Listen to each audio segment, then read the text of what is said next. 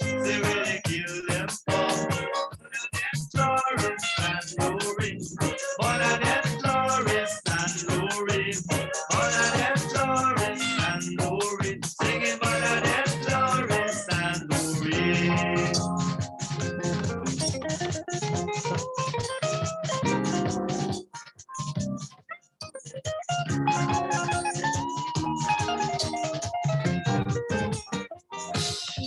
Look where they do to Alista. Tell me where they do that for. Alista blood was innocent blood. But the shop was innocent too. I said innocent blood spilling Angola. Innocent blood spilling Jamaica. Innocent blood spilling Havana. Innocent blood spilling Grenada. Innocent blood in Guatemala. Innocent blood in Nicaragua. Innocent blood in El Salvador. Innocent blood spilling Vietnam. Stop the tribal war. Stop the tribal war. I see the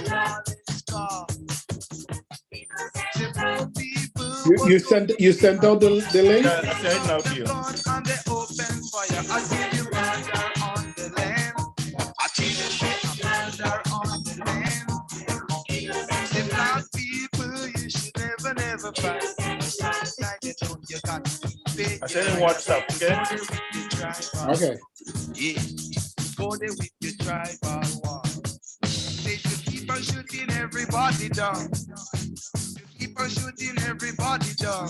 Until they say you wouldn't see the rising sun. Until they say you wouldn't see the rising sun. Our Russian blood was innocent blood. That is our blood was innocent blood.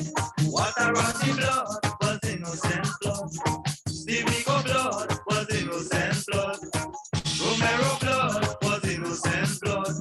Lassie blood was innocent blood.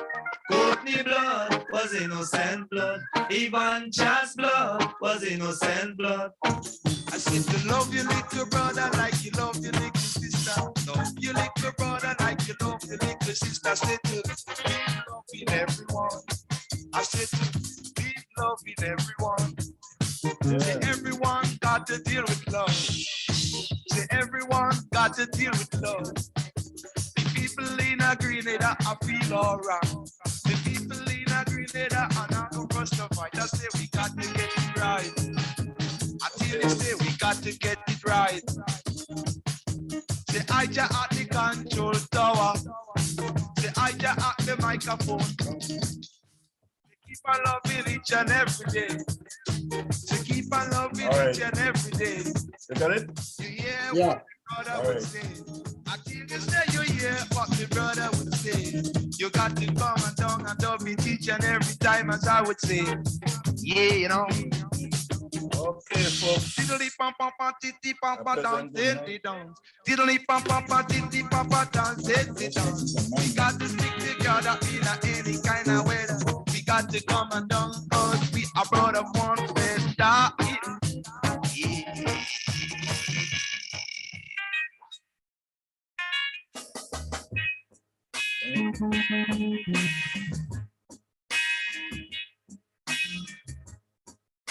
As a young man, I love to roam. Many years I spent from going places I don't know where. Carefree without any care. One night I dreamt about my hometown and all those beautiful things around. Beckoning me to come on home to my island. This song is recommended for the national 50th anniversary independent song. Yeah, I mean, it's a classic, you know? A classic. I think, to me, it represents the loss, you know, for Grenada home Yeah. and abroad, you know. So I think it's a good song.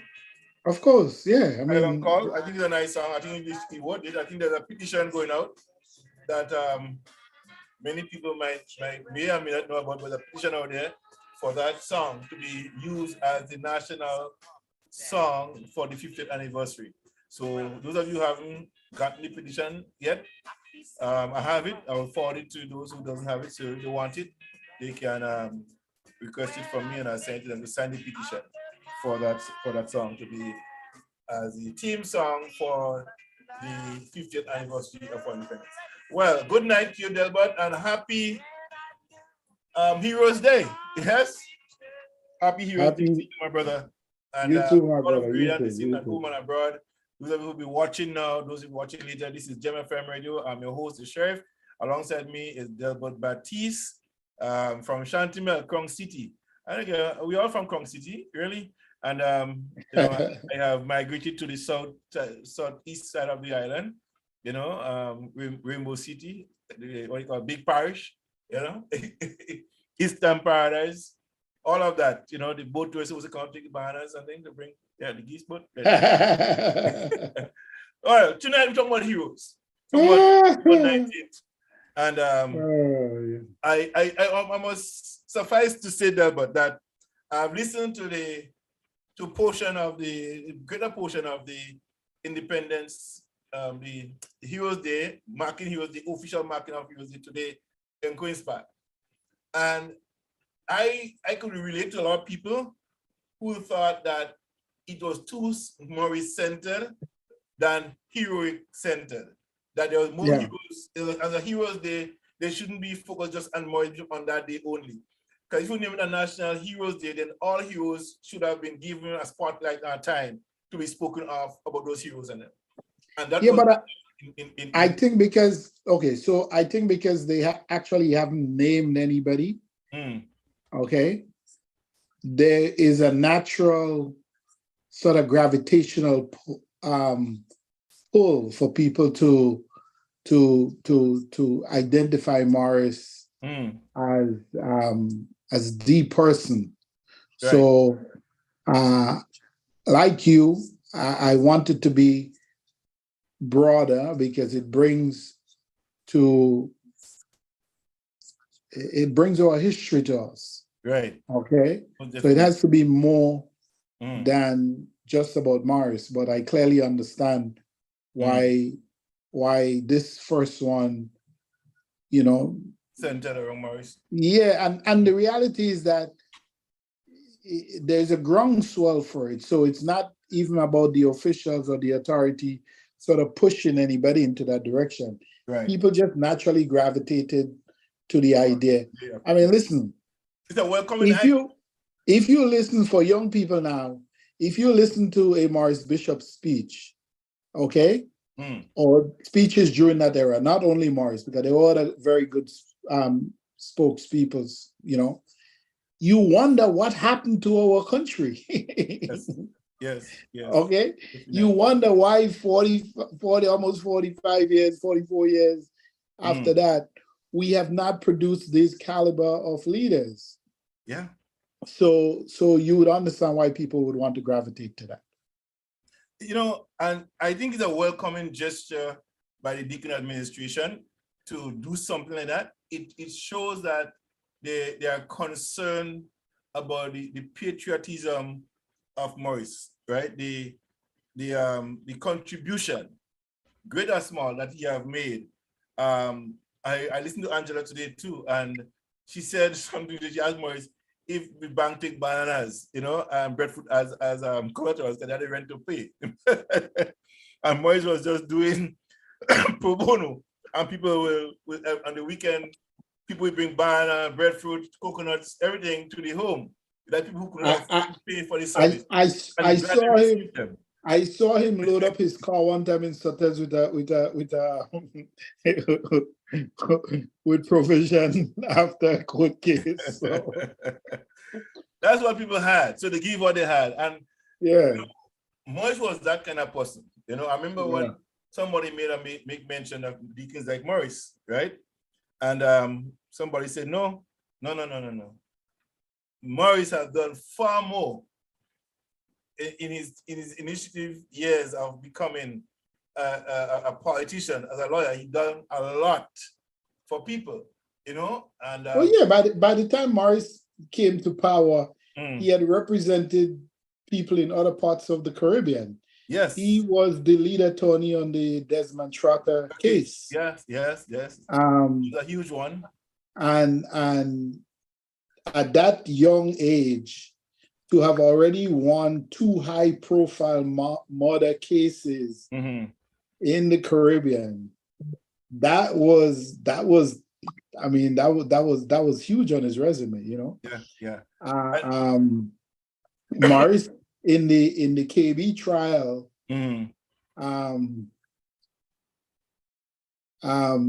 you know, people give well, I don't know how many Grenadians would know that though, but certainly folks in the diaspora with Johnny Cochran in his closing argument in the OJ thing when he said, if it doesn't fit, you must acquit, something to that effect. Morris had a similar closing in the KB trial, where he said there were too many slips of the tongue and lapse of memory. You must acquit. You know, that's how he closed his summation. He spoke for 6 hours and 6 minutes with no paper, no note. I mean, that was remarkable. For a young man witnessing that was just, you know, how do somebody go there? Morris had done what is known to me as heroic for people. He being that person that represent people well. And, you know, it's sad that how it ended, But suffice to say that these things in a revolution, a lot of revolution happen to have those situations happening. And I hear a lot of people making different comments about Cuban this and America this and so on. People still have no clue as to what really caused. Somebody, I don't know if I can call his name because he posted it on Facebook this morning. He asked me, he told me, I need you to speak about the Angola solution. The Angola situation. The Angola option or solution. I don't remember how you put it. The Angola situation. I say, what, comrade? You're talking to people in the know, man. Yes, you've been listening to some people. Yes. So you know, listen. This is unfortunate that what played out 40 years ago today. But I don't know that if it was inevitable. But by the time October 19th rolled around, maybe a couple of days before, things could have been salvaged. But by the morning of October 19th, everybody was kind of in their battle station. You know, red lines were drawn and nobody was listening to anybody. Let me tell you something from my vantage point on October 19th. Those men was laid back. They was not in arms or anything like that, ready to fight at all. I'm telling you that. The only situation that we're on the up in Morris Yard, when the crowd started coming in, I think Abdullah who fired some shots in the air when the crowd started coming up there, right? Prior to that, there was no military build-up in Morris Yard. You see soldiers that's always stationed there. Yeah. Right? The armored vehicle that was in Morris Yard, that was taken by St. Paul the week before and placed in the yard there. Okay? So this was not something that was planned and the armored vehicle was there for that purpose. St. Paul ordered that this armored vehicle be brought over to Morris Yard. As a matter of fact, the week when St. Paul when they came back, St. Paul said, I was going down the bottom house, and St. Paul said to me, say, Kelly, pick a side. I said, what are you talking about, pick a side? You know? I said, me pick a side. So I just followed him and I went straight down to get my breakfast in the bottom house, and I come back up and I go back to the bottom house. And by the next week, the whole thing started unraveling really fast, right? Yeah. I recall the night of what day it was, can't remember the date now, but I was supposed to be on a pass. I was on my pass. My 4 days, 2 days pass, and 4 days, 2 days in the camp and 2 days out. So the 2 days was first and the reserve day was after. So I took the pass and I went up to Grenville, came to Paradise, and I went up the street in morning and sat down in front of Cardwell Taylor's mother's shop, right? And I sat there for about 5 minutes, and I saw Bonnet car going up Tivoli direction, okay? But the driver that was driving was not the driver was scheduled to work the day. Now, I have no idea what things wasn't right already, right? And then the security that was with Bonnet wasn't the security that was supposed to work that day. So I immediately got up and I felt duty bound to go back down. I did not stay again. I checked myself in, not officially with the duty officer. I went back in the stayed in Bonnet house. But I called, I met Dwight. I said, what are you doing? How come you're not working? What's going on? He said, we came over, and the time he came from down bottom house, the men left. So I went down to Cello's office and I saw Ricky Paul there. And I asked, what are you doing? He said, they asked me to come down here in Cello's office. So we walk down here. I said, okay. So I keep walking around and still checking out vibes and things in the camp and stuff like that. I go only bottom house and checking out stuff. By the time I come back up the night and went to sleep, then the duty officer was coming around and said, Kai, your name at least to be in camp, you should be on pass. I said, I know, I came in, I didn't feel like coming and register in and stuff like that. Just relaxing. And he said there's a meeting in mess hall. So we went down there, the meeting around 1 o'clock, 2 o'clock in the morning. And Ram Folks came in and he read a letter out to us from Errol Charles behind my back, right here. Was Errol Charles? Yeah, right there. Errol Charles. Errol Charlie, right? What he said that Maurice had asked him and just saying about the spread the rumor that Phyllis and Boyd could want to kill him and stuff like that. And he was compelled to do that, and they promised if he doesn't do it, he's gonna have an accident. That was his report, right? That he wrote to the chief of staff at the time, Ashley Ram Folks, that was read out to us in that meeting. So things the tension began to rise, you know? And I remember we keep moving from place to place with Bonnet and stuff like that. I was signed to Bonnet that time now, when it's time back to work and work with Bonnet. And then the talk was Bonnet wanting to leave Grenada, right? He wanted to leave, and so much, not telling him not leaving. He can't leave Grenada right now. More or less, he was another sort of a house arrest himself. The meantime, he can't leave Grenada. Yeah. So, he couldn't leave. The time he can't leave. So he wanted out of this whole situation. He wanted to be part of this stuff. And they no, he can't leave. So he was under pressure to remain in Grenada. He wasn't able to leave. But having said all of that, the question I will ask, why did the team go to greet Maurice at the airport? Now, that has a lot of people, my question, why didn't go and they know what they wanted to do and stuff like that. Well, inside working of that was security concerns, right? From the Cuban end, because it was questioned if we security and take the ministers to the airport, the security risk would reach, because Fidel and them was fully involved in the process negotiation already, of what they wanted happening in Grenada, okay? And them men in Fidel should be involved in that. But Fidel already, and his security force already said what they're gonna do already. But when they ask if we're gonna face the Angola situation, they didn't tell us anything compared to what that's gonna happen. They was not answering directly, wasn't giving truthful answers as to what, if we're gonna face the Angola situation if we reach up on the airport. For those of you who don't know what the Angola situation is, in Angola, there was two fractions similar to what they say happening in Grenada, right? Yeah. Fidel took a side, which he regretted after, he chose the wrong side, right?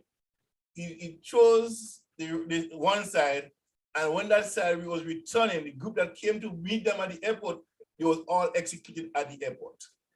That was the Angola situation. They was fearful of what happened in Grenada with the US men from the Central Committee and other ministers. They show up at the airport. Also, it is also known to that plane that came, that we go on and watch every time, came with the executioners in it. That is special forces from Cuba came in that plane, right? However, that being said, everything happened, they go down, they pass by Leiden, that's all that. Simple call from there and say blood go run like water. I remember weeks before the big meeting at Butler House, before Vincent Noel and Fitzroy Bain got arrested up in the yard. As a matter of fact, Jackie came up first to see Morris and tell her if she go in, she wouldn't be able to come out. And I said, they tell her, I told her that because that was the instruction I got, right? To tell her if she go in, she wouldn't be able to come back out. All right. So that was, she said, no problem, she will stay inside. That's fine with her. She agreed to do that. Then the week after, the day after, a lady from Closure or something, a little red-skinned lady came up, she brought some fruits and stuff from Morris, and they took it from her and they let her, and she wouldn't be able to go in, but took the fruits from her and brought it to Morris, right? Vincent came up the day before the big meeting at the house, and they asked me to go accompany to his house to check him out and see what ammunition he have and so on. But then somebody said, no, let Rodriguez James go instead. So Rodriguez went with him, and they discovered he had more weapons in his house that he was allotted to. Fitzroy came up the next day and went to see Morris, and they told him he can't see Morris, right? And that brother exploded, and he started costing host of opportunities. And there is so and so, blood go run like water, go, I'm the masses tomorrow. Well, having said that, those men was kind of apprehensive what to do with that.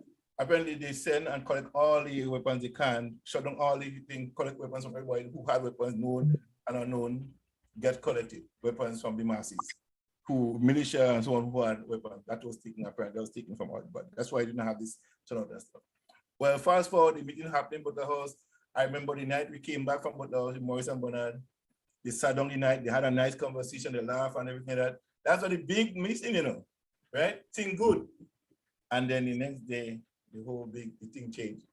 Yeah, 2 days after the thing changed. I go back to leading up to the demonstration in the morning.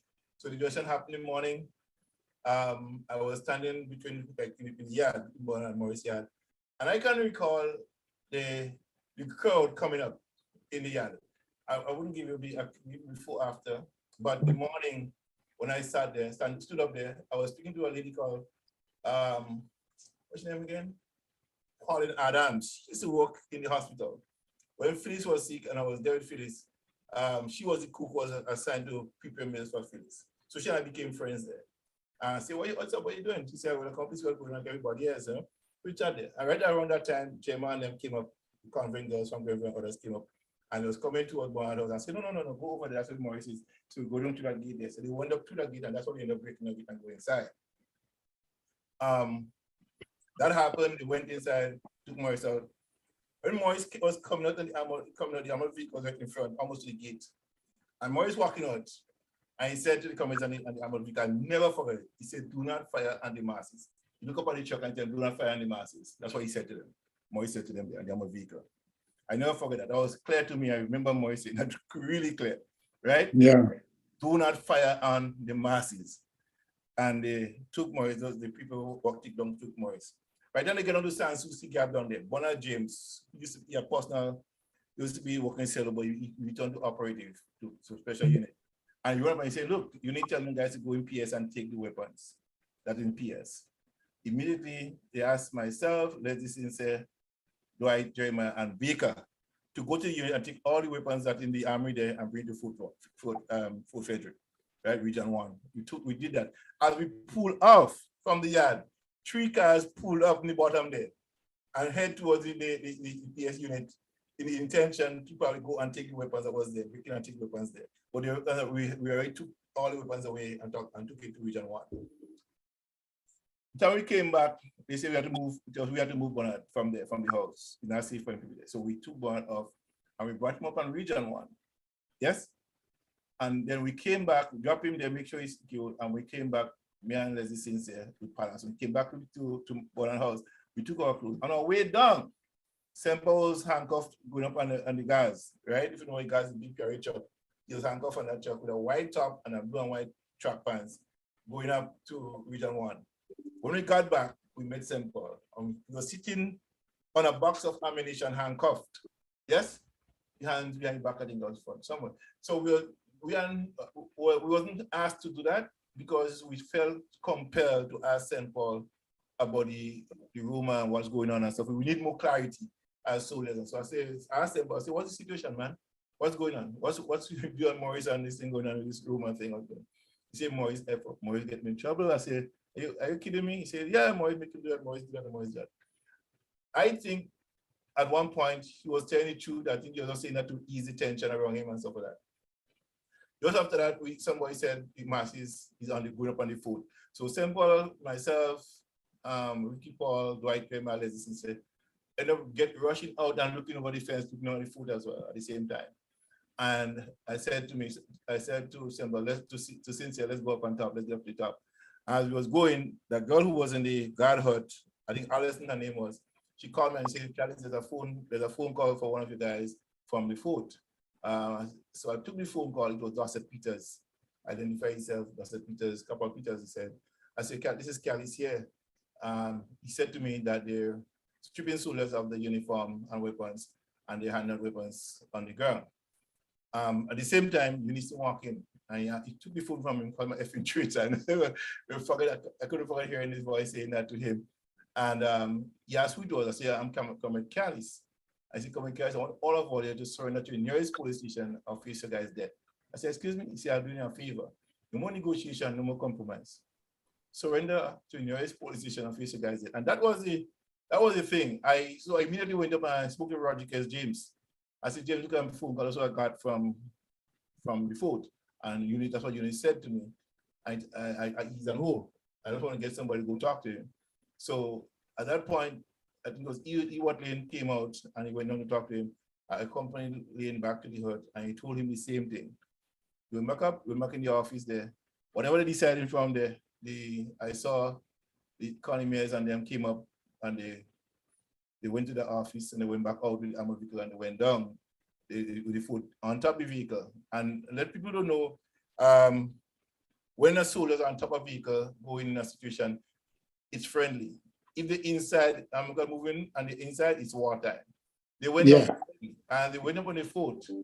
Nolan James, who was supposed to be here tonight with me, he's been here several times, said that when Morris was walking up on the fort with Kish was on his side, took his weapon from him in front of Morris, disarmed him in front of Morris, and Morris said nothing, right? He still have his weapon number, right? He saw everything that happened, the execution and everything like that happened on the fort. Right? I mean, he was 16 years old and he was traumatized by that on that night, that day, that fatal day. I don't think there wasn't nobody who was not traumatized by this thing. Of course. There was a whole set on both sides, right? And with that being said, he said that he witnessed everything that happened, the total execution. However, he was not called to the court to testify. No, because they didn't want any honest testimony. Right. So he wasn't called in. I wasn't called in. After I was interviewed, I was not called in to testify. So Leslie Sincere wasn't called in to testify. Ricky Paul wasn't called to testify. Dwight Dremer, who passed away now, was not called to testify. Loxley Patterson, who was the driver, Sky, was never called in to testify. So you had a one-sided trial with only the main witness being Cletus St. Paul, who lied under oath, saying that he heard that Bernard was giving orders, and he was nowhere close to the room where those men was. He was like almost 100 meters away from where the men was. So most of all, he did not see Bernard come up on the fort because Bernard was there all year that he got there, right? Only he saw. So he just assumed that. Yes, because he see us. He assumed, because we're personal securities. So once he see us there, he's our superior to begin with, right? St. Paul was our superior. So he seen us there, understanding that we work with Bernard, right? We are assigned to Bernard to work. So he knew that. So once he see us there, he assumed that Bernard was there. Whether he saw him or not, but he did not see him. Because Bernard never came out of that place, that room, until October 25th, the night. We took Bernard to the German embassy as the safe house for him to stay. Had no money, no clothes, nothing. That's all he had, right? Nothing, nada. That's what we Roger James, Ricky Paul, Leslie Sincere, Loxley Patterson, and Sky. With the two vehicles, we stayed with Bernard the night when the bomb started to fall, right? A couple of days after, they asked us to leave. They're going to turn themselves in, right? He was young, really young too. You know, at the time, I mean, trust me, it was heartbreaking for us. There was no level, they couldn't communicate in no PRA camps from anywhere. Bushaju fell, the point selling, all the PRA camps fell, right? There was no communication between the camps. So these men was left without knowing what's going on the ground, right? So they had no other option but to surrender themselves, right? And again, there was this spontaneous support for the remaining of the revolution at that time. Okay. Yeah. So there was no support for it, for what happened after that. Okay. So they was left on their own, sort of. So they had no choice but to surrender themselves. The night, however, the day of the killing on the fort, I remember going there the night with Chucky Ventu to assess the damages. I never forget this. I walked in, Chucky went to the meeting with this guy, and I was outside overlooking the veranda, which is the big building right in front that's gone before there, right? Where Morris was, and so there was the people holding Morris' hands up there, right there. I stood on top there, I was looking down, and was Gabriel and Abdullah. They was putting bodies on the truck. I could know, it took me almost 12, 20 years to suck an ice cream after that. When I saw the bodies being put on the truck and the blood and stuff like that, I'm telling you, I was young, but I felt like if I was drinking blood from the ice cream. You know, it was, that's the way I felt that night. Yes? The nights after that, Chucky and I was going to my car. I don't think we say anything much to each other. You know? Because it was like, shit, somebody screwed up here. Yeah? Somebody screwed up. This was not something that should have happened. Somebody screwed up right there. That was the sense I got from the men, right? Yeah. Somebody screwed up, but nobody will say who screwed up, but somebody screwed up the whole thing. It was not supposed to happen that day. We were not really bad. So I went to the hospital with him the next morning as well. And we was going through, but we went at night too. We went through the hospital, and there was people all over the floor. There was no beds. And that's one of my concerns even now. If the stadium collapses, if one of those big airline collapse, a crash in Grenada, where are we going to put all this? Yeah, we don't really have a major trauma center, no. You don't have that. And that's one of my biggest concerns for this government today, to hurry and build a big enough hospital to house a lot of people. So not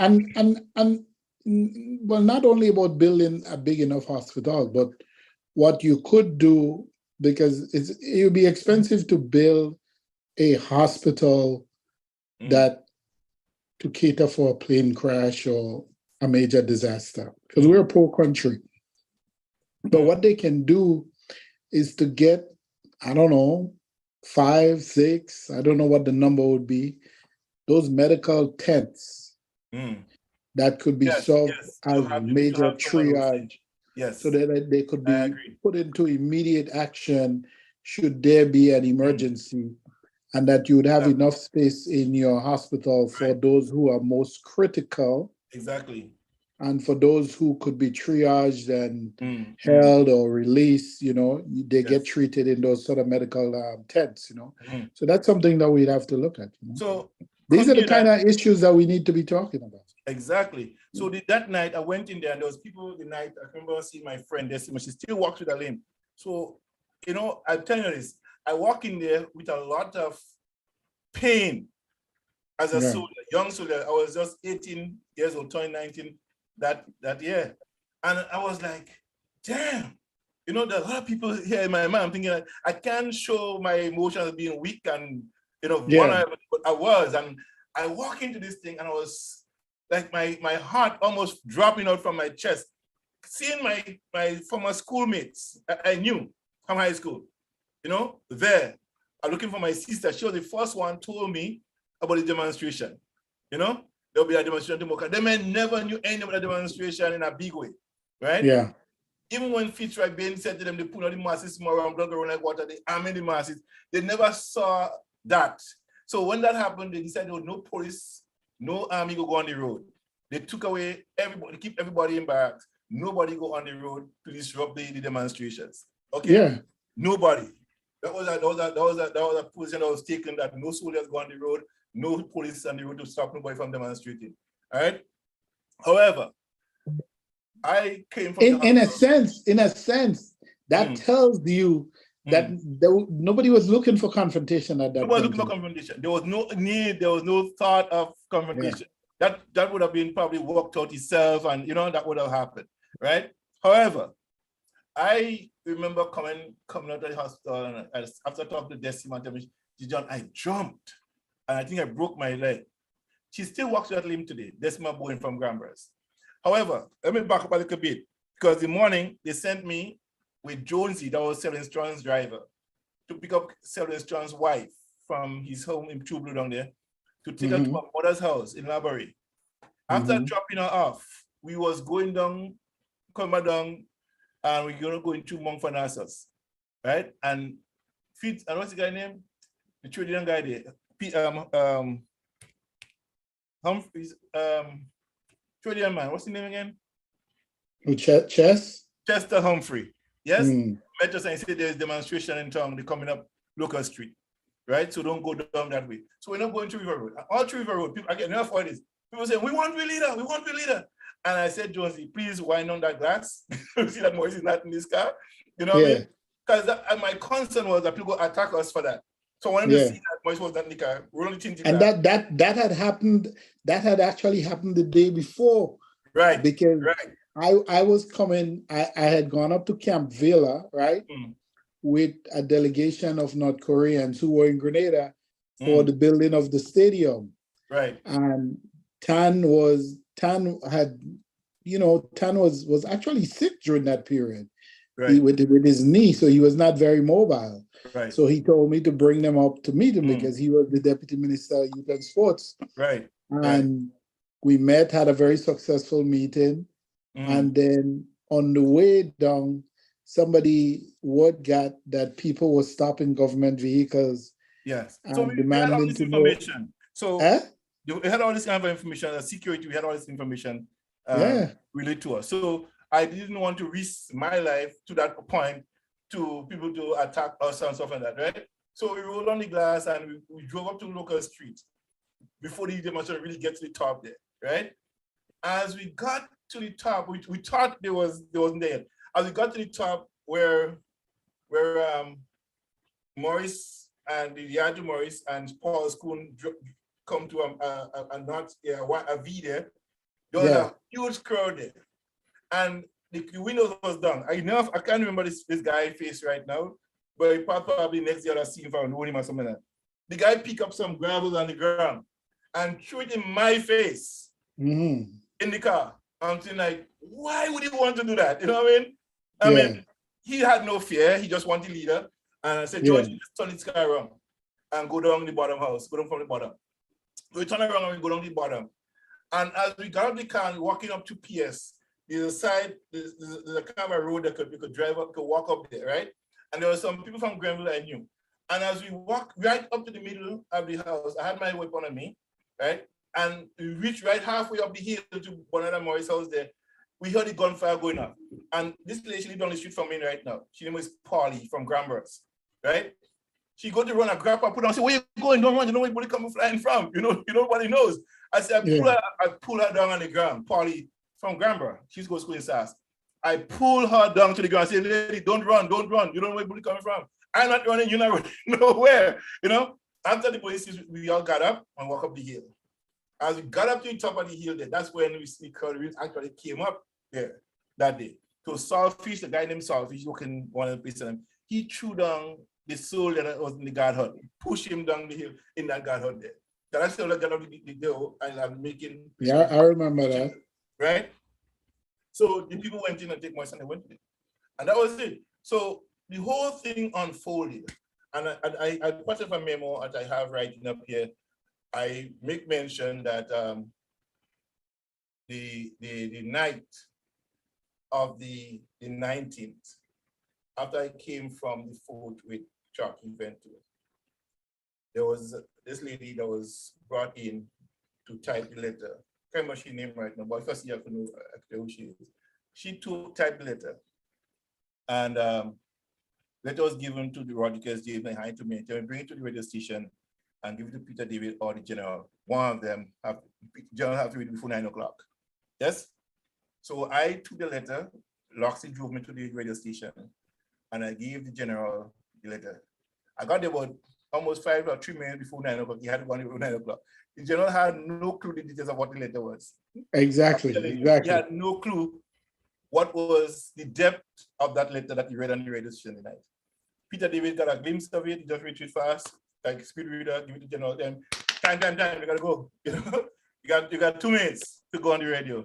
And the general got in this, inside there, and he read that letter, and listened to his voice. He was somber, right? He didn't know what the next line had in it. Yeah, he was seeing it for the first time. He was seeing the letter for the very first time. The general never wrote this letter. I'm seeing this here right now. The general didn't write that letter. It was given to him. I won't drop it there for him to read. Okay? And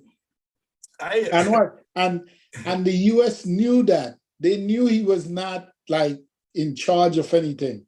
Yeah. And still locked him up for all these years. Yeah. I mean, because HA had abandoned the army. HA was okay. Let me tell you, when we got up to Fort Frederick there, the general could not be found. And I know people want to say, well, he was involved in all this stuff. The general wasn't involved in the whole process of this thing. When I remember when the siren went off, I think it was Ewart Lane came out and he said, no, the general cannot be found. He's not the commanding officer of the army. Get it, right? So he took control of the army from that day onwards. The general was not to be found. However, the morning, anybody listen carefully, when the mention of the RMC was formed, right? The RMC was formed. Ashley Ram Folks' name was on the top of that list. Yes? Go back and listen. If you have a secondary tape, find it. I think Lisa, she has some tapes of them today. Ashley Ram Folks' name was on the top of the list at the head of the RMC. I was on the RMC. Top, first person name to call. Then he come and take off his name because you're on the ground, whatever. I think I had an exchange with a comrade that tell me no, is Lane that suggested the RMC, but I said no. I said, correct me if I'm wrong here, but I said Ashley Ram Folks was the one who suggested the RMC be found, right? In the protection of the men and them. That was the deal, right? So the names on the RMC never really existed. It's a name that was given. Yeah. The IMC in practice was not a functional body to say the running the operation. Because most of the names on the list, when the names were read on the radio, they were hearing it for the first time themselves. Exactly. They didn't know. So when people make this out, the IMC take part, they went in the point right now. And I wrote it in my memo, my soldier story, right? I'm not going to publish it anytime soon, but my point is I wrote it down so I won't forget it. Yeah. Yes? I wrote it down so I won't forget it. So I remember, somebody asked a question, Hugh Lawrence says, you have a question. I have a question after the bodies were loaded onto the truck. Where were they taken to? Well, I did not know where they took them. I was not there when they left. I know I saw Gabriel and Abdullah putting the boys on the truck. I saw that, right? And Abdullah wanted to rest, take a break. I remember Gabriel said to him, rest what? Put them mother so and so on the truck. So he said to him, right? And after everything, that brother go to court and said all this, go and see everything. And he was innocent of everything. He was the one that was making sure Abdullah put the bodies in the truck. Tell him, put the bodies in the truck. Don't rest. Gabriel, you told me for myself. Yes? So the 24 hours coffee. We all thought the general ready on this station and stuff like that. I must suffice to say that it's my belief, right? They did that not for the entire nation. It was for the few people that was identified as the shooters of the soldiers and the armored vehicle. Yes? Yeah. And namely, one person who is still wanted to testify, never came to testify, is Kishu. That Indian guy, Kishu. I think his guy is of Indian descent, but he used to be hanging around Morris and them. And he actually one of Selwyn Strong's security was good friend, Shorty from River Road. Shorty disappeared, he disappeared at the same time. But somebody took this spot in New York. He used to go to Montrose Secondary School. He went to Convent Grenville. He went to Grenville Secondary first, then he moved to Convent Grenville, and then he moved to Montrose. His father was a principal or something, so Indian guy at Montrose Secondary School, a teacher, a principal in Montrose Comprehensive Secondary School, right? Yeah, So, I'm trying to remember him. this is an Indian guy. He was always around, and I remember meeting him in PS one night. I was walking up to Boyd House, and he and Shorty was coming down, and because I heard that he's not supposed to be on the compound, right? But I did not know for what reason, but he and Shorty was there, and Shorty was in front and he was behind, but he had a gun in his hand. So I was kind of confused why, but he and Shorty was friends, right? So after I can't remember if it was Lion, I saw this guy and Shorty kind of looking funny, it wasn't looking right, However, that just passed out and nobody talked about it again. But on the day in question, Nolan James, who came on the show a couple times, and a matter of fact, he was here last year when we spoke to that. Yeah, I remember. And said that he even have his weapon number still. Yes, that the same Kishu guy took from him, and that's the gun that he used to shoot O.C. Mears on the armored vehicle, right? Testimony also came back on my show twice that a brother named Peter Belfont, he said he was about 16 years old from Grenville. Yeah, no, he said that he saw Vincent Well handle weapons on the truck from the back of his car, right? On that day, someone testified today on one of the shows this morning that they heard them saying, hey, anybody want arms? Who want arms? Come and we're going to take over this revolution, right? Somebody, the lady on the Kaiko station this morning was saying that. I said, see, and I said in my thing, I said, yes, somebody heard it from the horse's mouth. Yeah, she even mentioned Lala, who was Moi's first security, was present with the arms distribution.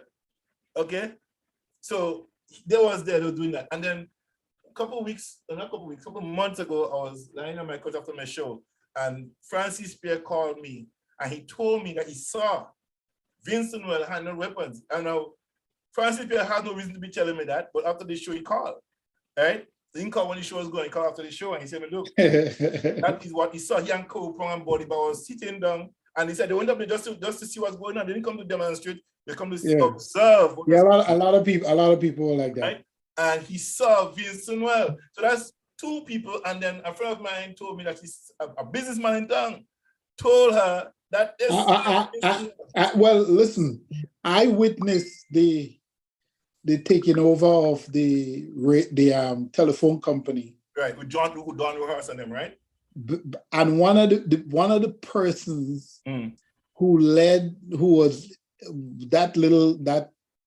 was an armed group, right? Mm-hmm. The guy who led the group was from River Road, okay? Was working for me at the time. He reported to me in the ministry, okay? And he was a known opponent of the revolution. So when I saw that kind of blew my mind, Right. Here's this guy who had gotten his job way back when in Queen's Park, long before I came to the ministry, because of his mother's closeness to Gary. And that's not to say he didn't know what he was doing. He was excellent. He was the grounds manager in Queen's Park at the time. Right. Excellent. Knew his stuff. Could prepare any outfield with his eyes closed. I mean, he was that good. All right. But I remember him giving me a hard time in the ministry when I came, because he was this anti-revolutionary person, and all of a sudden on that day you became the biggest revolutionary. So that kind of blew my mind, Right. I think the picture behind here, people, this guy there. You know who this guy is? Adelbert? Which one? I can't see the faces good. This guy here. This guy right here. What's no, pointing? I can't see the face. Who is he? I will say that's me in the back there. But I Yeah. huh? Yeah. Is it the face? The face is in the opposite direction. Look at the body structure. Yeah, the kind of shoulder, the shoulder. Yeah. Right. So that was in Chantine. Yeah. So that was my younger days, you know, trying to figure out that picture still General Errol Hyacinth. So I'm kind of doubting how I end up in that picture if it was me that's there still. It looked like me there, but even though I worked with Maurice on several occasions, I don't think that was my but everybody's saying that's me. I'm trying to figure out. I saw there's a report that's been going around for years now that shows my brother. I think that would have been the first. Yeah, your brother was working with Bonner before I came in. No, not that one. The one who was directly in PB. Okay. Yeah. So that picture here, I just started to grow my beard too. You know, beard just started to come down my face. Trying to become a big man, you know. You know what? I think on the morning of the revolution, my family was probably 4 brothers joined the move. Well, 2 of us were already involved. Okay. And then on the morning of the revolution, the other 2 joined. So that day, within hours of the revolution, we had 4 brothers deeply involved. I don't know if any other family had that at that point in time. Right. But and in the first week or 2 weeks, my older brother was driving Morris. He was one of Morris' drivers, you know. But for me, I personally I got in the army. My parents did not know. I never told anybody in my family I was going to join the army. Nobody knew. The morning of, I think it was June 18th, somewhere there, before, they came. Maurice went away, somewhere up in June or July, somewhere there. Maurice was going away, and then after that, they came to pick me up in Bermuda. And they thought I was getting a right to go to St. George's by our family, if I remember, in River Road. When I got into PS, my cousin who was working in Maurice House at that time, Gabriel Fleming, he was the communication officer, the commission in Maurice House. So he came down for breakfast in the morning. He saw me. He said, "What are you doing here?" I said, "I come to work." He said, "That bag is mine." I said, "I know that bag is yours." Because I had his travel bag. And I said, "Yeah, come to work." He said, "Come to work?" I said, "Yeah." He still didn't believe me because he never had no idea what John was trained and John was to that or anything like that. I took on my training of my parents know. Nobody. Only people knew that I was the commander of my school cadet corps and the president of the school students council. I think I bounced in and out of my Paradise NOL group with my sister was the president, I think vice president or something like that. My sister Sherry and she and Shaw, a guy named Shaw and David Lewis and them, there was that. But I never want to make myself known to be in part of those groups. Yeah. My security side of me was reserved to all this stuff, right? Nobody knew I was working, nobody knew my dealings and nothing like that. I was recruited and actually volunteered and then recruited really. Bonard Boone and Antoine was and Montgomery and those people got me in fully, right? But having said all of that, what is it? The ocean lasted 79-23, but exactly when did things start to unravel? Well, I think things started to unravel, in my view, since 1980. Yes? In when? In 1980, things started to unravel. Yeah. Because remember, I left the CC around that 81, 82. But did he live in 80 or 81? 80, I think it's 80 he left. No, it was 81. 81, early 81 then. Yeah? Yeah. It'll be early, late 80, 81. So he left the OC and everything like that and come down. So the thing was unraveling. That's why I think KB made a statement one time about the bomb in the park. They thought that there was a weak moment and that was a good time to strike or whatever that situation was. But that was a big mistake they make. What they do, they prove to the people that Morrison was right, that the imperialism was threatening the existence of the revolution. Okay. They did that. So the question at that point in time was, did the CIA at that point in time know that there was a rift within the movement? Well, here's the more important question. Here's the more important question. Because sometimes part of the act of destabilizing a movement like that is to sometimes make you believe that you have a disagreement when one doesn't really exist. Yes. But you know what, if from my humble opinion, right? And I think that this thing could have been solved amicably between the fractions, so-called fractions, right? And it was only bigger fraction. The entire party took a position. It wasn't like a few men take a position, right? The party take a position, right? It make it because it was just a few men, but this whole thing was brought to the party. They was keeping it to themselves, and they ended up bringing it to the party, right? In Butler House. Yeah, but the ordinary, you see, here's the problem with those systems, right? Is that the ordinary man on the street, listen, if you wanted to understand the revolution and you paid attention, you would understand, the structures and things that were being put in place. But for the ordinary man on the street, didn't understand that. All he cared about that Morris was the revolution. Yes. That's it. Yes. Nothing else mattered. Nothing else mattered. They didn't care about Politburo. These things were announced in rallies over and over. Yeah. Politburo, Central Committee, OC, this, that. That didn't mean anything to people. To nobody. And exactly. And then at the end of it, and that's one of the mistakes, because at the end of it, the only things that do spiral, downward spiral, then they start saying the Central Committee, start hearing about the Central Committee, Politburo and all this, the OC and everybody. When they were always functioning and always made decisions in a collective manner. It was always there. I mean, the only thing we called to come back into the CC. You understand?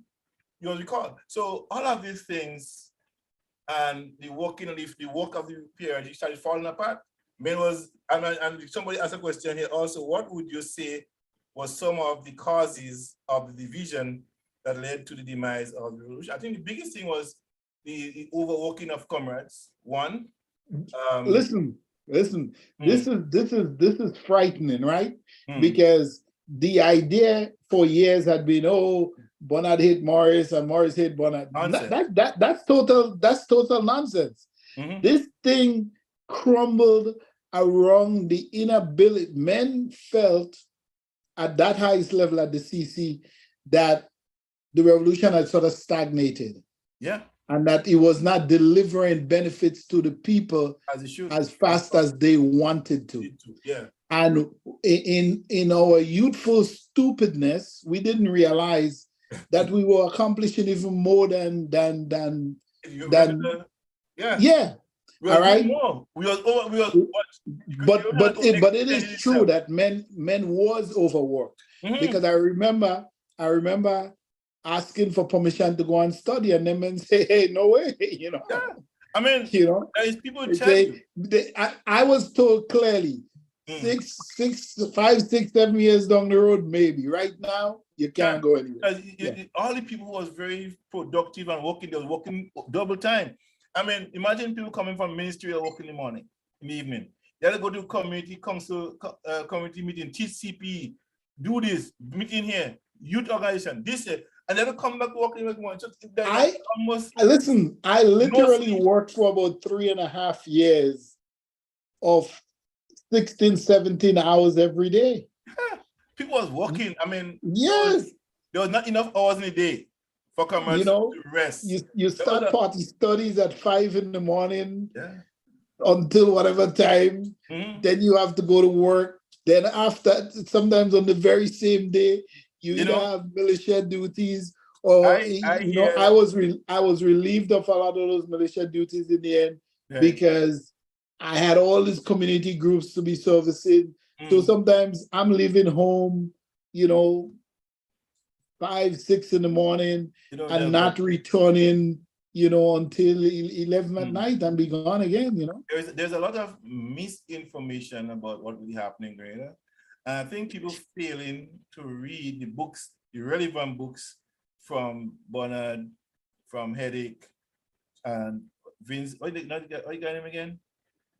Terry Victor book, the Terry Victor book, the one about greater area conflict and confusion, something like that, right? Terry Victor. That book needs to be read. Bonnet book, Greater Revolution, What Really Happened, and Sky Red. These two books are recommended to read. Yeah, they don't want to read it because it was written by him, right? Yeah. But it's actually the best account of not only the revolution, it's the best account of our history. Probably from 1940. Exactly. Another book that needs to be read too called Big Sky, Little Bullets, written by a Patterson guy from Terrell Street. I can't remember his first name, but his last name is Patterson. Big Sky, Little Bullets. I think the last person put their hand on that book from me was Nazim Buck. I think Naz still has the book, I have it in his library. Big Sky, Little Bullets, right? That book also give a detail. I think there's one mistake in that book. I think is in terms of the name, but the last name was right. The first name was incorrect. Morris' speech on October and March 1979, he said his speech was written by Bonald Code, but his speech wasn't written by Bonald. It was written by Phyllis Code. Morris' speech of 1979. That speech was written by Phyllis Code on the request of Morris, right? So to say that it was Bonald want to take power and all kinds of stuff. On March 1979, it is clear.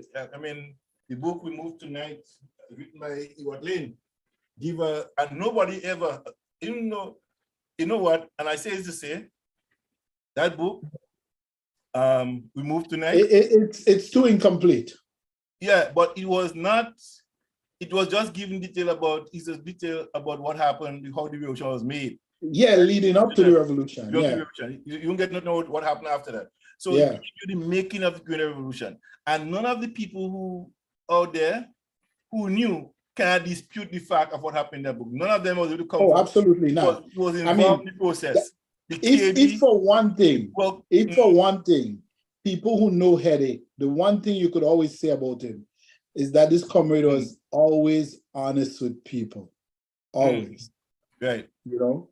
I remember visiting a camp one time with him, and some soldiers were complaining about, because in those days, the prison bread have to come up and they later, and the fridge wasn't working, and a lot of other senior officers would say, okay, comrade, when I get back down in town, I'm going to send a fridge. Headache just looked at the men straight in the eye and he said, comrade, you guys are soldiers. Right. Go and get some green banana, get some breadfruit, get some cornfish, and cook. Right. But again, there was a lot of sometimes I meet people, right? And I would hear them on Facebook, read their stuff on Facebook.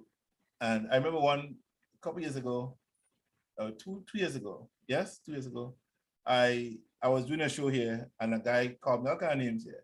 I met him at a Greater Day All Long Fest, right? And I was going here. I said, look, let me have a conversation here now, face to face. He said, nah, I don't want to talk now. I said, but behind the keyboard, you're bad. You could say everything you want behind the keyboard. No, let's talk face to face. Come up with names, right? So I want to talk to him about what he said and what information he had. He wasn't willing to talk about that then. So I described these people and them. So when I see him now, I say hi to him and he say, fine, how you doing? And we go out of business. You don't have no conversation again. Because they have no facts, right, to confront you with.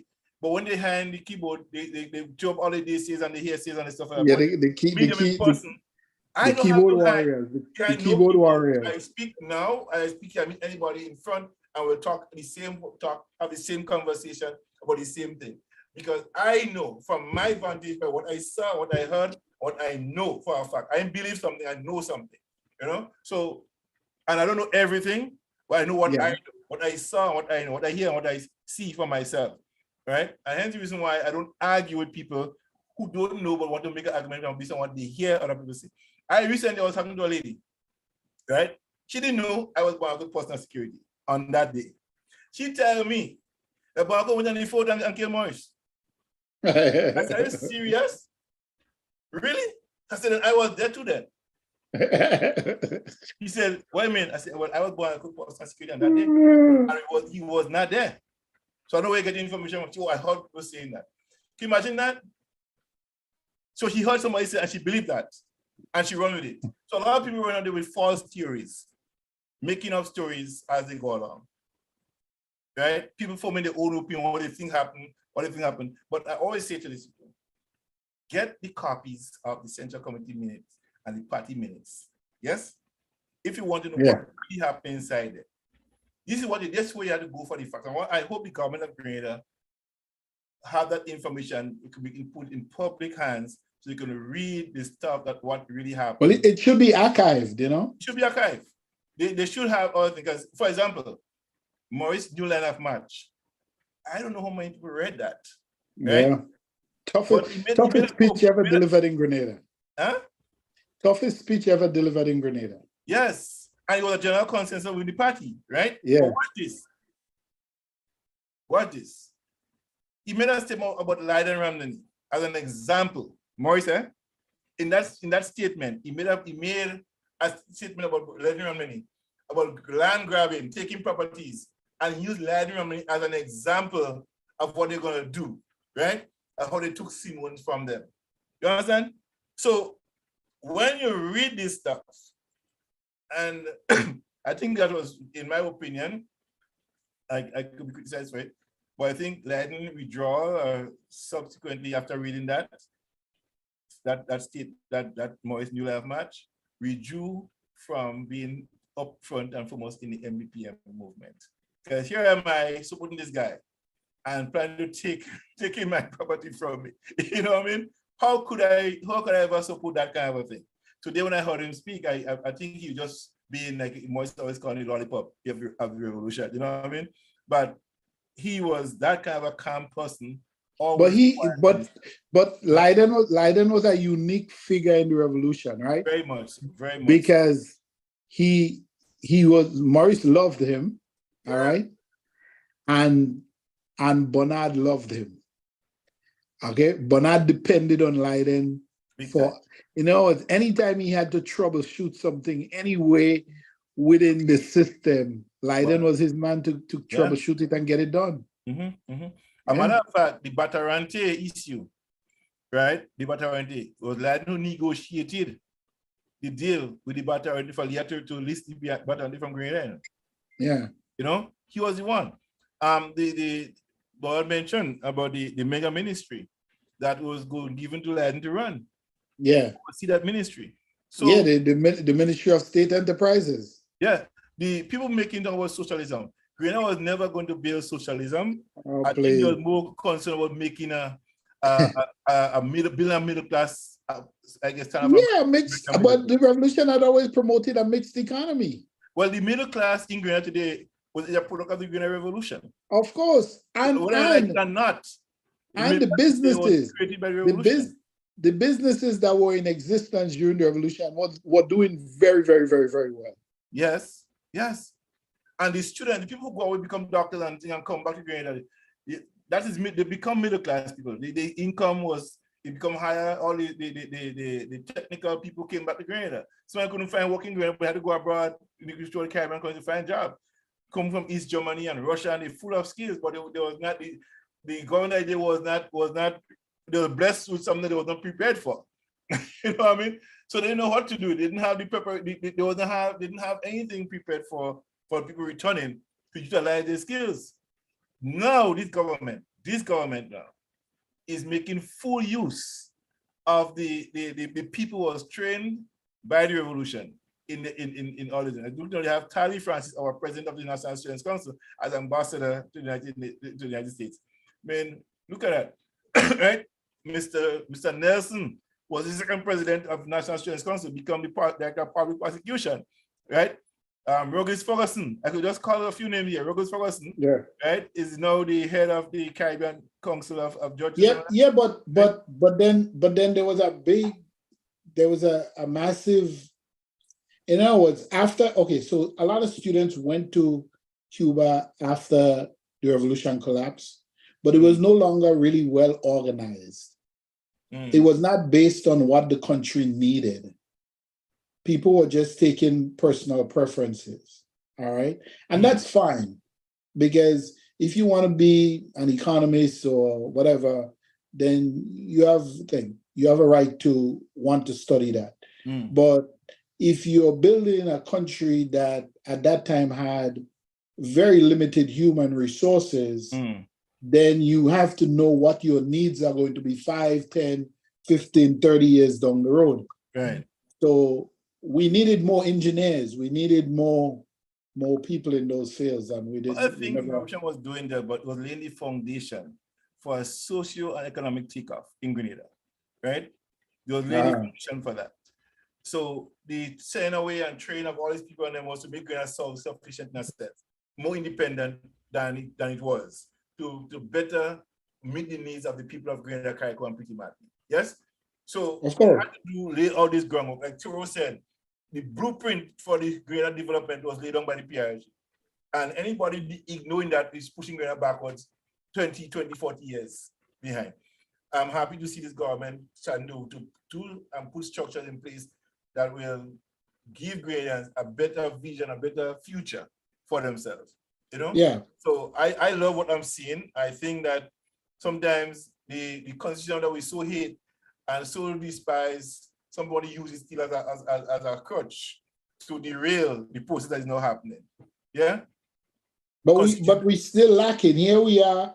We have this road that's been broken in Molineux now for 2.5 years thereabout. Yeah. And we lack the technical expertise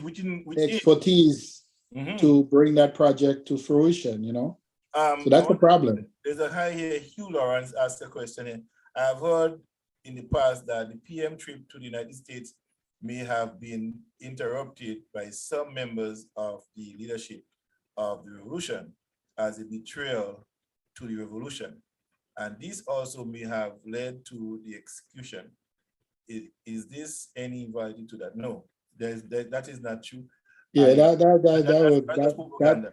As a matter of fact, George Louison, Maoist trip to Germany. Is Germany? Yeah. He left, he went to Cuba to talk to Fidel about what happened in Grenada. Then he flew to meet Maurice to talk to Maurice about the joint leadership stuff, right? Because he was denied the opportunity to head the master ministry, yes? And to him that was a put down for him. He didn't like that too very much, right? And when I come back and becoming the head of the organizing committee and stuff like that, which he instituted, right? Because he was a failure of the OC. He was not doing well. Every ministry George had, he was never productive in it. He never performed. Failure. So he was jealous of Lionel getting that position. All right. That's I believe that to be true always. He was jealous of George. The only jealousy on that side to me was George Wilson towards Lionel having that position. Of course, but remember, before he thought he was going to get the position. Thought he was going to get it. Okay. And when he thought he was going to get it, he sided with the. I hate to use this Bernard side and Morris side because that's not how it was. You know, this was not there is a Bernard side and there is a Morris side. I never looked at it that way, or never felt or never saw it that way. But anyway, when I think was it the CC that decided to entrust on Bernard the decision who should be selected, or something like that, right? Yeah. And then George was certainly in the running for it. Yes. And then when he realized that Bernard is going to give Leiden, then he turned. He became bitter. Yes, I go and tell Morris, don't sign, don't get. You know what?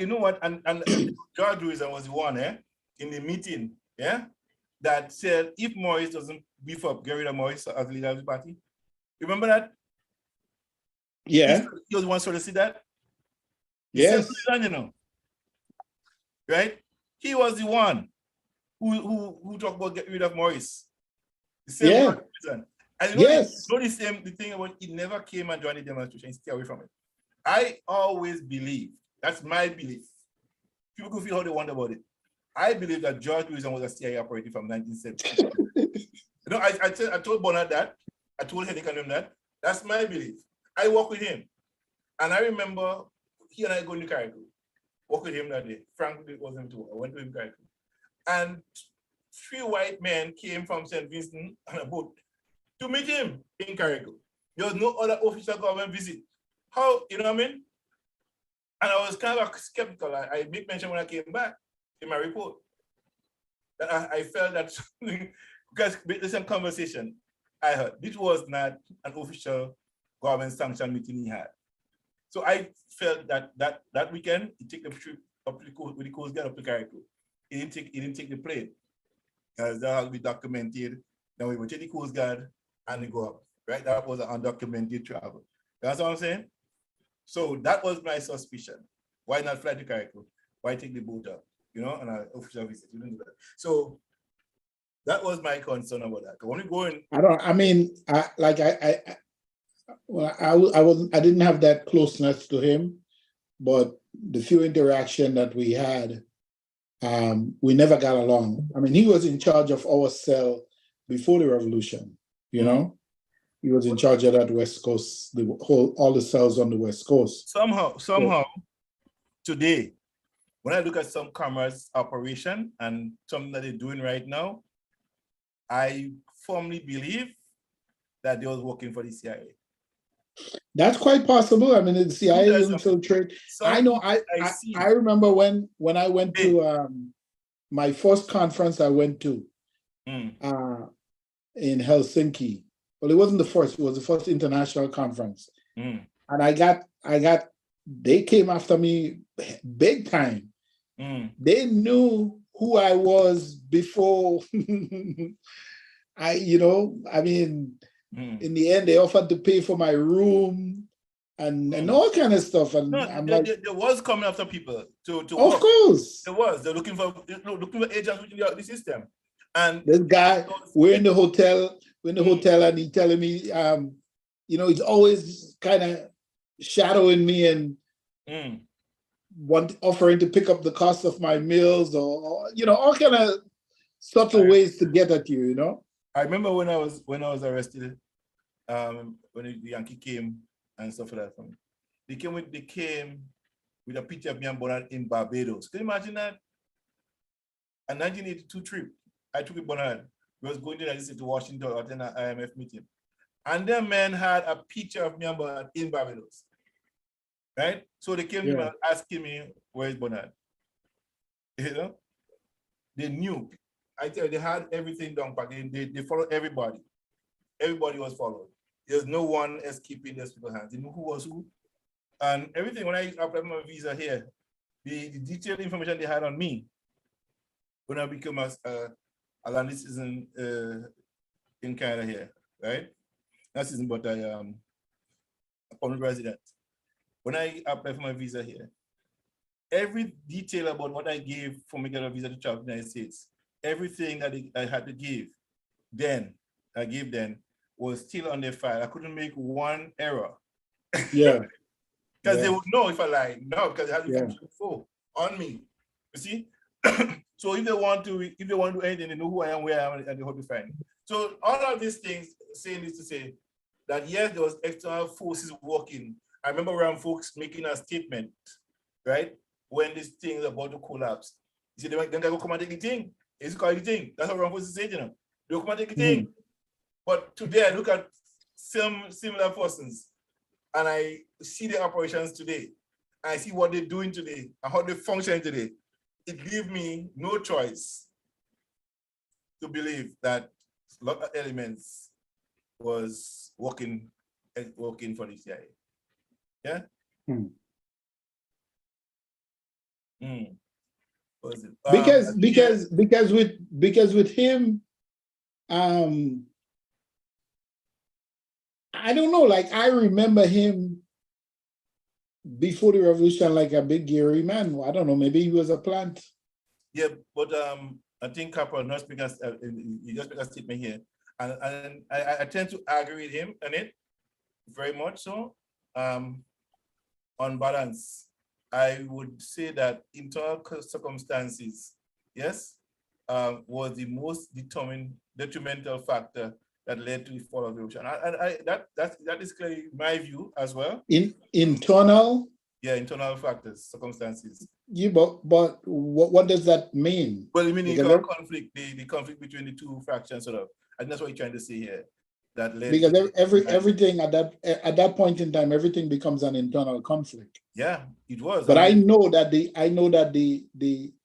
that main disagreement, that beginning of the break or the end, centered around when the economy started to slow down. Men were failing on tasks, stuff was not getting done. And I don't know if you remember that. It was around that time that Morris made a trip to Libya and some other places. North Korea. And basically it was a begging trip to pick up money here, money there to sustain us, you know. And I don't know. Had we been telling people all these things, right?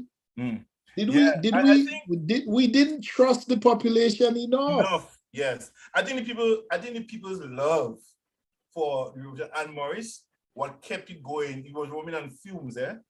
Yes? Of course. The Revolution overextending itself to prove. And remember, in one of Morris' speeches, he touched on that, you know. Yes. He said when the IMF came and said, well, you grow by 5% this year, but you can't do this next year. And the next year you grew by 6 or 7%. And the IMF said, well, how the hell are you doing that? There are endless other countries your size, nobody are capable of doing that. And then Morris answered it by saying, what we had to tell them was, in a revolution, things happen differently. The reality is that, yes, things were happening differently, but men were being pushed to the max. Yeah, man. Okay, I can't tell you how many times I'm leaving work late at night at meetings in St. George's, wherever.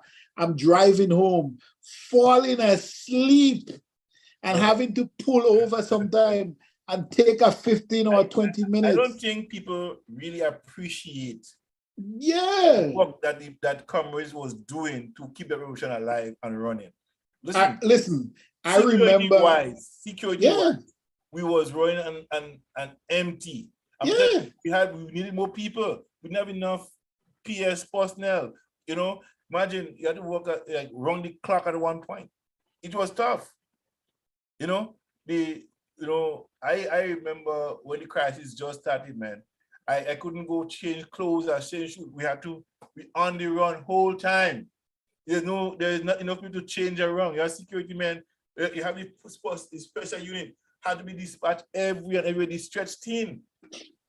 You know, so we needed more people. We need more involvement. We need more youths involvement. More women involvement.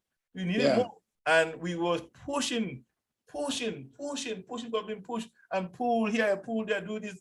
I remember a commander tell me, when you work in Ministry of Education, when you go out, you're going to do CP classes. Then you have community, party meeting to go to. And sleep was limited. People was cracking under pressure, you know? And that is one of the things that I think that was one of the biggest things, that there was a lot of discipline started taking place. People not pulling up their socks, not taking responsibilities, and things are falling apart. Even Morris' work started falling apart. You know, you don't feel like going out this morning, you don't feel like doing this, you don't feel like the pressure was right around. You know, I'm not going to that meeting today. I don't feel like going to that meeting today. I pull off a meeting because Morris burnt out too. You know what I mean? And I remember one morning we was going to Morris' house for a meeting. I think Morris mentioned in his book one time too. Morris get ready and go to Morris. And Morris was still sleeping. Like, Morris up and ready to go. I never see a man have energy like that, you know? And he was focused on making sure that this revolution worked. But unfortunately, you know, Morris get all the credit for everything. But I want to remind folks if they need it. Listen, in revolutions, that's how it is. Yeah. There is a there's a saying that goes, I think it was a French philosopher that said, Bernard Henry, who said that every revolution has a hero. Yeah. You know? Yeah. I believe that having if that thing was able, I think if Cuba took the real position of saving the revolution, the revolution we're talking about, right? Fidel. But they were they too they okay, but were they that's an interesting thing, right? Because you can argue that there was too much interference from Cuba, right? There was and here's the other thing that Hudson going to be proud of me for saying that. Okay, why? If you want to say, well, not if you want to say, there's a lot. I know a lot of men who would argue that in terms of clarity on the issues, Bernard was light years ahead of where Morris was. All right. And so why did Cuba gravitate to Morris? Was it because of skin color? Well, a lot of people argue that, but I wouldn't argue that just as that though. I think he had more easier to manipulate to how he want Grenada to be function as he functioned in Cuba. This one man is kind of thing, leadership. This ultimate leader kind of thing, right? That's what I took from all of that. He wanted that happening with Morris to be that ultimate leader in Grenada as he's in Cuba, and that wasn't working with the Cuba 12. Okay, that wasn't good. That wasn't going to happen, right? Grenada could never and should never be like Cuba. Cuban Revolution is different than the Grenada Revolution. I think that was the message was sent back to Fidel, that the Grenada Revolution is different than the Cuban Revolution. There was two revolutions, yes. The Grenada situation is totally different than the Cuban situation. So we can't function and run Grenada how Fidel run Cuba. It ain't gonna work. Can't work. Yeah. I think that's where the big difference came in that whole demise of the Grenada Revolution. I say the one way say Fidel had more to do with the demise of the Grenada Revolution than the United States. And I say I'm making that statement today, and I hold that to be true. Anybody? I mean, I know there was a lot of interference, man. Like what's his name? The ambassador.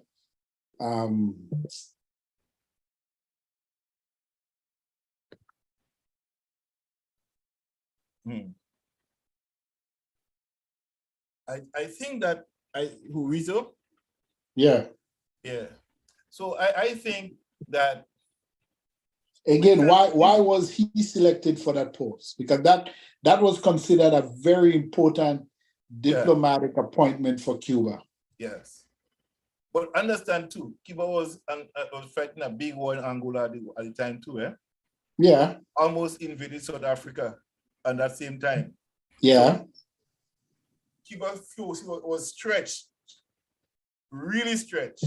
Yeah. 6,000 men in Angola on the South African border too, right? Okay. To go in there in 1990 to prepare to go in. Yeah, they had almost 40,000 troops there. Over there, right? So a majority of Black Cubans, yes? So that Cuban hand was filled, and they didn't put much resources into Grenada. They had the opportunity to save the Grenada, and they did not do it, right? But again, that left to a lot of people might disagree that, but that's if you talk to people that is right up in the top brass, they will tell you, like the Chalk event one, they will tell you, Cuba let down the Grenada Revolution in a big way, because that the revolution can't be saved. Cuba was really putting his foot into it and in a positive way to have it done. But see, when you have, in my opinion here, looking back at everything now, analyzing everything that I've been through and saw, heard, and stuff like that, Cuba could have done better for Grenada if they didn't just see Morris and wanted Morris to be that ultimate leader. I think that was. But we have to take into consideration their own struggles at the time. Yeah, their struggles, and yeah, they had. I mean, imagine Cuba fighting the British, the Portuguese, the Americans. All of them was getting licked in Cuba, in Africa from Cuba. You know what I mean? Yeah. Cuba was like almost like a superpower. You know what I mean? Beat them, and the thing about it, what the advantage Fidel had is that they didn't want to make everybody knew that was involved in those kind of war with Cuba. There was a Guyanese major who fought with them in Angola, and I met him in New York years later. He was at City University at the time, and we struck up a friendship. And he told me of an incident where for about 2 weeks, where he was involved with a company of Cuban soldiers that held off about 4 platoons of South African soldiers. He said the fighting went on for like a month straight. And he said that battle was what changed the military direction, because the South Africans realized at that point in time that there's no way with these Cubans fighting on behalf of the Angolans we're going to win this, you know. So he said that battle changed, that fight changed the entire operation. He spent almost a year in Angola, he told me, you know. Yeah. Corporal Nuts here saying that it's not as simple as skin color. Cuba and Grenada came together because of political necessity. Both countries was outcast of the Americans. Both countries were part of the non-aligned movement, correctly so, which was supported by the USSR. Again, revolution cannot be explained away by simply one-liners. Explain, like I didn't use any one-liners here on the demise of the revolution. There's a number of factors that factor into that whole thing. But listen, I accept all that, and I agree with him. You can't, I mean, okay, it's just like when a plane crashes, right? Except if a plane gets shot out of the sky. When a plane crashes, and I'm not talking about, well, even smaller planes, but let's say a commercial airliner, there's like 100 things that went wrong that lead to that plane crash, because there's so many redundancies built into the system to prevent it from that happening. Right. So, and sometimes a plane may crash today, but what happened that led to that plane crash was something that happened to that aircraft months ago. Right. Okay? And nobody paid attention to it. So I understand his point completely, and I agree. But we can't ignore that skin color matters. And even in Cuba, it did. Okay? I went to Cuba a number of times through the revolution, and there was still, this, even though they sold themselves as a completely non-racial society, there were blacks in Cuba who told you that they felt discriminated against. Right. And this is a fact with black people everywhere they go, right? It's not just Cuba. Black people face that kind of a rejection everywhere they go. Yeah? Yeah. Everywhere. I don't know. Maybe. Listen, I'm not suggesting anything here. I'm asking a question, but I know skin color matters. It does. Racial tension. All right. Let me find. I was looking for some. Go ahead. I'm looking for a piece here. I wanted to play tribute to the heroes, fallen heroes, and my thing here. I have it here somewhere. I gotta find it, and we'll play it just for all those who lost their lives in the revolution. Yeah, I remember everything about that day, man. Everything.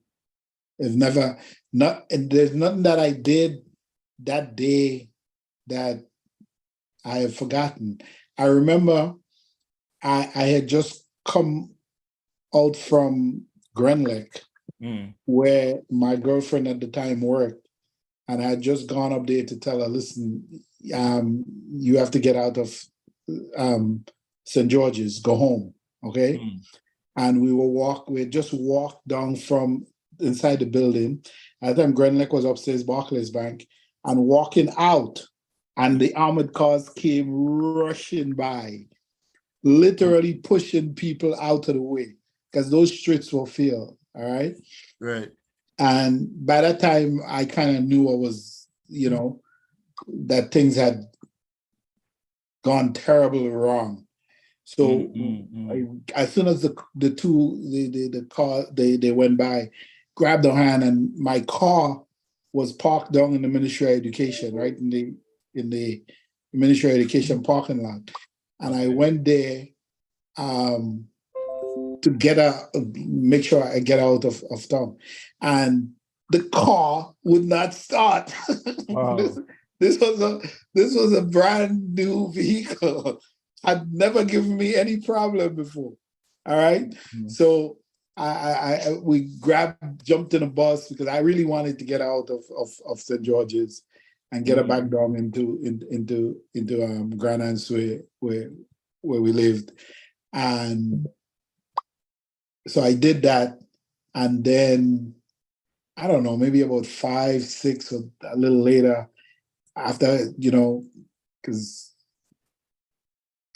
didn't want to leave her by herself, but I left and came back up to the ministry to pick up my car. And I went in the car, turned it on, no problem, John. It just started right up. To this day, I have not been able to explain what happened. I don't know if some mythical power said, do not let this car start because I don't know, I can't explain it. But we went into the car would not start. It had never done that before. And 3 hours after, we didn't have to jump it, we didn't have to do anything because I came back up, all right? I got another vehicle from the ministry, told somebody to meet me there, and came back and with jumper cable, and I went in the car, turned it on, it started. And he said, what are you talking about? You didn't need no jump. He said, the car started up strong. I said, bro, I'm just telling you what happened, And it was kind of weird. It was kind of weird, Yeah. I'm looking for this song. I couldn't find this song yet, but let me play. Where is it? There is a poem by Aquino Romain that it was yeah, I think I have it here. I'll just play this poem into our hearing tonight.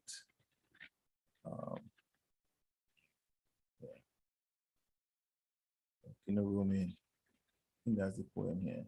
I'm going to cut this one here, and so bear with us, folks, as I pull this this poem up to play tonight.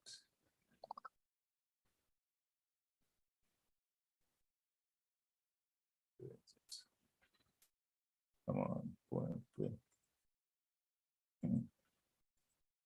What's going on? It's not playing. I don't know why it's not playing. Probably not meant to play tonight.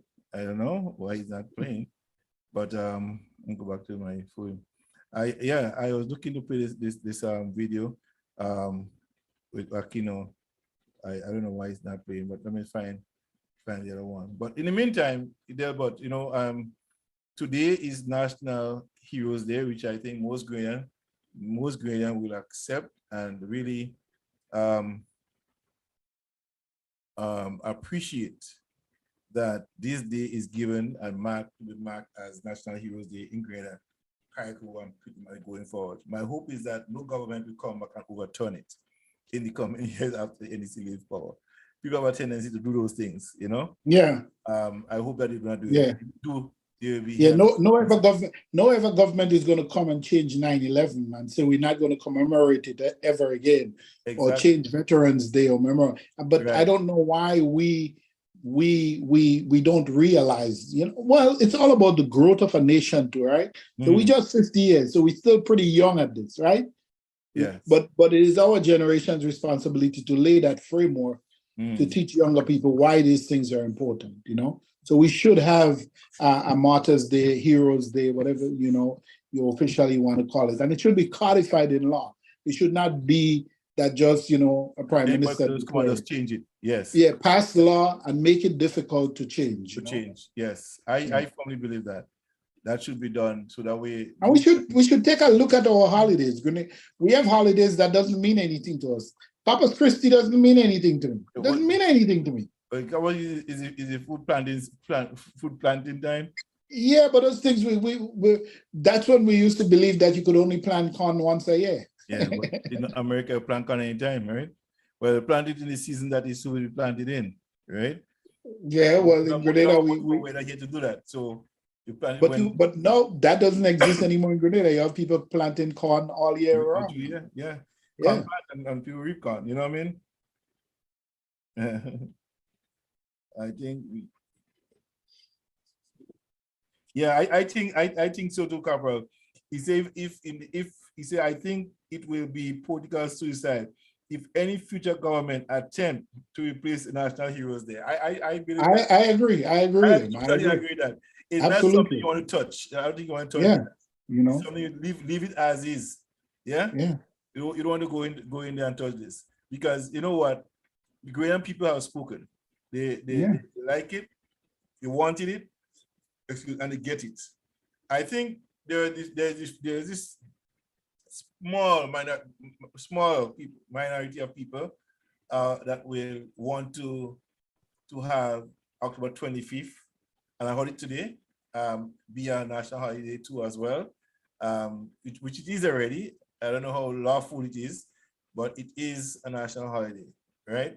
Well, yeah, it is, and what I don't understand about, I never understood about that, is why would the day when my territorial integrity was invaded, and because the UN voted against the US invasion of Grenada. Yeah. Okay. Right. Even Britain voted against it. Yeah. Yeah. So why would the day that I was invaded and my territorial integrity was violated, okay? That would be the day that I choose to celebrate. Why? As a matter of fact, you hear it, that the permission and the argument and the reason why they came together was under false pretense also. They didn't care too much about Grenadians when they came. That wasn't the objective. Yeah, it was bigger than Grenada. It was bigger than Grenada. Right? So it was just Grenada. Just like how the students were used as a smoke screen, as an excuse, in the same way they had to destroy it. You know, I mean, we had done a pretty good job at that point in time of handing it to them on a platter. Yeah, I know. That was one thing that was often said, right? I think around folks always say, "Do come and take it in." One brother here, Fitzroy Adam, saying, what I cannot understand, why Diablo didn't attend Heroes Day, which is so important to Grenada. Well, you know, people have, that's why, you know, I think somebody made a statement today. That's why a lot of people was locked up during the revolution, you know? Who didn't attend? Diablo. I heard this guy named called so much today that he want to have his own thing for himself. But it's a national day for all Grenadians, not for some. Is a Heroes Day. The day is marked as Heroes Day. Now, like I said to a friend of, oh my shucks, I just remember I should have called Simon wanted to be on the show tonight, and I totally forget to send the invite. However, yes, Caponot, he was playing politics. I think the guy name is Diablo, some Diablo guy.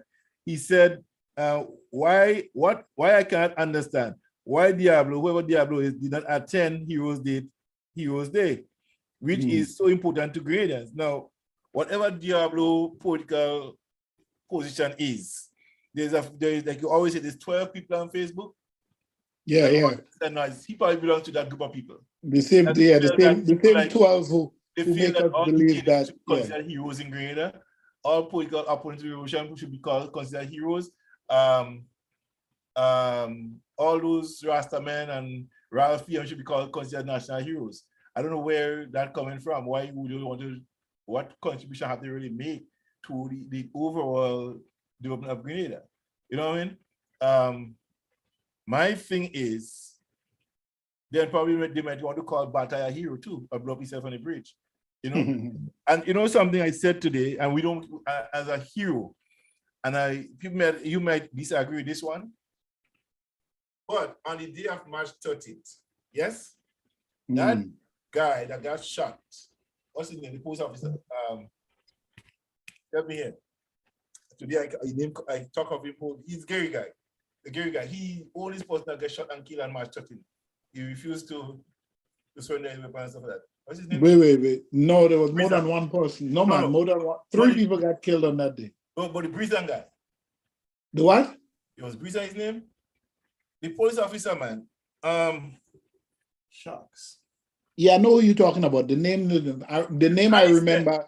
I remember was the one in the Green Bay, Masanto. No, I don't go here. I talk about, you see, let us be frank, right? These men was standing up for the institution that they defended, the laws and institution of the country. Here you have a government trying to overthrow the government of Grenada, and you stood up for that. You died in that line of duty. You are a hero, in my opinion.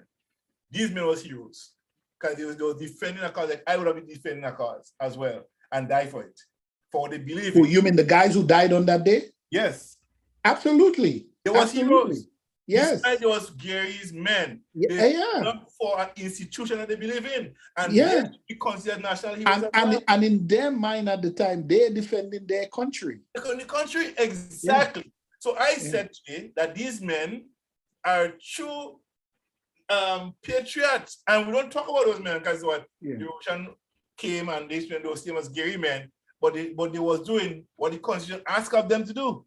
Of course. And uphold the laws and institutions of the country. And on that, they were doing that. So we have to give them the credit.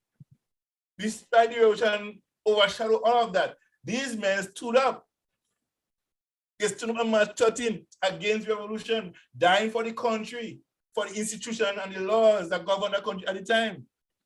So these men had to be considered heroes in the Green concept. You can't write them off. You can't write them off. They was heroes too. These men are heroes. You know what I mean? They was in uniform defending their country. Yes? And I said this today without no reservation. No, we can't have it just our way, you know?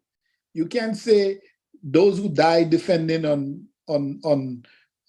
October 25th are heroes and those who defended on it doesn't work that way. We old enough now, we smart enough now, we're much more learned to understand that it doesn't work that way. And it doesn't help us to just hold on to a dogmatic position just because we were part of a particular process.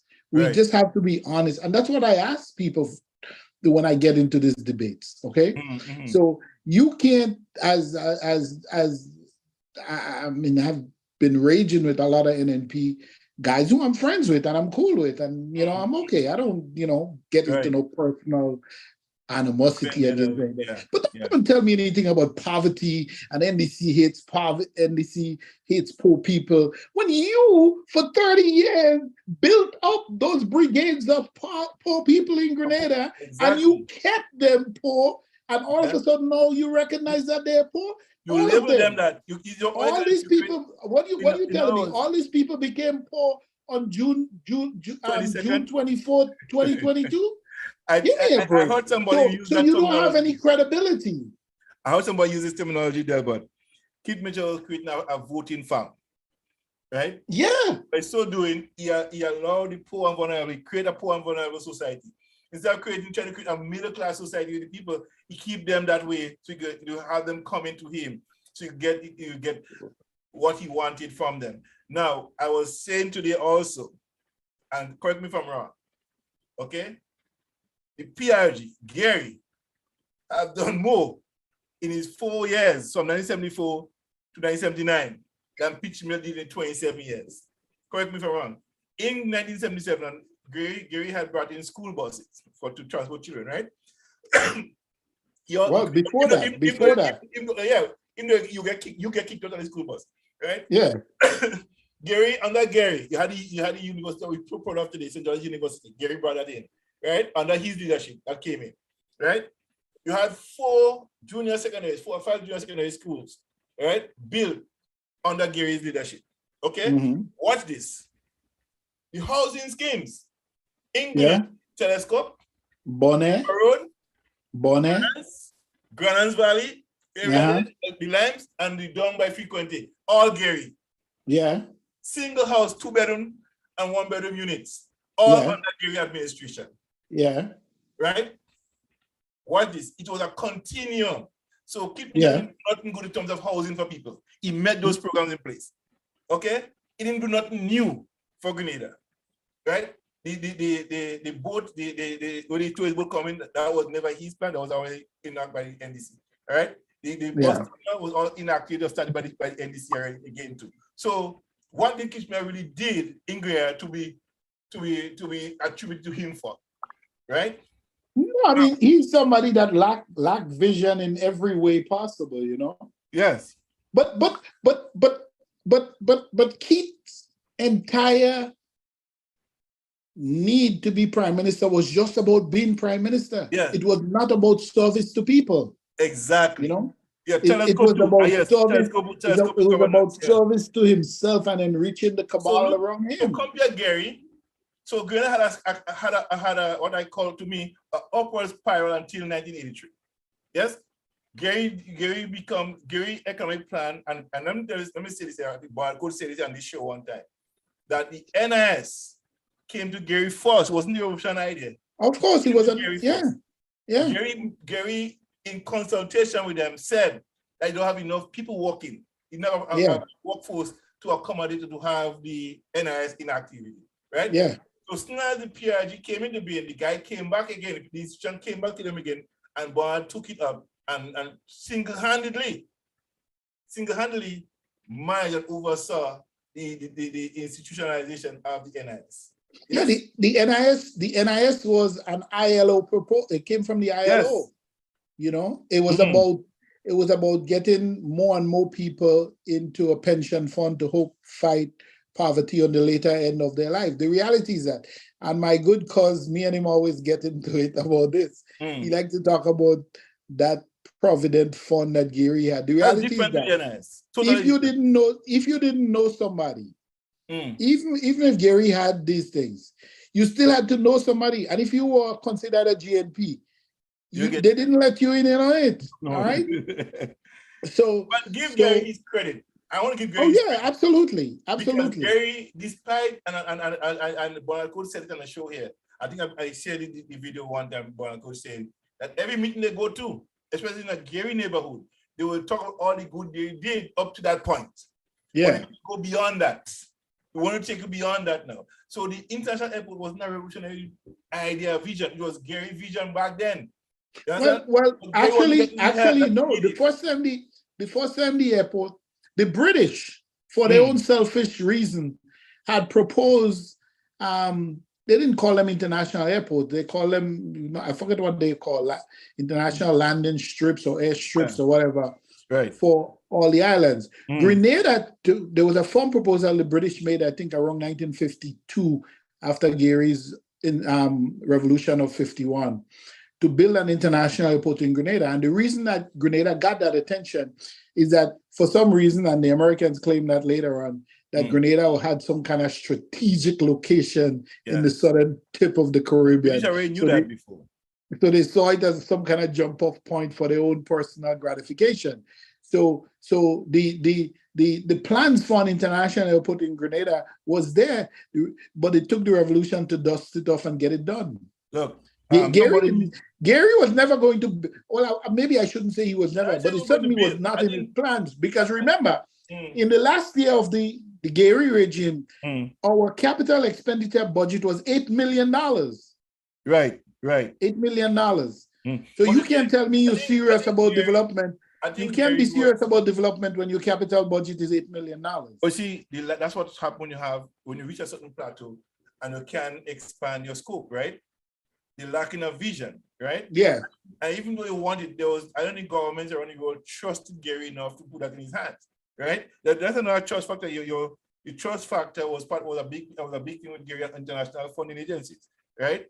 Here is a man that is surrounded with controversy, with internal struggles, right? if we lend money to, if we give money, is there any guarantees that those things will happen, right? Yeah. So that was one of the things I had to look at. But Gary himself has done a lot for Grenada, right?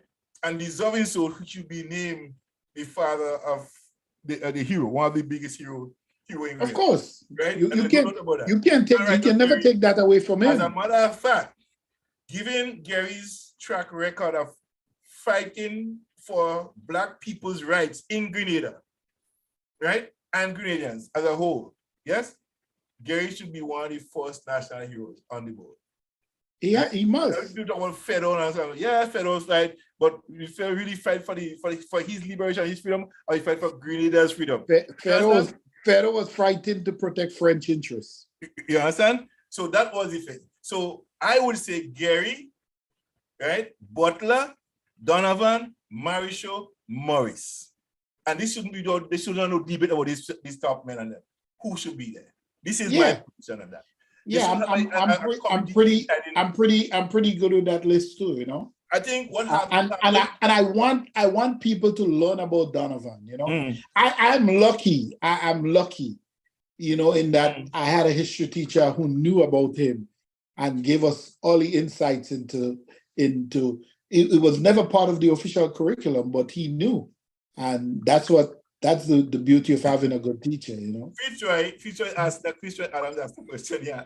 And I chuckle at it because when you are brainwashed, psychologically believe that white people are heroes, when you change the image of Christ and make everybody feel that white is right, everything white is right, and make you feel inferior. As a matter of fact, after 1945, the CIA created a book, a manual, right, to discredit every leader that doesn't align up with them.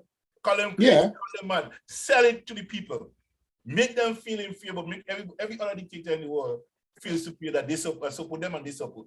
Yes? So this Sir Francis Drake, no, we're not taking out Fedon, we're not saying Fedon should not be. What I'm saying is that we Fedon fought, but Gary did a bigger fight for the people of Grenada than fighting for the French Revolution, French occupiers, right?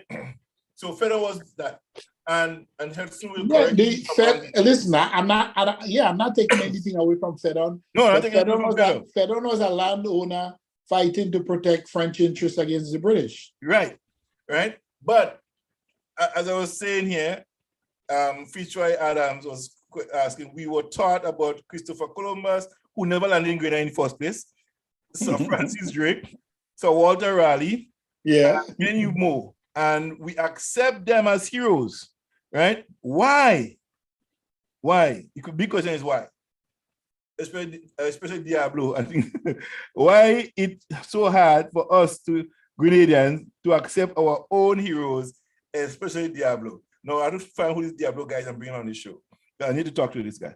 Too much people going with him, and what he did today was not called for, having his own thing, and you know this political monkey shop going on here.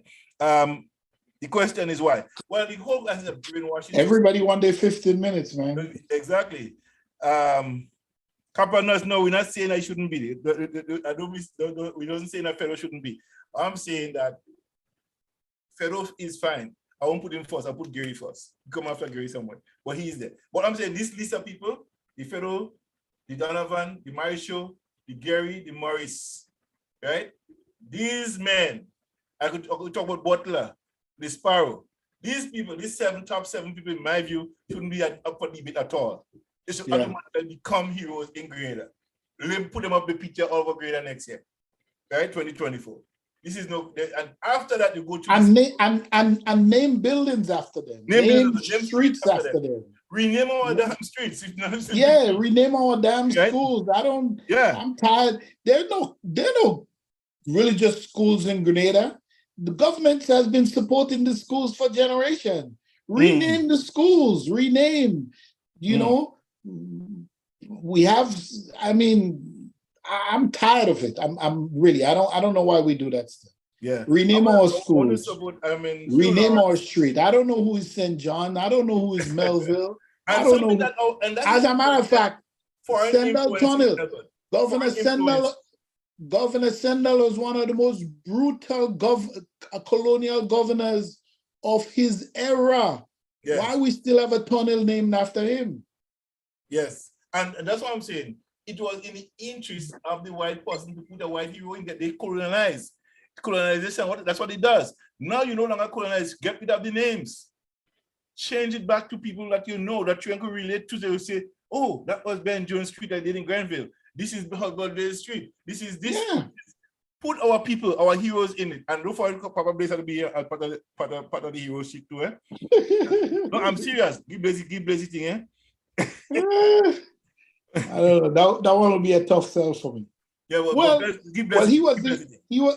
he took Grenada into statehood. Exactly my point. You understand?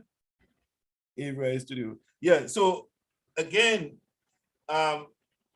Gary to me is one of our national heroes. And if you don't give Gary credit for nothing, give him for Skyred. That 1951 revolution. Of course. Give Gary that.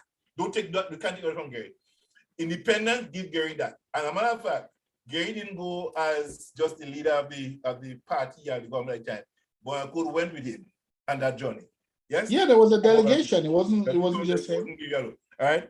And Bonaco said here on the show, Gary Insider gave him a piece of document that they want to include in the Constitution so he could become leader for life. Something to that effect. You understand? Like putting a chair in Chile. So that was interrupted in the process of discussion because you already know they had that piece of material that he had already drafted and included in the Constitution. So that was interrupted because somebody in Gary camp didn't see it was the right thing to do. So they by night, like what do you call it, Nicodemus? Nicodemus came and gave one of the information that he had to do that. But given all the heroes that we have in Grenada and those who evolve after time, you know, the people like you mentioned last week, the guys who run the goalkeeper, the Grenada first national goalkeeper, who was a lot of people we forget, we don't mention a lot, is Melo. I think he lost his leg. I don't know if he's still alive. Melo was a great footballer. Man, Melo was as good a soccer player as I've ever seen in my life. And the thing about it is, we tend to give the new ones like Kieran James and so on, which is rightfully so. But you have heroes that our sports, they may have won a medal, but their contribution to the sporting society, fraternity in Grenada, they have made significant contribution and sacrifices. I could think of people like Claudius George, Peter Blair, you know what I mean? We think about Ashley Ram folks, who was the keeper and trainer of the national team. You know what I mean? So as you go through all these people who have made contributions in sports, not all 1 year, but year after year could give them the credit of him. Yeah, and watch, everybody may not rise to be a national hero. Mm-hmm. So that's why I think you have to have layers of this. So you may have people who the highest order. So at some point in time they're gonna have to name that order, the highest order, whether it's the order of St. George's, the order of Cameroon, the order of you're St. George's. So you have to, because whoever becomes a hero that order has to be bestowed on whoever gets a hero. Yeah. But we maybe have another list of something about Grenada that need to be given credit as a high honor to. Yeah? The Eric Gary Award of excellence, whatever it is. You know what I mean? As the highest honor. I think Trinidad has the Granny, I think it's whoever Trinidad has as a national, the highest order of Trinidad. Yeah, and that is the order of Trinidad or something, order of Trinidad Tobago, something like that. We could have an order of Grenada as the highest honor. That's Grenada, you know? Yeah, honor. Somebody get the keys to the city kind of thing, you know? And I think Grenada, I don't know how effective it was, but we heard that Grenada had mayors and stuff like that, and local government and stuff like that. I think we need to return to something like that. I think Carriacou should have given a certain level of independence in a sense to manage some of the Carriacou affairs within the I've never believed in that. I don't even like this whole thing about Grenada, Carriacou, and Petit Martinique. You like that? The country is called Grenada. Okay, yes. Trinidad has the Trinity Cross. That's what they call it. Okay. Cross, meaning they try, I don't know if it's white Trinidad and Tobago. I don't know what the cross is about, but I think that is there. So we could come up with something. We'll come up with something. I think we come. Yeah. I think we have brilliant people, brilliant minds, come up with something. But like the heroes did, but they have the honor of Grenada. You know, something. You know, so we could come up with something. However, somebody raised a point earlier on there, but I want to go back to it. In terms of drugs, cocaine in Grenada, the rapid flow of cocaine came in Grenada after 1983. 1983. Yeah. We never had a cocaine problem. We had a marijuana issue, but there was not people getting crazy on marijuana as people make it out to be. There was not the crazy wasn't filled with people who was on marijuana. There was people who had mental issues. It was a so-called mental health. They had mental health issues, right? You don't see marijuana smokers in the crazy house, so to speak, back then. Well, so that's why when listen, and I don't know, 20 years ago, 15 years ago, I would have been a lot more dogmatic on people who were detained during the revolution. I've sort of softened my position on that. Right. But one thing I maintain, while there were people who were detained that should not have been, not everybody who was detained was innocent. Yeah, facts. All right. Some people needed to be detained, and those are the rules. My ex-wife, my late wife father was detained several times over for talking to us. Yeah, those are the rules of revolution. All I'm saying is that if you so think that we were so horrible along those lines, you tell me which revolution under any system that hasn't followed that same blueprint. Those are the rules of revolution. Everyone. So now I recognize, there were people who got swept up, that should not have been, and folks, a lot of things that happened. I know some of the guys who got beat up in prison didn't get beat up in prison because there was any program of torture in Grenada during that time. It was because a lot of times they mouthed it off. Yes, to the soldiers and tell them about when we take over, what we're going to do to you and all those kind of things. If I'm in power and you threatening me, I have power. What do you think I'm going to do? Power. Yeah, exactly. There's another question here, there, but I think we must overshadowing it a lot in our discussion, not only on Gem FM radio, but also in other circles. How many heroines you could mention in Grenada? Women. How many? Well, I would say that I look at one. That lady, that nurse lady from St. Paul's.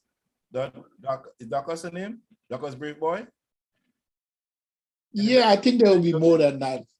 Because, well, how do you not include Dame Hilda Bino? She was our first governor. First governor, yes. Okay. You know the book, that a book called Great West Indians? She was Miss Margaret Dow. Yeah. Would be on that list for me. Cynthia Gary? No, she wouldn't make that cut for me. Why not? I don't think she made any contribution to Grenada. Gary government had filled with women ministers. Huh? Gary government had a lot of women ministers in it, eh? Yeah, because he wanted women around him. But let me tell you something. He's not the only person. Gaddafi had a lot of women around him too, securities and otherwise. Yeah, but that was a different reason. But because Gary had around him was prominent, hardworking women though. Listen, like come on, man. Let's not rewrite history here. Gary kept a lot of women around him because ministers, women who had, and he used them. He used to sleep with his ministers and ambassadors and all of them.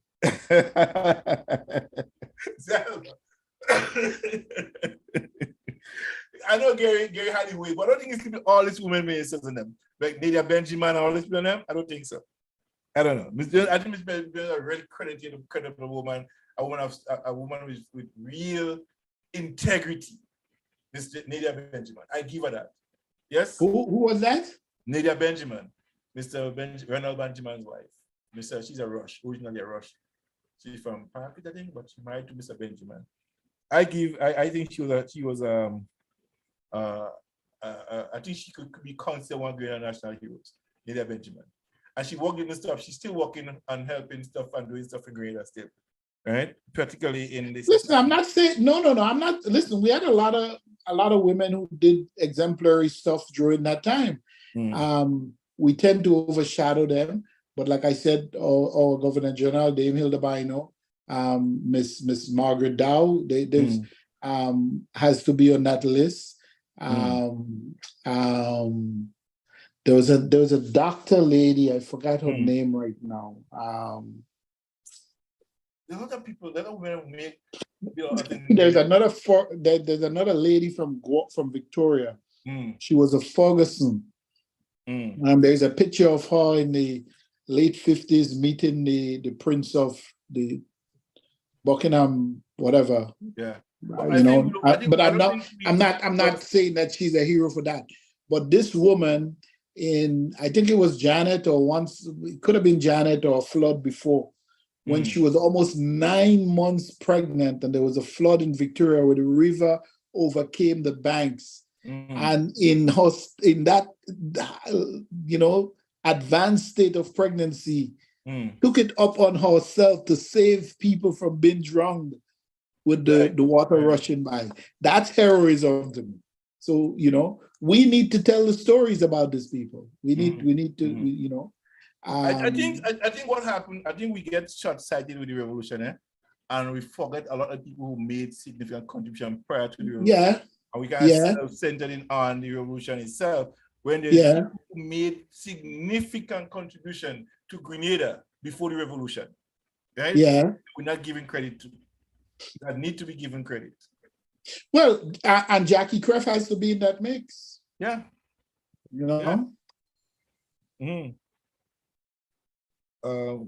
Couple nuts.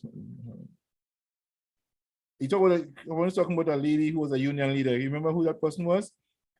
Okay, guys, the phone number here is 437-980-7467. 437-980-7467 is the number to call. We have 10 minutes to go. They better go see if I go to work in the morning. 10 minutes. Phone call. Anybody want to call and say something about the heroes and what they thought about the Heroes Day? That's your chance to call and say what your thoughts are on the national. You said she was a trade union? Yeah, she's a trade unionist. Yeah. And the one who recently passed, Miss which one? What's her name? Harford. Miss Harford? Perhaps that's her name. Yeah. She was head of the public service workers union for a long time. Yeah. I think she's the person. Yeah. She's been around for a long time. Yeah. She's been around for a real long time. Since during Gary time. During Gary time, yeah. She's done a lot. She was deputy permanent secretary in the Ministry of Education. Yeah. One of the deputy permanent secretaries when I went there. She made a mark in the Ghanaian political landscape. Yeah. So I think, and there were some early high-ranking women in the police service also.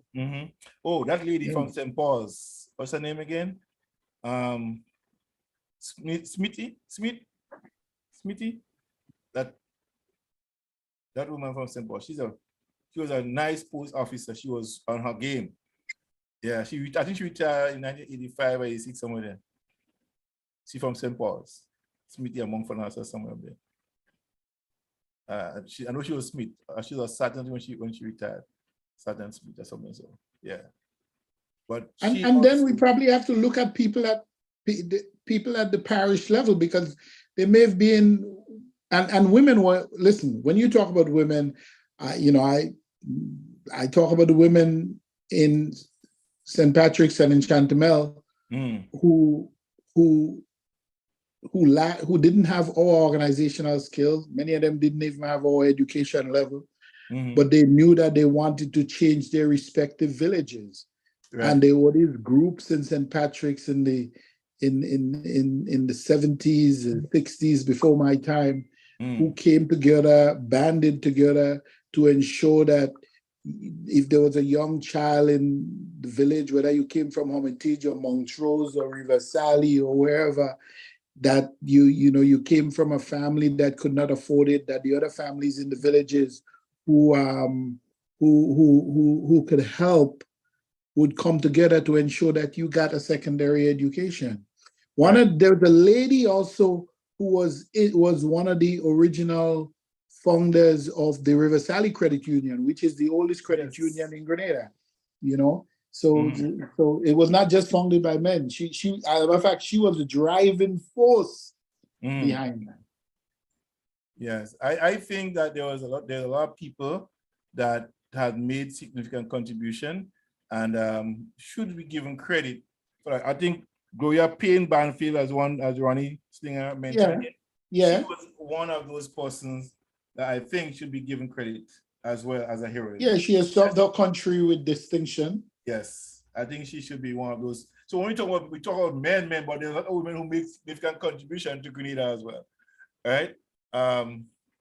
I just put up this picture here, October 19th, and if you've seen it where you are there, but I'm going to put it up, bring it in, so you can have a view of it as well. This picture is also part of October 19th. Connie Mears is the first man to be shot on the foot. People don't talk about that because he was not so-called involved on the Morris side. He was sent to restore order on the foot, and he was shot. He and Mason and Dorset Peters, who I spoke to, last person that, funny that we both from Paradise. I spoke to him the same day that he gets shot, just minutes after that. Raphael Mason, Vincent Nathan, couple of Dorset Peters was one of the persons again. So these men here that I mentioned here, men who died on the foot on October 19 as well. Right? They was on the armored vehicle. I'm talking for that. But there's a lot of controversy about Connie Mears, Well, the fact that it matter, you get shot there by Kishu, and it's a known fact Kishu shot him and killed him. Yes. So, and then Mason, I think Mason was the first one to get shot. I come with Raphael Mason, first one to get shot, died on his way to the hospital. He was on BTR. I think the other person get shot. The guy who lost his arm in Brussels, his brother was on the armored vehicle, get shot in his chest. Unfortunately for him, he did not die. Doggy is the Californian, live in Montreal, he got shot in his leg on the armored vehicle too. So a lot of people get shot get shot before they really return fire and stuff like that. So that's what people want to see what they want about that, but that's the truth. And we want to glorify one side and demonize the other side when both sides have to take responsibility for what happened on October 19th. Both sides have to be held accountable for it. They screwed up big time, and they have to be held accountable for it. There's no one way or two way. That's the truth of the matter. Both sides have to take responsibility for what happened. We can't just glorify one side and demonize the other side. They both was responsible men to take responsibility for what happened in Grenada. Yeah? Just so in that one section of people survive and the other side died. But the fact of the matter is they could have settled this thing again differently. However, couple notes. Oh yeah, there was this nurse from Telescope called Nurse Mercy, who traveled during the time to make child delivery. She was like a midwife kind of thing in the homes of the poor people. She should be recognized. Yeah. So there are a lot of people who have made significant contribution. And I think as time unfolds, we'll find more people who have made significant contribution to the development and the health and everything about Grenada. Not just one set of people, but there's a list of persons who would have made that contribution for a better Grenada, and we can't just set among the men heroes, but the heroines, heroines are how you call them, but heroes, they have contributed to Grenada. Oh, absolutely, well. Absolutely. And we have to recognize women in Grenada have always played an integral role in our development. Yeah. So being a hero, then we have to, as like I said, the first top 7. I think there should be no debate about the Fedor, the Gary, the Butler, the Sparrow, the Dilham Albino, Morris, and those people and them should be top. There should be no debate over these men should be named as heroes in 2024. But thereafter, they should go in order. People should select by what they call giving the criterias. Yeah. Right? And once I would say we start off naming 10. And then every year after, you name 7 or 5? I wouldn't go 7 because I think you have to make the criterion, tough enough that just not everybody qualifies for it. But maybe an additional 5 every year or 3 every year. I mean, these are things that could be discussed, right, and come up with a consensus. Somebody said something very interesting here, right? Fitzroy Adams said, and it's just so true. A lot of people didn't know Maurice otherwise. They thought Jackie was his government. I don't want to go into that story, but I could rip that story apart with our good brother Hudson was ripping into it this morning. Yeah. I mean, you could look at. I could see. He said, which I went looking for. I didn't have the time all day. That he saw Angela on a CBC interview in 1983, where she said that she had to leave Grenada because she feared for her life. Which there was no that's just totally made up story. Well, I heard her say today that she was not supporting Maurice's vision. Okay, she what he wanted to do and stuff like that. She said that today in Queen's Park today. A number of things she said there. As the wife, I think she's kind of a hold back a little thing about her internal struggles with other women and Maurice. Yeah, so listen, I'm not going to say, I don't have anything negative to say about her. I'm not going to. No, she's not. There's nothing negative to say about Angela. I mean, she's speaking her heart from her relationship with her husband. Yeah, but this is a woman who lost her husband at an early age. Exactly. The nation mourns with her. Yeah. So as much as we knew, there are always things that happen within a marriage that it's just between those two people. Yeah. I mean, but listen, come on. She knew when Maurice didn't become a ladies' man after the revolution,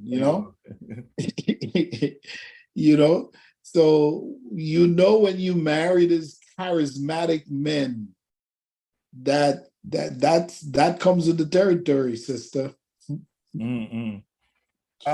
But I think too that I'm gonna go into the Jack and Curve story, because that's a lot of stuff. I mean, people who don't know who she was and just know her from what she do outside and just being with Maurice, they don't understand that she disrupt a whole family structure. You know what I mean? And people have different opinion about she, but she have done some things that is not. But nevertheless, but they said she was the first real girlfriend, right? So well, whether you married to her, no. So that's my. He had two big children already with his wife. So whether she was first, she was not seen valuable enough to become. I'm not making any moral judgment than that. History. Plus, listen. I'm partial to Jackie. Jackie was my boss, Yes. So. But we all love Jackie. I think there is no hatred. I tell you the truth. And people might think that soldiers hated Maurice. I think all soldiers love Maurice. Let me tell you one fact that I know for a fact. When after the killing on the fort, right? Still, we on Fort Frederick didn't know Maurice and get killed yet. Okay? Because when the armored vehicle came up on the top end of the kind of southern side of the fort there, right? Top on the other side, come from the Monjalo end, not from the prison end, from the other end. The armored came up there. And Dix was inside of that, and Bob Evans. And we thought Bob Evans looked like Maurice. Yes. His cousin. And we was kind of apprehensive. He was really happy that the way this guy's going to talk this thing over. Then we go look, it was Bob Evans and Dix was in that, in the armored vehicle. And then then someone said, the man screwed up. So, I think it was Mignon who made the point. I think the guy F up, something like that. Yeah? Somebody messed up down there. So yeah. I think it was Meekman who said it. He was there right on top and he said somebody screwed up, something happened. The communication came across and said, man, somebody screwed up down there. I don't know who screwed up down there, what the thing was, or somebody made a screw up down there, a big blunder. So that was that was the thing. And people was excited, we're still hopeful that things that we talked about even at that time. Even when they said no more negotiation, no more compromise, nothing, and well, you arrest them now, so you go have them to talk to you now. You know what I mean? And then they was not there. They died. So that was that within us, among us, there was a little sadness, not like a grave sadness fell over all of us as soldiers there. Because we still had hope that this thing would work out. We didn't, for us, there was no side sticking. We were soldiers doing our duties. Yeah. And that to me, and the people mightn't understand that. I think as soldiers, we were doing what we were told. We were working within this band, the army, and because you could be court martial for that. And it's a serious offense in the army. Desertion is a serious problem, right? In any army, and people, I think we took our job seriously, and there's people who deserted. I could call a few names right now, but I won't do that for their own security thing. They deserted us, left. And we had to hold on to who and what we were doing. Let us spread ourselves. So desertion is a serious problem. You can't just desert your army. No army at all. Any deserters will be prosecuted. You know what I mean? Yeah. Yeah. Fitzroy Adams, he could write a book about the Green Revolution, even though he's sleeping. Same here, bro. I could write a whole book, and I don't know if more people should write about their experience. Yeah, I think it makes sense though. I think when you have, I don't want hearsay stories of somebody. Your actual account of events that you see unfold before your eyes. Not to hear what somebody say, hearsay or trickle down from somebody else. You interview somebody like me or like you, Delbert, and somebody put something like, I think one of my comrades said that you're not doing any more interviews because when you do interviews, you take other context and write something different than what he says and make them look as bad, right? So a lot of reason why a lot of them guys don't talking anymore. Because when they say something, they go out and write it and they twist the plot around. Instead of saying what those guys said, they're saying something else. So for that reason, I don't do no interviews, they do nothing else anymore. They just cut it out, boom. And people wonder why there's no coming forward, because when they tell their story, people twist it around and don't say what they say, exactly what they say. They want to say something else, right? This guy who wrote this, George, who wrote this book on the Green Revolution there, he twists a lot of stories around, and people want to, I think people just leave it at that. But if I was gonna sue him, because this is what I told you, again, that would be like between two people, stories being told. But I think that Lawrence, correct me if I'm wrong, but these were soldiers. The orders to kill had to come from a position of power and authority. So who gave that order? I'm not privy to that. And based on what I know, the people who did what they did take responsibility for it. Yes. Yeah, I mean, what people want to hear. You see, Abdullah and Lane took responsibility for this. Exactly. So what? What people want to hear, they want to hear Bonham say he did it. Yeah. Don't hear Bonham kill Morris. Don't hear Bonham give the order. That's what they want to hear, right? And this is not true. This is not true. So you have. I remember there was an incident. I think it was by the prison or something like that. When there was, I think the week before they got freed or something like that. When Peter Bain threw some water in the vehicle and a blood feast, something like that. And there was a kind of a statement that was made. And I think the affair Bonham said, you can't be upset with him. You understand? You can't be upset with him. Right? I think the Colonel was saying, you screwed up. You know what I mean? Why are you getting upset with him? You screwed up. So I think that these things that people saying today, they're just looking to give Bonham the blame for all the wrong things that happened in the revolution. I think to me that is unfair. Yeah. Bonham have played and did so much for the Green Revolution. Yeah, but everybody who knows that in that last days, the man who was running the show was Headache. Yeah. Yeah. Thank you, Corporal Nuts. No problem, my brother. So yeah, so a lot of things, time is now 12:07, we gotta shut down. But I'm saying, honestly, today, October 19, 2023 is a National Heroes Day and should be guarded. Finally.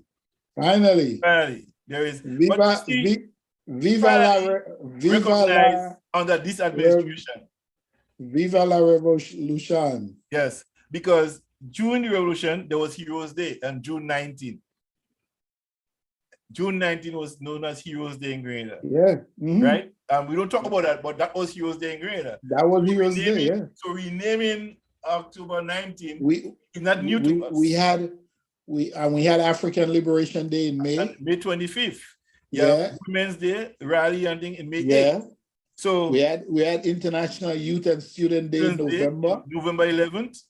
Right? 10th, 11th. So we had all this thing in place already. You know. So I'm happy to see somebody revisit it and make it October 19th as National Heroes Day. So that's not new to us. It's just appreciating the government of the day for recognizing October 19th as National Heroes Day. I have no problem with that, right? Because National Heroes Day was celebrated in and during the revolution time, the 4.5 years, June 19th. So those people who didn't know about it, newsflash, Heroes Day is nothing new. Grenada, during the revolutionary period, had June 19th as a national holiday, all right? And they had a rally on that day, June 19th every year, Heroes Day. And that's when they planned the bomb in the park to eliminate the leadership of the Grenada Revolution, right? Counter-revolutionaries attempted to destroy the leadership of the Grenada Revolution that day, okay? And they got to believe that a soldier will act on his own accord. I hopefully all will be revealed someday in our lifetime. Let me tell you something, soldiers who go rogue in a lot of situations, you know what I mean? That is not new to Grenada. It's new to Grenada, but not something that is not. A lot of men do things that the revolution didn't approve of, you know. And they get disciplined. Of course, yeah. We don't talk about a lot of men do things they get manners for. A lot of them become counter-revolutionaries and get manners for it. They get put in prison for it. You understand? So a lot of soldiers go rogue during the revolution time. There's soldiers that went to prison in the revolution time. They served their 3 months or 6 months, that people never know about. People never know about. There's comrades I met, that make the time and come out quietly. There was a senior minister in government that got on the house arrest. Yeah, you know, for messing up too. Yeah, discipline was a big thing. I mean, get discipline for doing nonsense. Yeah, give you a bad name and doing stuff. That was called in and discipline for womanizing. Yes, nonsense. Yes. You know. So I remember discipline, and people don't know that. I mean, I remember Settle was given her 30 days. Yes, that's who I was talking about. Yeah, 30 days house arrest. We don't talk about those things. We don't know about it. Yeah, it was internal. It was kept a secret, a hush hush. Yes, yeah, a lot of people in the office and back home. Yes. So it was more fun under circumstances, right? So yeah, Abdullah was taken at midnight in Carriacou to be in charge of the house arrest of Maurice House. Well, yes, he came down. He was in charge of this the unit there. Whatever they pull him out, so they get orders to come down to become. You know what I mean? So it's nothing particular about that. I mean, he was always a leading. Lieutenant. I mean, lieutenant, and you call to. I mean, officers have been transferred every time, everywhere in the military. Not just you could be placed in Paul's, you could place in Boucher's, you could place anywhere. And that day they call him down to become. Yes, Hugh Lawrence. Thank you for coming in, and you will join us this Saturday morning at from 10 o'clock. Delbert, 10 a.m. Yeah. The conversation will continue right here on Gem FM. And please, guys, keep following us. We have a radio station. We just have a Facebook page. We actually have a radio station, Gem FM. That's it online. And we also have Gem FM TV on Facebook. We have a TV the YouTube channel. And join in and speak up. We don't. Yeah, we don't speak up. Yeah, bring the people in. You know? All opinions are welcome. All opinions. And we'll soon be on Riku TV on the internet. So internet TV, you get on the TV and your channel, just click on the channel. Genesis Magazine TV there as well. So that's okay. That's coming in into the out of the YouTube into that on your screen, your regular TV screen. All right. So look out for that. Look out for Genesis Magazine TV. As you see it on the headlines and the thing, Genesis Magazine TV, you're going to see that soon on your TV screen, on your selection of TVs, Riku TV. Right. So that's where we'll be going forward to that. All right. So Saturday morning, and don't forget you could call in. Right, the number on the screen is 437-980-7467. Saturday morning, the conversation continues of the heroes, and we have a new topic to talk about. But the Prime Minister of Grenada and his wife fighting. I'm not touching that one. That not only that is going into the demise of the party itself. I'm going to sleep. I'm staying far from that one. No, we have to touch that. I can't. Your wife is your cousin? No, not at all. But I am. Listen, this is a woman that hold on. So Fitzroy Adams and Hugh Lawrence, if you want to be part of the panel on Saturday morning, let me know. I will send you the link so you can join us on Saturday morning as part of the panel discussion. All right. And Saturday mornings really get towards interviewing and talking to person, book launches, business adventures, and so on, and what ventures that they're into and what they want to do, create a Caribbean, pretty anywhere in the Caribbean or in the world that you want to have, or tell you what your story, what your business, or book you have, a calypso you're doing, anything that you want to talk to the world about that you're doing and want to know about, call us. Saturday morning, we have that Caribbean Connections. We bring you on and talk about your business. We have 2 hours from 10 to 12. To talk to you about your business. All right. Coming up soon, we have a Mexican messenger from Grenada, Tracia Grant Lewis. We had her here last month. She and her husband. She'll be back on this show. I have to just confirm the date and time with a Saturday morning. So look out for that. Many other things will be happening here going forward. All right. Yes, the opposition leader. Please correct you. The opposition leader. Thank you very much. I will be here. Good morning, guys. Fitzroy Adams and Hugh Lawrence, you're invited to join us Saturday morning in the conversation. All right. So let me know if you're willing. Just text me on the number on the screen. It's 437-980. You could text me and let me know if you want to be part of it. WhatsApp me and let me know if you want to be part of the panel discussion on Saturday morning. All right. On Saturday morning around the same time. Okay, that's all right. But you could always join the next time. All right. So Delbert Baptiste. Thank you so much for being here, taking time off your busy schedule. I know I grabbed you out of that moment of sleep, and I saw obviously if you have boarding cage, for keeping there but so long for 3 hours. Wow. All right, time flies. Good night, guys. Thank you guys. All right, come on. And happy Heroes Day and yes. Happy 50th anniversary. They say the day doesn't end until you go to sleep. So I tell you, do we want a society that we plan? Yes, man. Thank you so much. And work towards achieving them, or do we want a society where we get up and say whatever happens, happens? That is ultimately the test that we must pass. A society does not improve by chance. We don't become wealthy by chance. We have the best picture and we like it. Young, intelligent, full of vibes. The best picture and we like it. Deacon Mitchell won't tell you no lie. We have the best picture and we like it. Young, intelligent, full of vibes.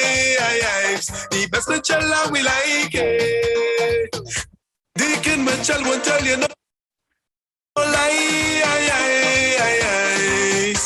Oh gosh, Deacon intelligent, wow, he's so magnificent. Oh gosh, the people he represent, yes, and he will not relent. Oh gosh, the country have at heart, not an opinion, that is a fact. With Deacon the future real bright. Go vote, go vote, go vote, go vote. We vote in the heart, the heart, the heart, the heart. Go vote, go vote, go vote, go vote. All right. stick it right by the heart. We have the best Mitchell and we like it. Young, intelligent, full of vibes. The best Mitchell and we like it. Deacon Mitchell won't tell you no lie. We have the best Mitchell and we like it. Young, intelligent, full of vibes. The best Mitchell and we like it. Deacon Mitchell won't tell you no lies. Voting Deacon for Prime Minister. Oh, for a prosperous Grenada. Let's travel this path together. Oh, with Deacon on our side, the future real bright. Go vote, go vote, go vote, go vote. We vote in the heart, the heart, the heart, the heart. Go vote, go vote, go vote, go vote. All right, stick it right by the heart. We have the best Mitchell and we like it.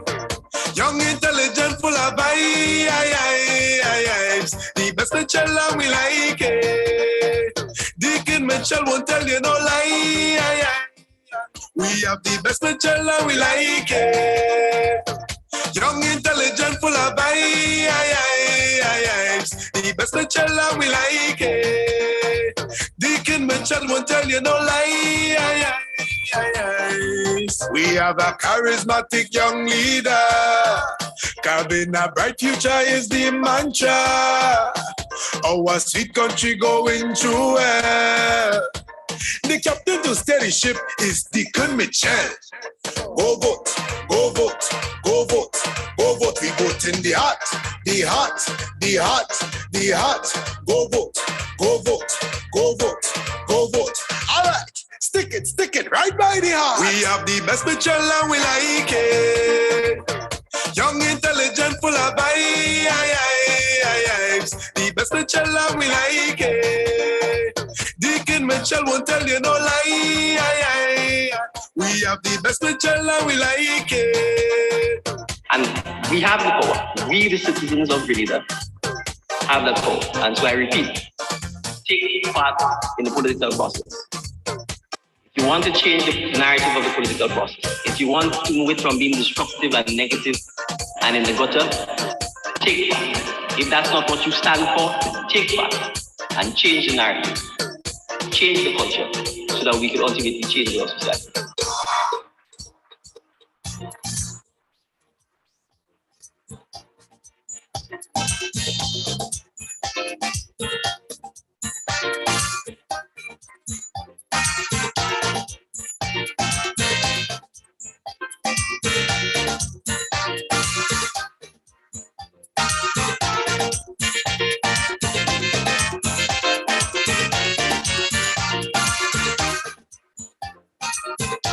You just stay lying and doing nothing.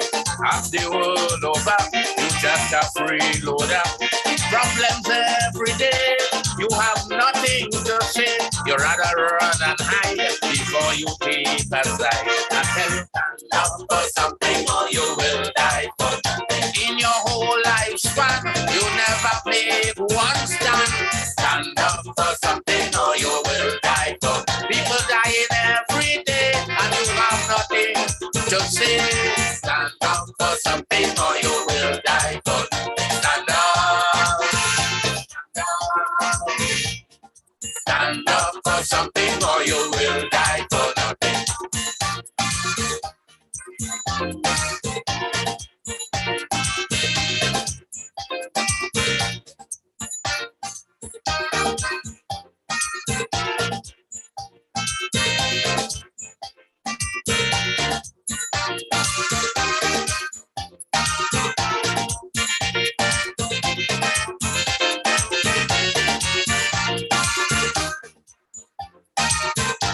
Workers out striking, black cats protesting. Before you join the fight, you rather break the strike. You like the condition, so they fight in the election. Before you sympathize, you rather break aside. I tell you, stand up for something or you will die. Corruption down with road, still you will not vote. Why? Stand up for something or you will die. Killing to say, stand up for something or you will die for nothing. Stand up, stand up. Stand up for something or you will die for nothing.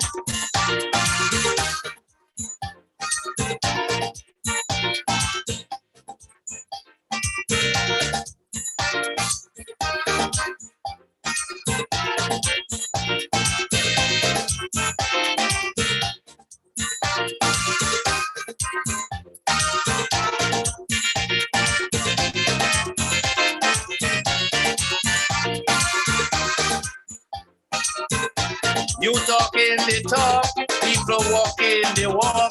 You happy as ever to be a friend's watcher. Life's a precious thing, but you don't be wasting. Stand up and play your part, and play it from your heart. I tell you, stand up for something, or you will die for nothing. Get up, my friend, your life soon will end. I tell you, stand up for something, or you will die for nothing. So your grandchildren too would be proud of you. I tell you, stand up for something, or you will die for nothing. Stand up, stand up for something, or you will die for nothing.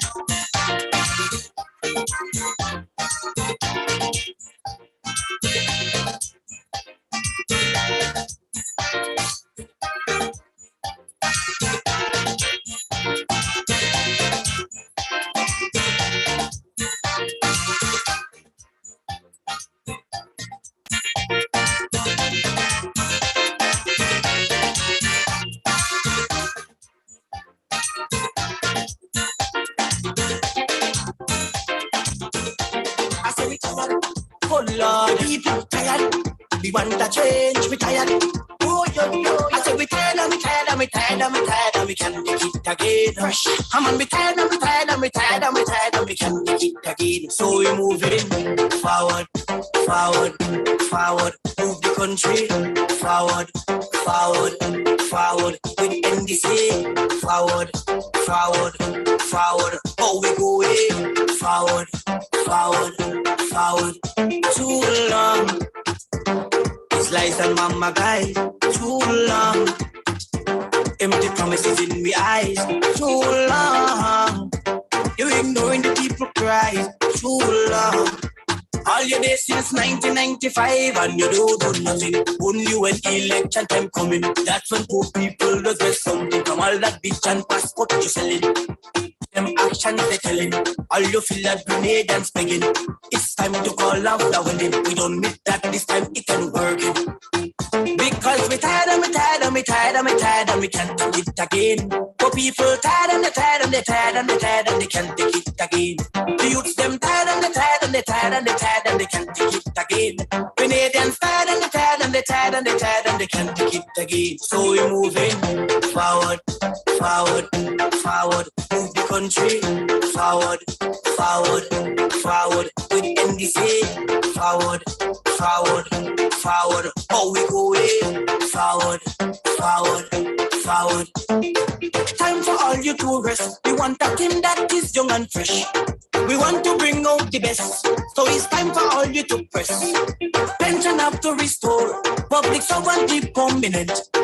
Agriculture go grow. Carrico go get government. Local landing and beacon in south. Caring and great in the west. And all up in the north. So where we going from here? Andy Williams will move us forward. Forward, forward. Jonathan Lackwell will move us forward. Forward, forward. Kevin Andrews will move us forward.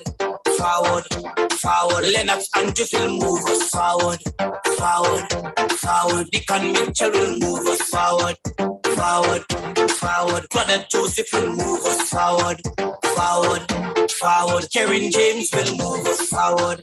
Forward, forward. Quincy Britton will move us forward. Forward, forward. Joseph Andal will move us forward. Forward. You tired? For people tired and they tired and they tired and they tired and they can't take it again. The youth them tired and they tired and they tired and they tired and they can't take it again. Canadians tired and they tired and they tired and they tired and they can't take it again. Listen, listen to my soul. Listen, listen to my soul.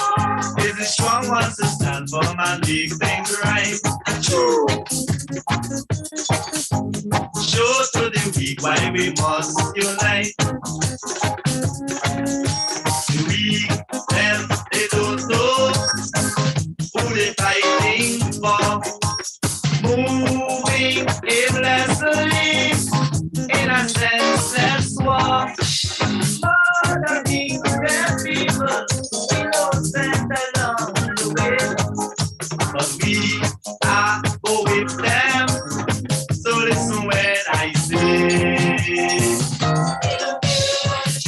in this year time, I say they preaching war. They really kill them for. One of them tourists and no race. One of them tourists and no race. Singing one of them tourists and no race. One of them tourists and no race.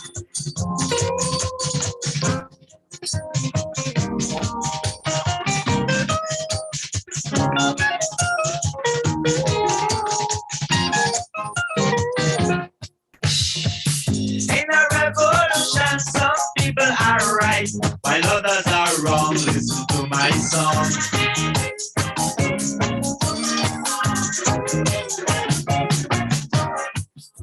The wrong always feel that they have it right, that they are correct, so they want to fight.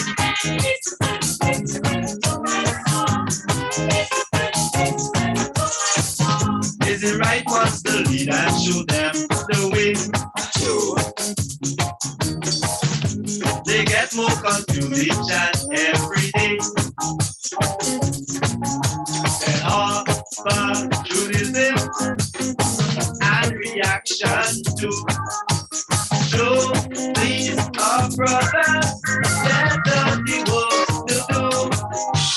Turn them into robots, puppets on a string. They feel their own distance and they don't care a thing. In this year time, oh no, I say they preaching war. They really kill them for. One of them stories and no ring. Singing one of them stories and no ring. One of them stories and no ring. One of them stories and no ring.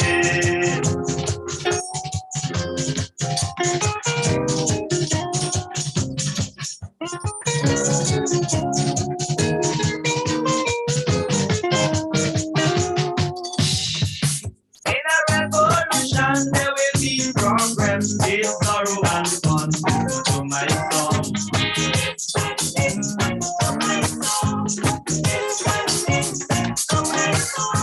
The joy of the end will be mixed with tears, bitter and sweet as we move along.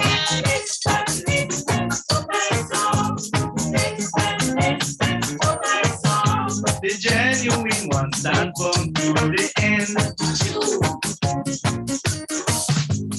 We understand that we must defend.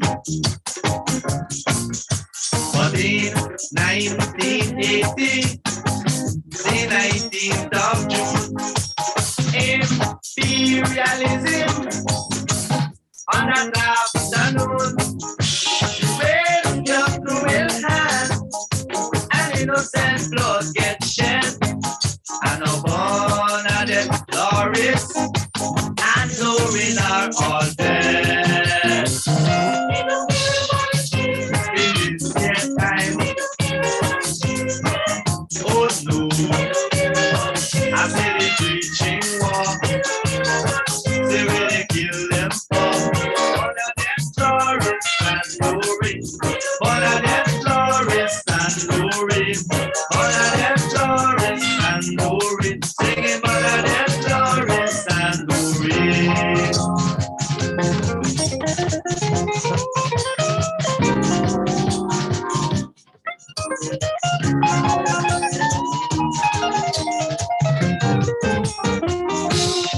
Look where they do to Alistair. Tell me where they do that for. Alistair blood was innocent blood. Rupert Bishop was innocent. innocent.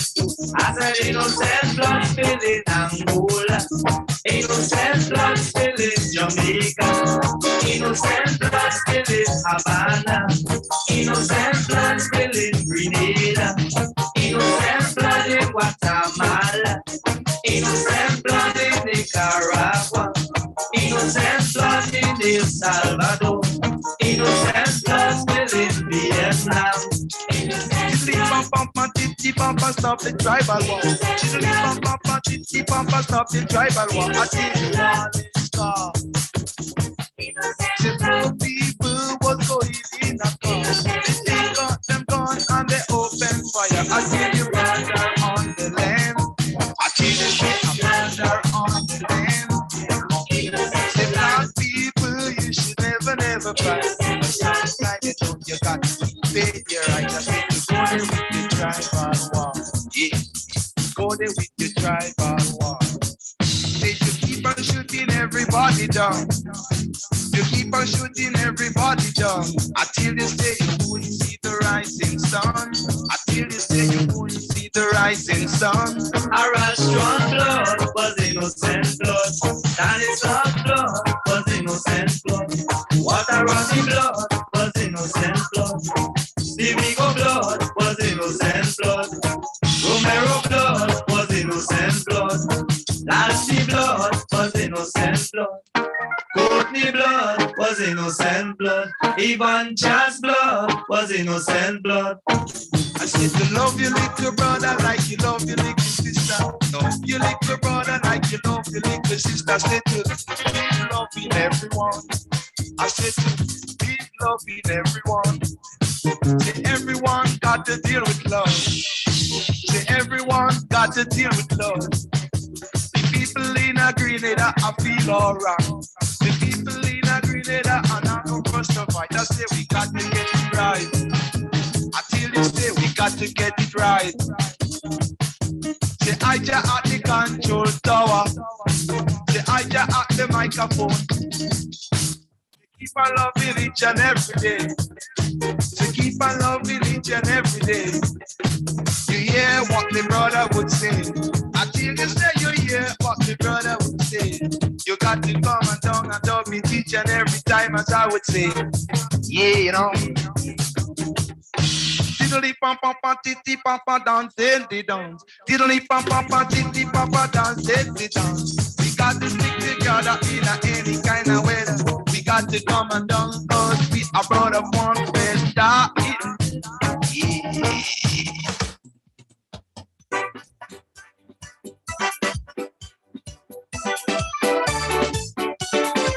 Yes, Deacon is the man. Okay, what they say. He is the man of the hour.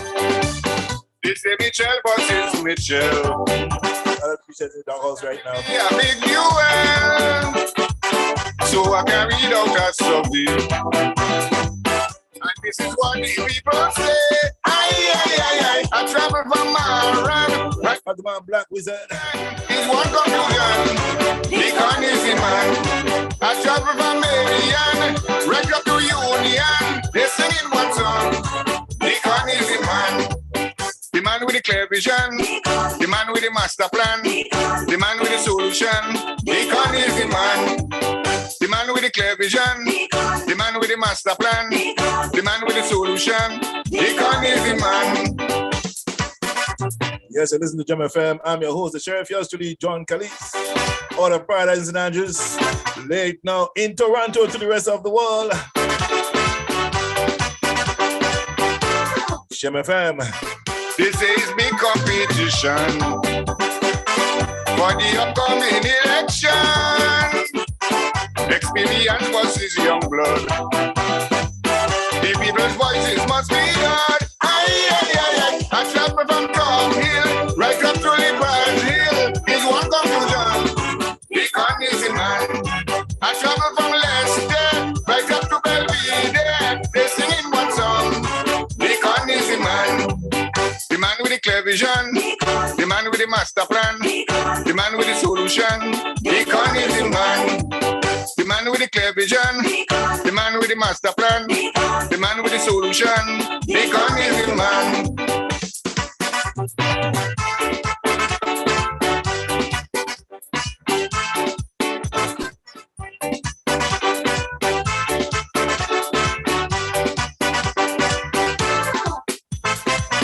All over the diaspora, every man can recon fever. They say forget but save my hands. The island need transformation. And get cut from London, Montreal, Washington is one conclusion. The communism man. And every Grenadian throughout the Caribbean, they sing in one song. The communism man. The man with the clear vision, the man with the master plan, the man with the solution, the communism man. The man with the clear vision, the man with the master plan, the man with the solution, the communism man.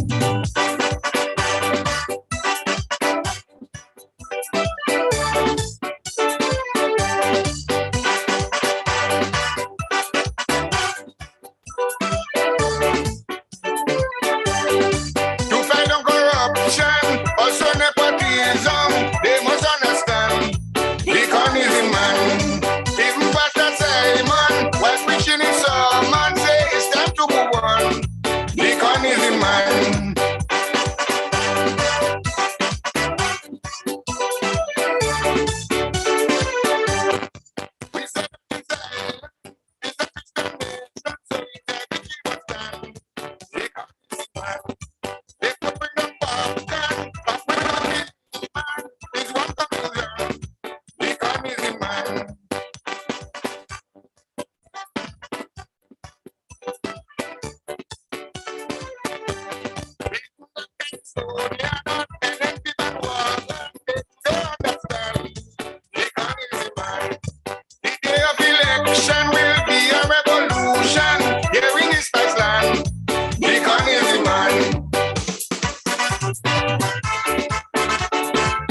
Yes, as the man Black Wizard on Gem FM. Deacon is the man.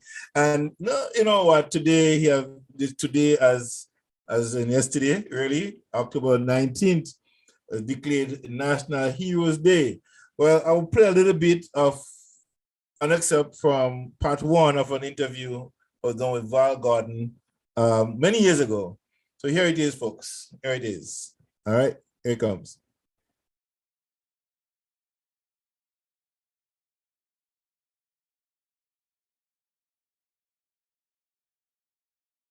Volume, where are you? I found my volume here, but sorry about that, guys. Volume, come on. Within our country for our own development. And we see development living, coming into being within put to the benefit of our people. The whole question of agro-industrial development, the whole question of our people looking into our culture, our identity, studying our history to see how we can change this process, how we can start holding what belongs to us within our country for our own development. And we see development living, coming into being within our country. Minister of Finance Bernard Cord explained the significance of the new agro-industrial plan at the first international conference in solidarity with Free Grenada. With 400 years of private sector in Grenada and 400 years of 8 million pounds of mangoes falling on the ground and rotting on trees throughout Grenada, it took the PRG to take those mangoes and to can and bottle them, put mango slices, mango juice, mango nectar, nutmeg jelly, tamarind juice, tamarind nectar, and all the other ranges of fruits and juices. All of them, first of all, researched, developed, perfected, and mass-produced by the People's Revolutionary Government after 400 years of private sector.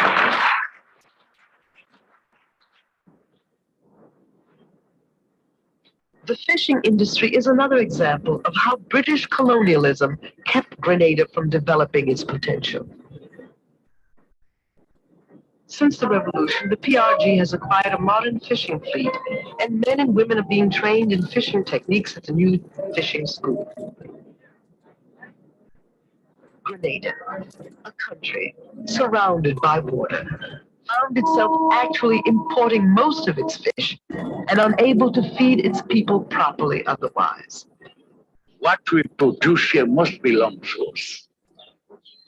What's ours is ours. We do want what America has, or Canada has, or any other country. We want what we have to be ours.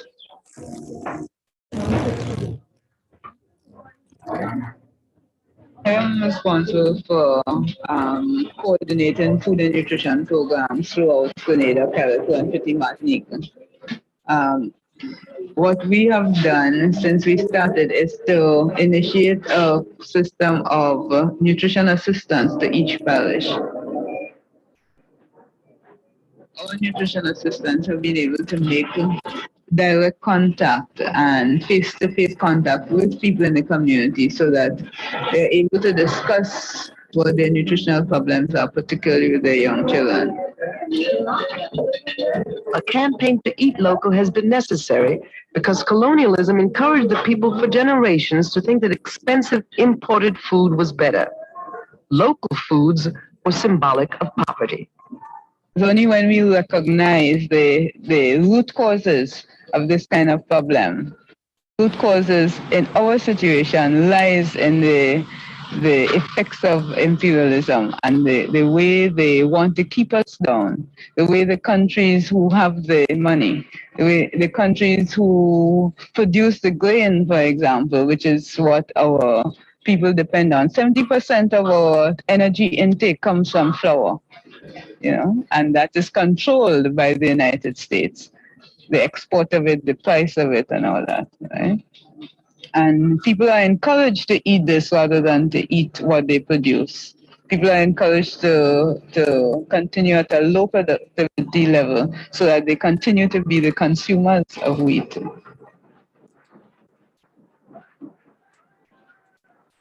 The Caribbean is seen fundamentally, or Latin America is seen fundamentally, as a collection of banana republics.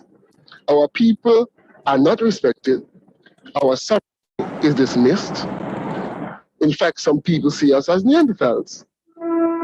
Such arrogance has always characterized the U.S. involvement in the Caribbean. The more than 200 interventions made by the United States, military interventions, since the 1790s, more than 100 of those interventions have been in the Caribbean.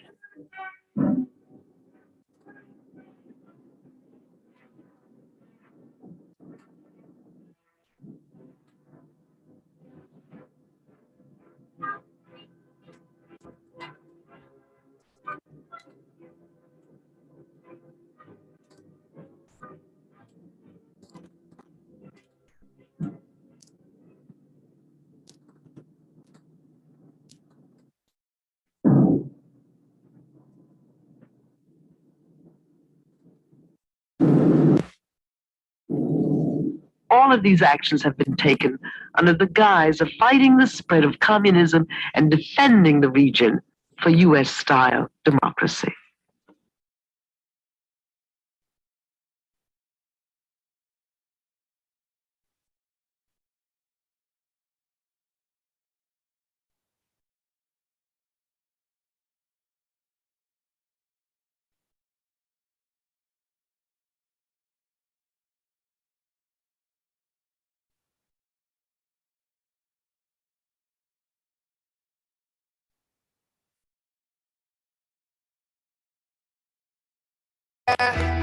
This is for my fallen soldiers. We miss you. I know you gone, we with you. Gone from the battlefield. Life is so real. This is for my fallen soldiers. We miss you. I know you gone, we with you. Gone from the battlefield. Life is so real. Yeah. As a little youth used to hang up on the corner. Me and the one of my friend them we about some marijuana. Although enough of we never grew up with no father. Still we have to try the best to make it cross the border. But some white show them big like Hulk Hogan. Come and chat, tell them we no listen slogan. We prefer that before we take program. We no grow around, no, we no this is for our fallen soldiers. We miss you. I know you gone, we with you. Gone from the battlefield.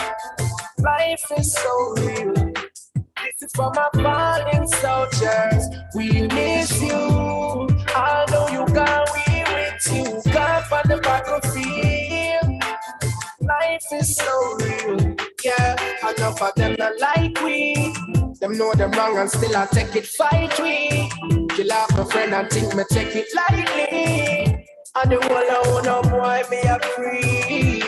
Hey, when I want a more funeral, no more burial. Stop behaving like wild animals. Get more spiritual, get more biblical. I'm gonna take a wash off over the mineral. You save your soul, you save yourself. While you rest in peace, so tell Jaja we need some help. Which one for the business for my fallen soldiers? We miss you. I know you got we with you. Can't find the battlefield. Life is so real. This is for my fallen soldiers. We miss you. I know you got we with you. Can't find the battlefield. Life is so real, yeah.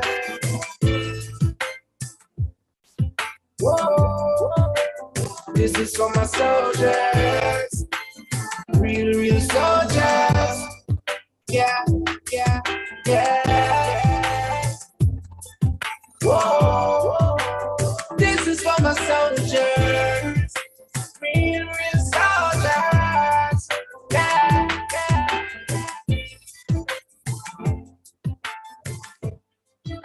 yeah. Whoa, this is for my soldiers, real soldiers. Yeah, this is for my fallen soldiers. We miss you. I know you got me with you. Can't find the battlefield. Life is so real. This is for my fallen soldiers. We miss you. I know you got me with you.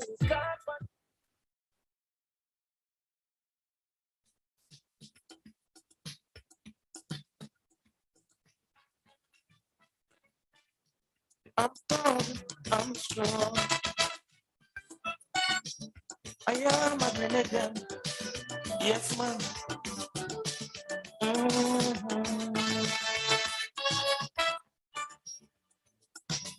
Grenada. It's not the way I was born. I know you were suffering. Men have raped you and abused you and left you there crying.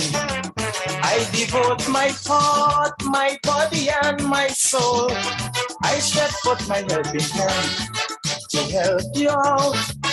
I haven't got diamond, silver, or even gold, but blessings I give to its west, north, and south.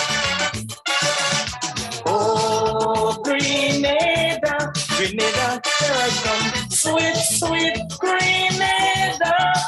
I will never, ever, ever let you down. Oh no, I'll always be your support, right here by your side. With my arms around you to wipe your weeping eyes. Oh, oh, oh, yeah.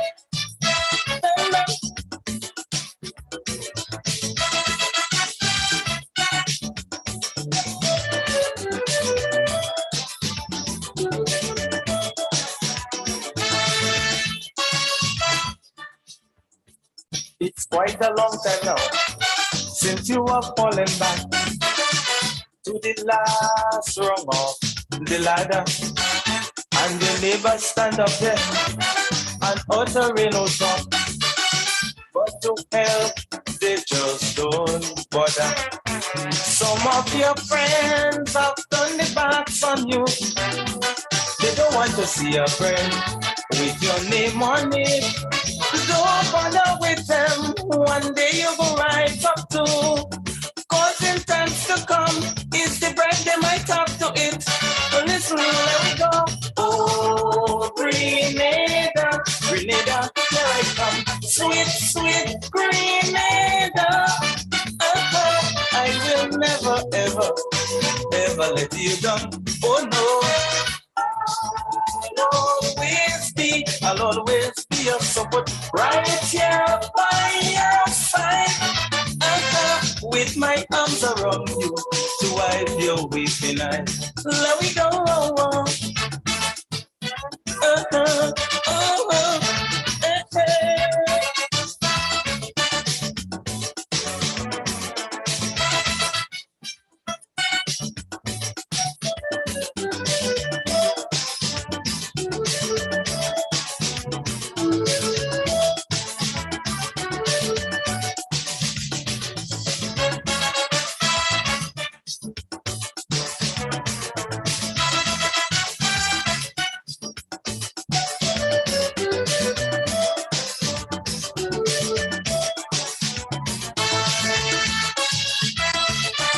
Listen, it's time that you take a stand to defend your position from all those smart report scams who just come to take a bite and make their own decision and boast to the world that they are the reigning champs. While your friends them happy had times you were going through, they still wouldn't help you out if you beg them please. But woe unto them, little do they know that a good name is better than great riches. Oh, Grenada, Grenada, here I come, sweet, sweet Grenada. I will never, ever, ever let you down. Oh no, I'll always be your support, right here by your side. With my arms around you to wipe your weeping eyes.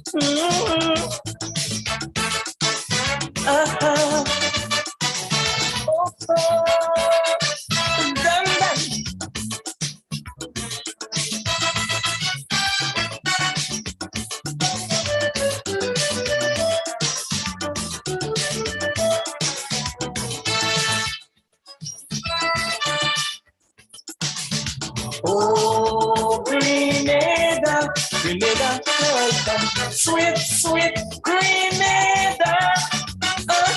I will never, ever, ever let you down.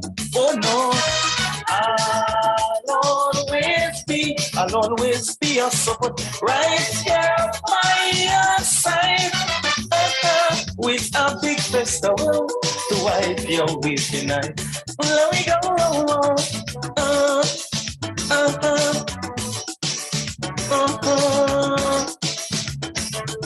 If you feel living like me, feel free to say, I love my country. Oh yeah, Grenada. Oh, I love you, Grenada. I'll always be right by your side, Grenada. Oh.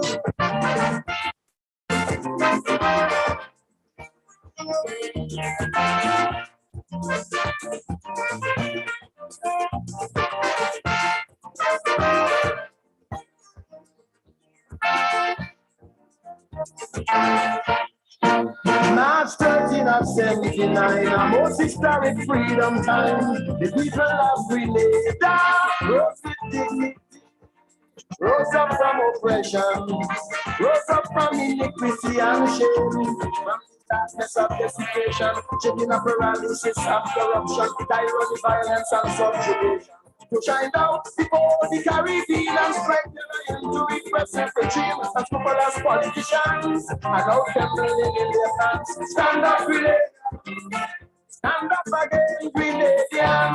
Don't let nobody come in and dictate your course of action. All of them who oppose your revolution are political bandits just like you in their own island. Fight for your rights. Protect what you have. You fought a good fight. Protect what you have. Don't give in a single inch. Don't retreat, not even a pinch. Don't compromise your revolution. For the scandalous TV, oppressive political scams in the Caribbean. No way, never rise.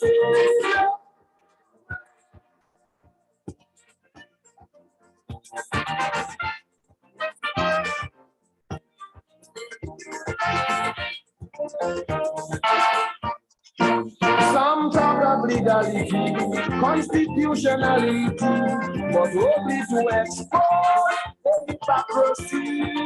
But if you examine the state of affairs in their land, you will find human rights violations, total disregard for the Constitution, complex political persecution, and a wave of sanctioned violence with the blessing of legislative criminals and post-by sadistic gangs. Just like the man who's one, stand up, Grenada.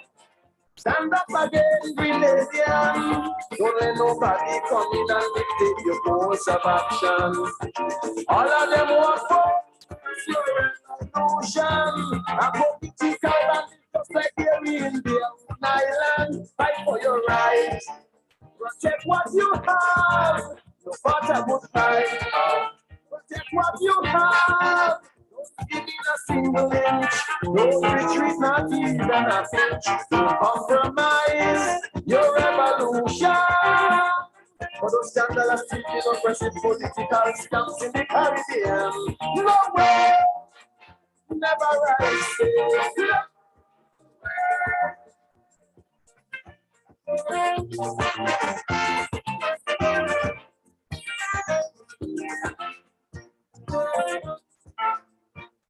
God bless you, Grenada. May your freedom be blessed with longevity and prosperous your economy. May He grant your leaders wisdom, endurance, and courage to go. When you're walking the land and running, many other problems to be confronted. God against corruption be erased. May that rude awakening that early dawn be an example to tyrant in other land. No power, no weaponry can extinguish a people's will to be free. Stand up, Grenada. Stand up again, Grenadian. Don't let nobody come in and dictate your course of action. All of them want force your revolution. A political is just like here in their own island. Fight for your right. Protect what you have. You fought a good life. Protect what you have. Don't give in a single inch. Don't retreat, not even a pinch. Don't compromise your revolution. For those scandalous teaching oppressive political scams in the Caribbean. No way, never rise. No way.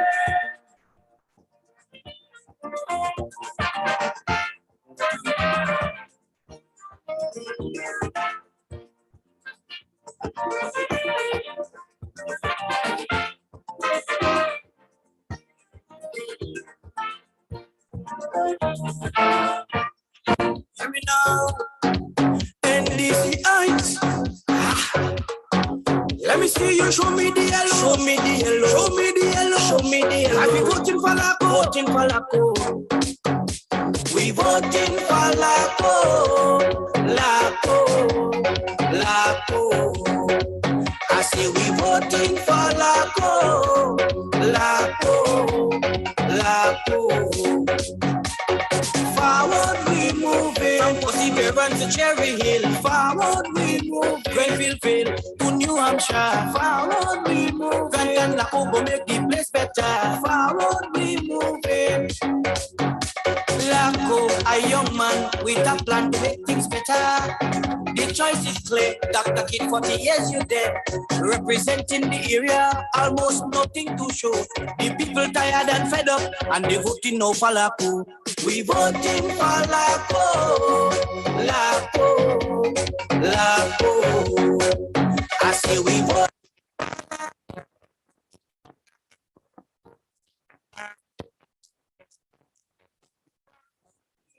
From Perseverance to Cherry Hill, forward we move. Grenville to New Hampshire, forward we move. Granton Laco go make the place better, forward we move it. Inclusive transformation, agendas change, building. be official. That way, empowerment and collaboration love to keep the right man. We working for that love.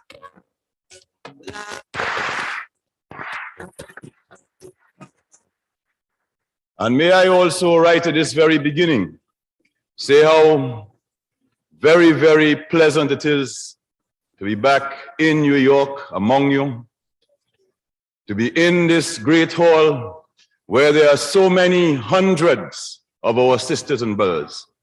That is going to bring a great deal of pleasure to our free people, and I will certainly report your warmth, your enthusiasm, and your revolutionary support for our process when I return.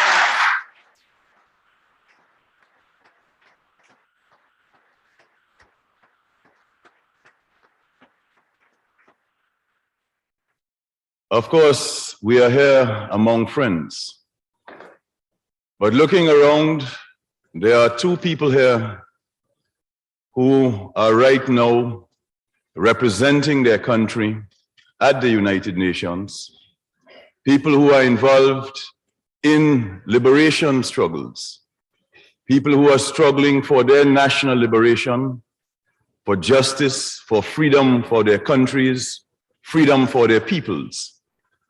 It is very important right at the beginning, sisters and brothers, that we acknowledge the presence of Dr. Terzi, the representative to the United Nations of the People's Liberation Organization, the PLO.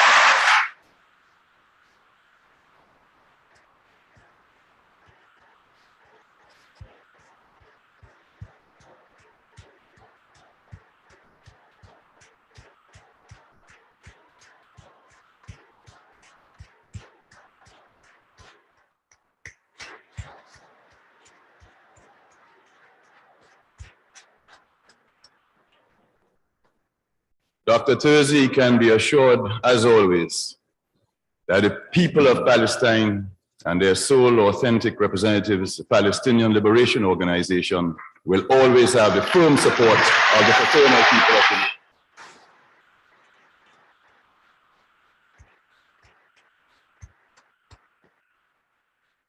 The South African racists who have spent so much time inventing all sorts of ingenious ways of oppressing the people of South Africa, the black majority, who have spent so much time in ensuring that those people are not able to reclaim their true patrimony.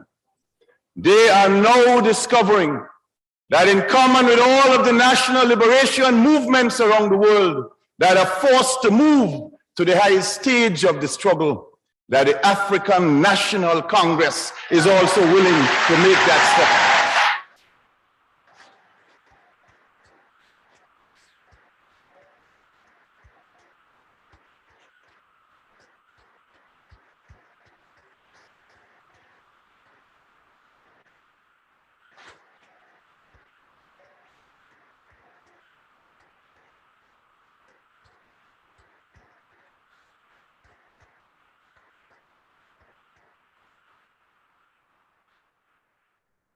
In saluting the Deputy Permanent Representative of the ANC to the United Nations, let us ask him to bring back to his people, to bring back to his organization, to bring back to Oliver Tambo, to bring back to Nelson Mandela, whose spirit is here with us.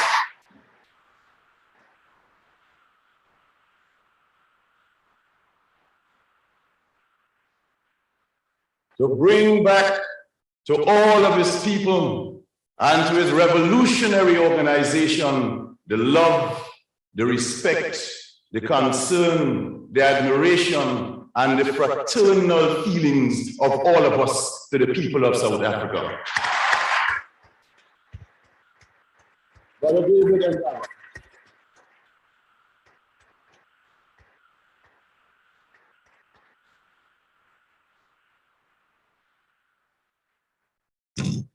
The last time I had the opportunity, sisters and brothers, comrades, of being in New York and addressing our Grenadian nationals other people from the Caribbean and Latin America, and of course, the people of the United States in New York was 4 years ago, as our ambassador to the United Nations has said. Since those 4 years have passed, a lot has happened in our country. A lot has happened in the world. And one of the reasons at this time that we have come to the United States, in fact, is to be able to share our experiences of the last 4 years with the people of the United States. We were anxious to do this because, of course, there has been a major campaign over the last several weeks and months, starting from last year, November, with some remarks by the Vice President in Miami.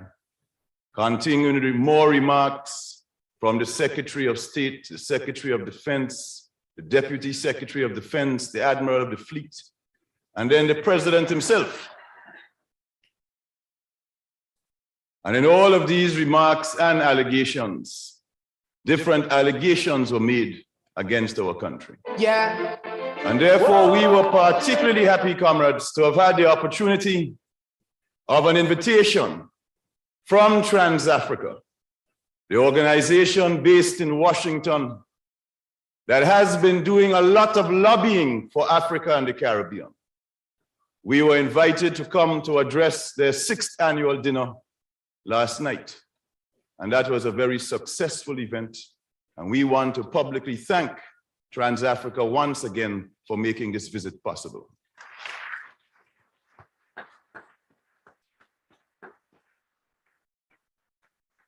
The Congressional Black Caucus too was involved as co-sponsors of this visit, and we also want to place our appreciation on the record. Of course, we set ourselves other objectives once the visit was definitely confirmed.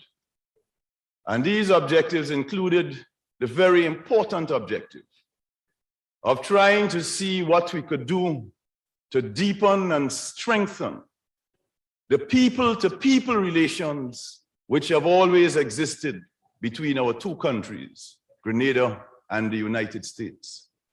At the level of the people, there has never been any problem. At the level of the people, we have always had excellent relations with the people of the United States. In fact, as you know, in some years, more American tourists come to our country than the entire population of the country. And on top of that, there is a medical school in Grenada. And at this medical school, over 700 young Americans are earning their right to become doctors, are getting a career in free Grenada.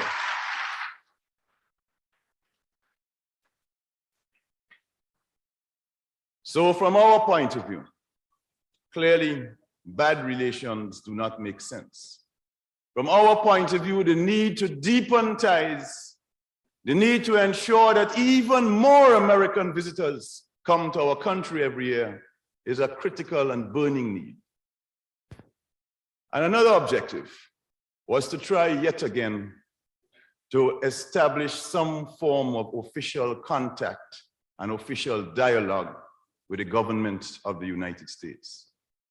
We, of course, cannot decide which government is going to be in power in the United States at any given moment in time. That is a matter for the people of the United States. And whoever happens to be in power at the particular time, we believe it is extremely important for us to maintain normal relations so that we are able to conduct proper dialogue in a civilized fashion.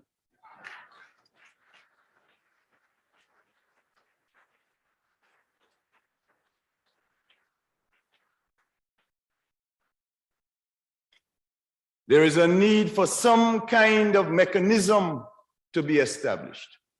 And that is why we have been struggling so hard over all of these years to try to get some of the basic norms reestablished. Let us exchange ambassadors, we have said. They have rejected that.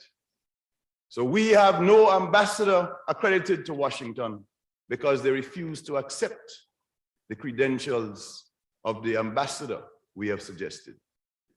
When they replaced their ambassador after the electoral victory of President Reagan in 1980, and the new ambassador came out in 1981, he was not, in fact, accredited to Grenada. So we have to talk, presumably, using loudspeakers. And even when we write letters, like I did, for example, in 1981 on 2 occasions to President Reagan, in March and again in August. First letter, short letter, making the simple, obvious point. Look, you are a new president. We had hoped that as a new president, you would have taken a new look at the situation, that you would have been anxious to start off on as good relations as you can with all countries around the world. We had hoped that you, therefore, would have wanted relations normalized. And we went on in that letter to make the point that what we are saying is the true bottom line is dialogue. It is talks. Therefore, let us get these talks going. We are proposing no agenda with any preconditions. Let us look at all questions. Let us put them all on the table. Let us see what you perceive as problems. We will tell you what we perceive as problems.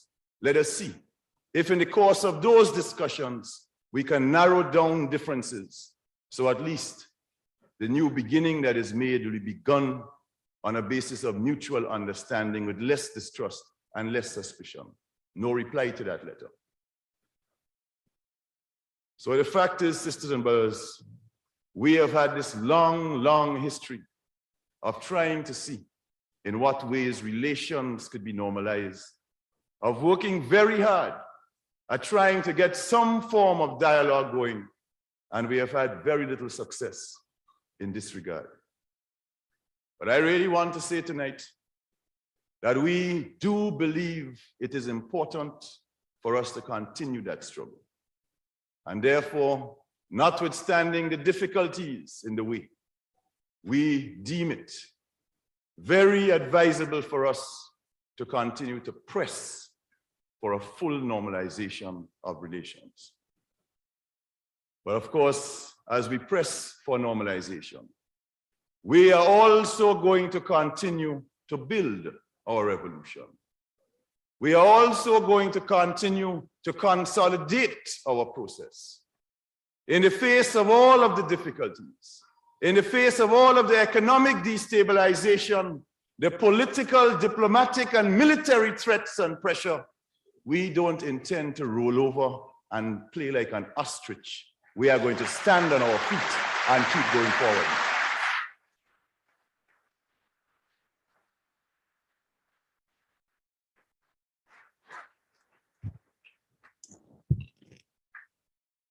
And as you know, sisters and brothers, in these times, it is becoming more and more difficult for developing third world countries to go forward.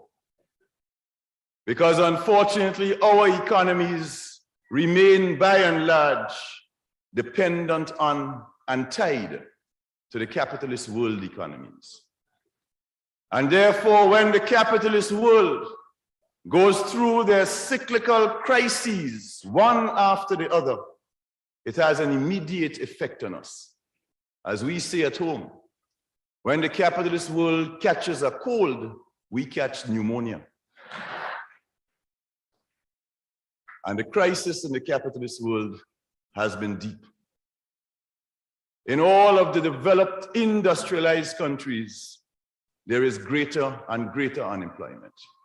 And as this unemployment goes deeper and deeper into the society, the people who feel it the most are the poor and working people. The massive cutbacks.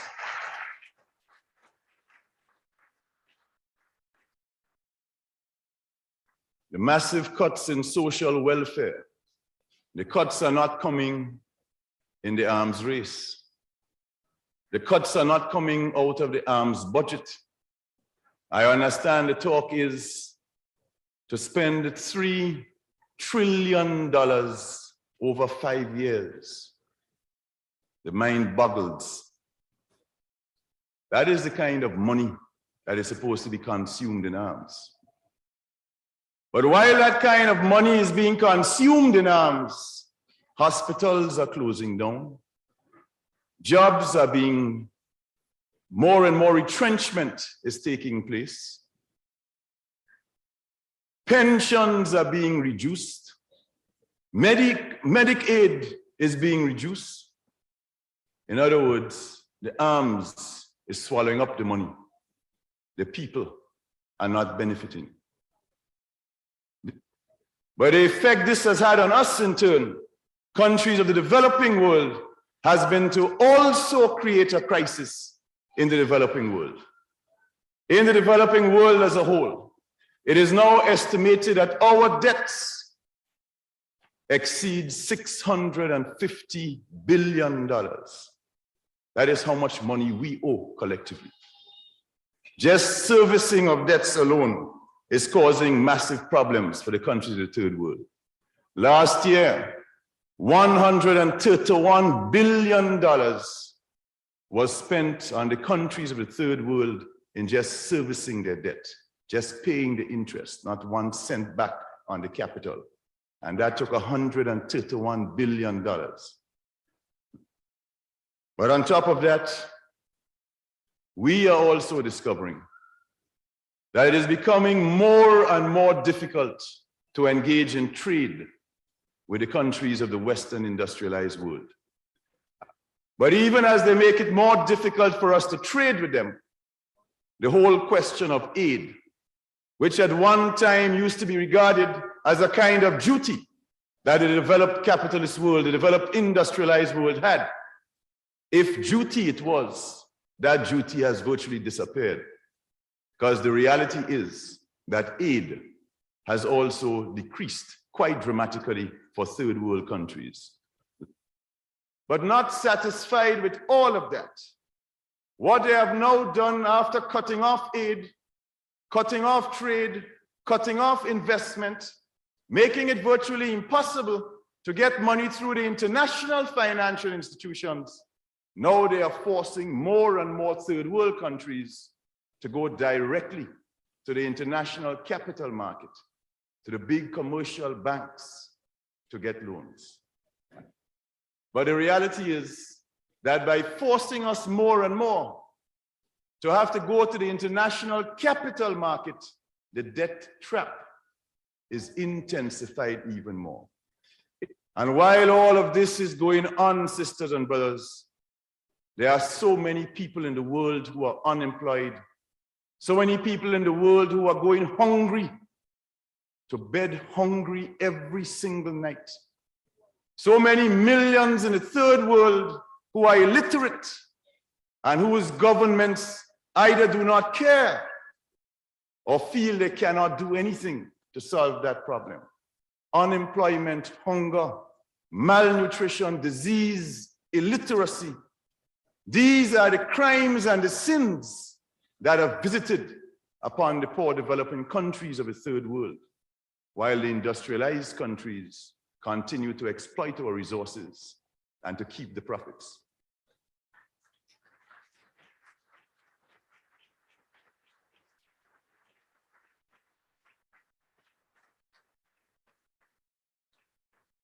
But yet, sisters and brothers, in the face of all of that, the Grenada Revolution has nonetheless continued to go forward and to make progress.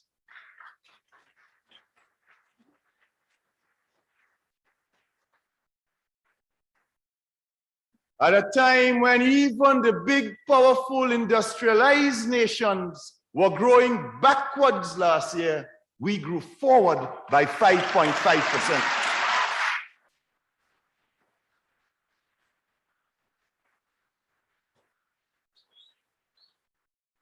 The revolution in Grenada, starting from a base from Gary, of 49% unemployment. Coming from that base, when we did a census last year, April 1982, the unemployment rate had dropped from 49% to down to 14.2%.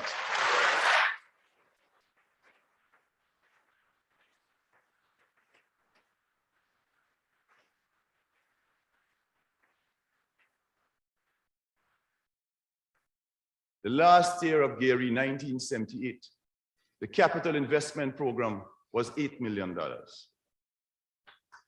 The first year of the revolution, that figure was more than doubled. It went to $16 million. The second year of the revolution, it was doubled again. It went to $39.9 million. And by this time, the experts were saying that is impossible. You don't have the resources, you don't have the management, you don't have enough tractors, you don't have enough trucks, you don't have enough engineers. You can't possibly do it. You all were only lucky in 1979 when you double Gary own. And you're only lucky in 1980 again when you double your own. And then when we went in 1981 and we double it again, they say, well, we don't know if it's luck, but something is wrong. You all can't do that again. And then last year in 1982, it went up to over 100 million. And then we gave them the secret. We told them that in a revolution, things operate differently in the normal situation.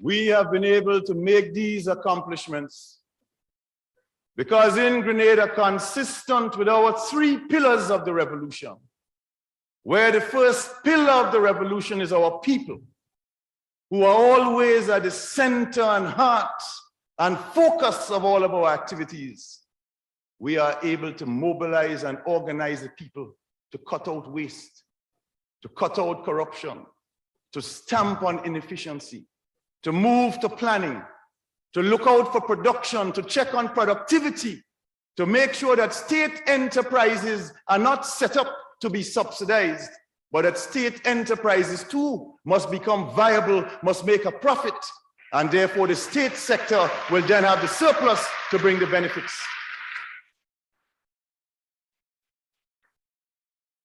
We have been able to pull our people into the whole economic process.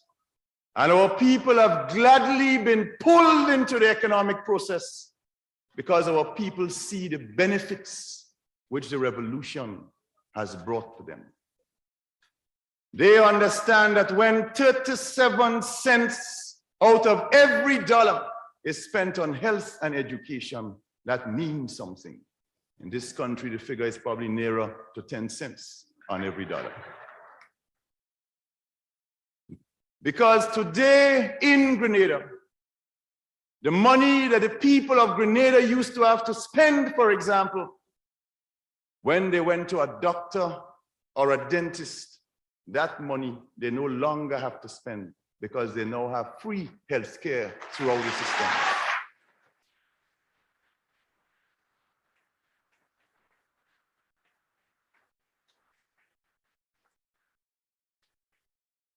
Our people understand the value and the benefit of free secondary education because they know now that once their children are able to pass the common entrance exam and get into secondary school, they no longer have to worry about finding those fees, which, as you know, for agricultural workers, for example, were very often impossible. But not just free secondary education, but in effect, free university education.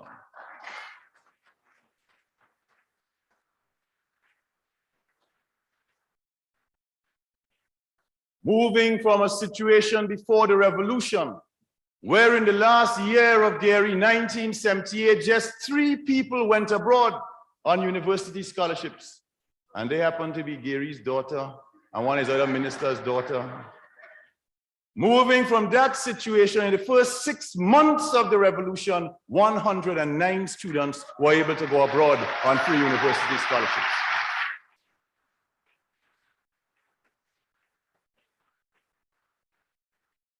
Our people are more and more getting to understand what we mean when we say that education to us is liberation.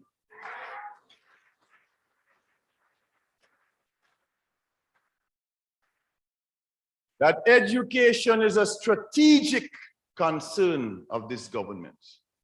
That is why that this year, 1982, is the year we have named the year of political and academic education, because we understand the importance of bringing education to our people. Following the establishment of the Center for Popular Education program in early 1980, within 1 year of the work of the CPE program, the illiteracy figure in Grenada was reduced to 2% of the entire population.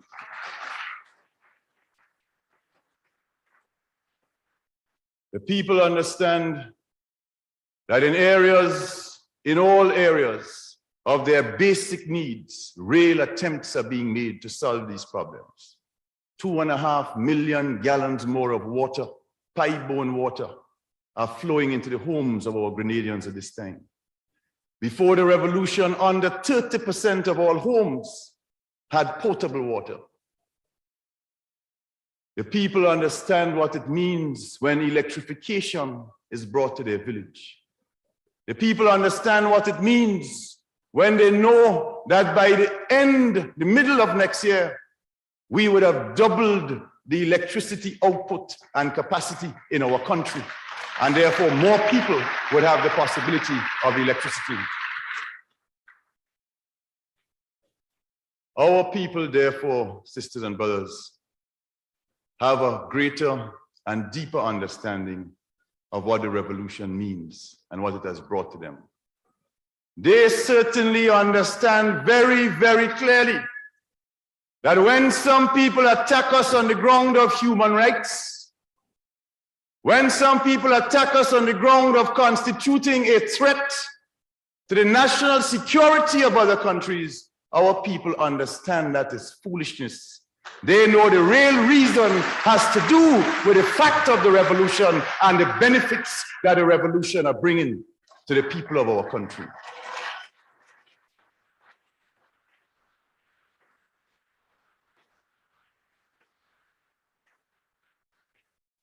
The real reason for all of this hostility is because some perceive that what is happening in Grenada can lay a new socio-economic and political path of development.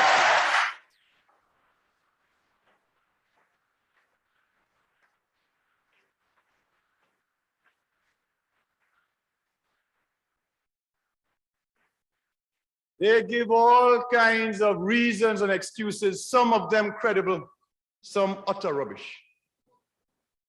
There's an interesting one that we saw very recently in a secret report of the State Department. I want to tell you about that one, so you can reflect on that one. That secret report made this point, that Grenada is different to Cuba and Nicaragua, and the Grenada Revolution is in one sense even worse, I'm using their language, than the Cuban and Nicaraguan revolutions, because the people of Grenada and the leadership of Grenada speaks English and therefore can communicate directly to the people of the United States.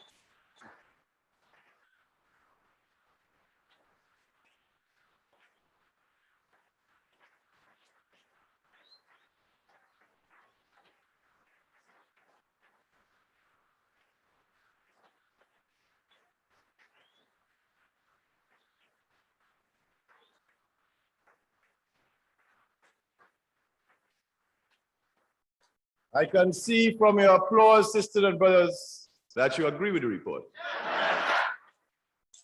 But I want to tell you what that same report also said, and said that also made us very dangerous. And that is that the people of Grenada and the leadership of Grenada are predominantly Black.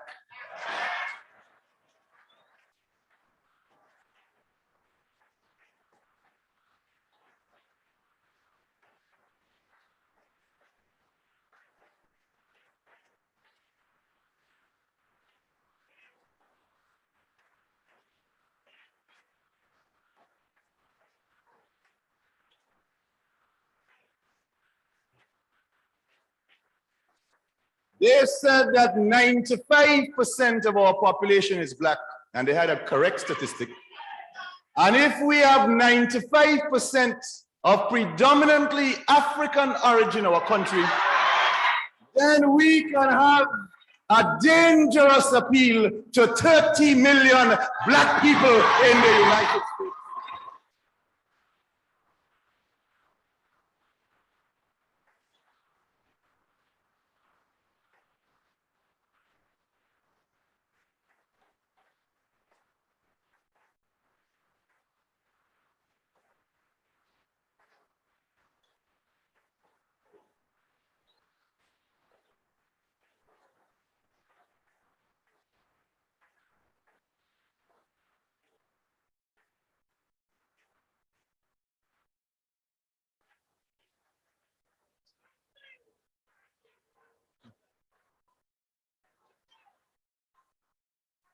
Now, that aspect of the report clearly is one of the most sensible ones. But, sisters and brothers, how do we evaluate other sides of the report? Like when they say that Grenada violates human rights. When they say to us, how come you have detainees? What about the press? What about elections? When they say to us, where are your elections? They don't turn around at the same time and say to their friends in South Africa, where are your elections?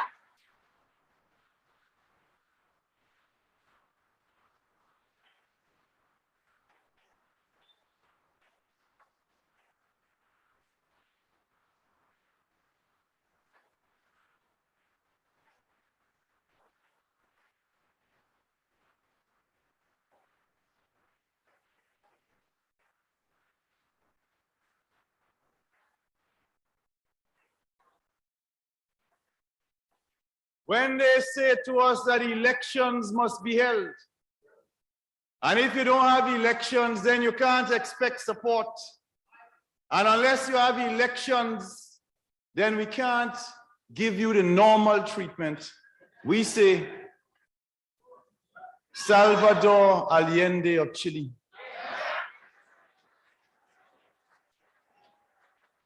Salvador Allende of Chile was elected in September 1970 by the people of Chile. Allende did not take power through a revolution. Allende did not form a militia. Allende did not grab any land or property. Allende had no political detainees. Allende did not crush the press. He did not close down the parliament. He did not suspend the Constitution. He played by every rule they wrote, but they killed him still.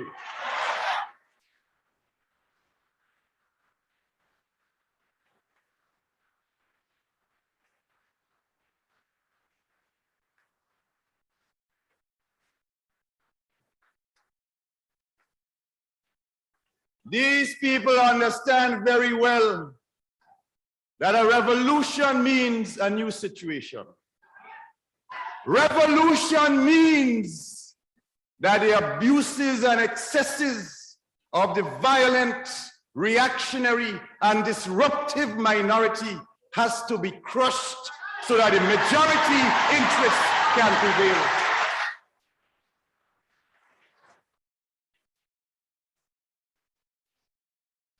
When the Americans had their revolution in 1776, it took them 13 years to call their election.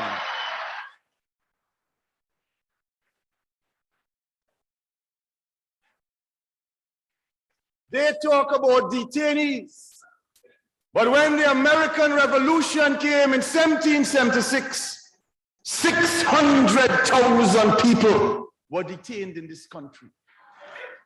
100,000 Americans in the first week of the American Revolution, 100,000 fled to Canada. Thousands were locked up without charge or trial. Hundreds were shot. And the counter-revolutionaries after the American Revolution They had no right to vote. They had no right to teach. They had no right to preach. They had no right to a job. Their land was confiscated without payment. So when the falsifiers of history try to pretend that the American Revolution was a Boston Tea Party, was a very bloody Tea Party.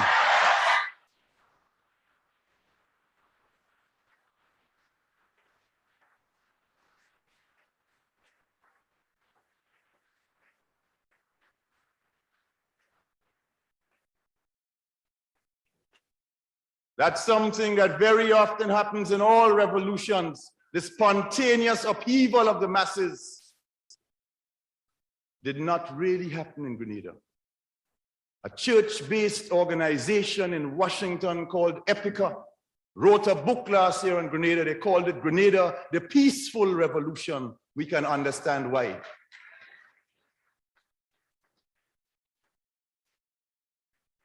So when these elements come and make these statements, we understand only too well where they are coming from. They understand that in Grenada, no one is ever interfered with for what he says. No one is ever interfered with for what he writes. In fact, today, criticism is deeper than ever in the society in a constructive way. But our people also understand that the first law of the revolution is that a revolution must survive, must consolidate, so more benefits can come to them.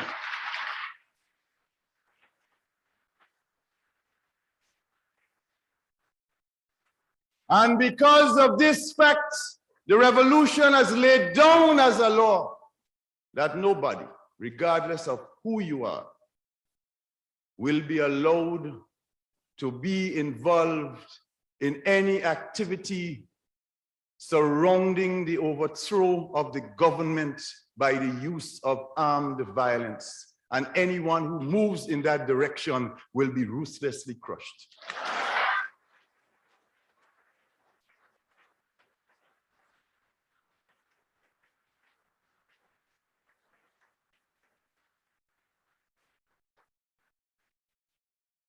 But we also feel, sisters and brothers, that the time has in fact come for us to make another step along the way towards institutionalizing the process that we have been building for 4 years. And that is why only yesterday in Grenada, the new chairman of the Constitutional Commission arrived in our capital city, St. George's, from Trinidad and Tobago, to announce the formation of the Constitutional Commission that has now undertaken the task of drafting a new constitution for our young revolution.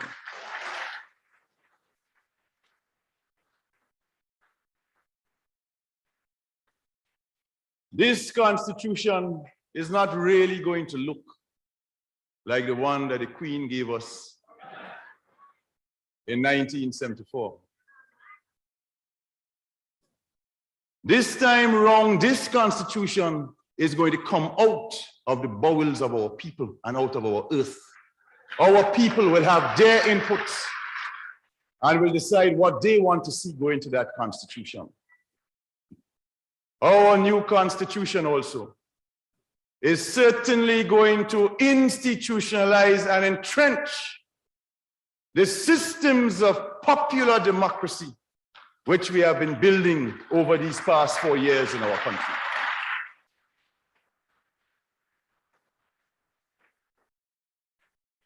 Because to us, democracy is much, much more than just an election. To us, democracy is a great deal more than just the right to put an X next to Tweedledum name or Tweedledee name every 5 years. But democracy also means, and to us it has 5 integrated components. First, accountability. People have to account to those who elect them. The second principle of democracy to us, responsibility. We don't believe in Grenada in presidents for life. or elected people for life. We believe in service for life. And when you stop serving, you must be recalled and get out of the way for somebody else to serve.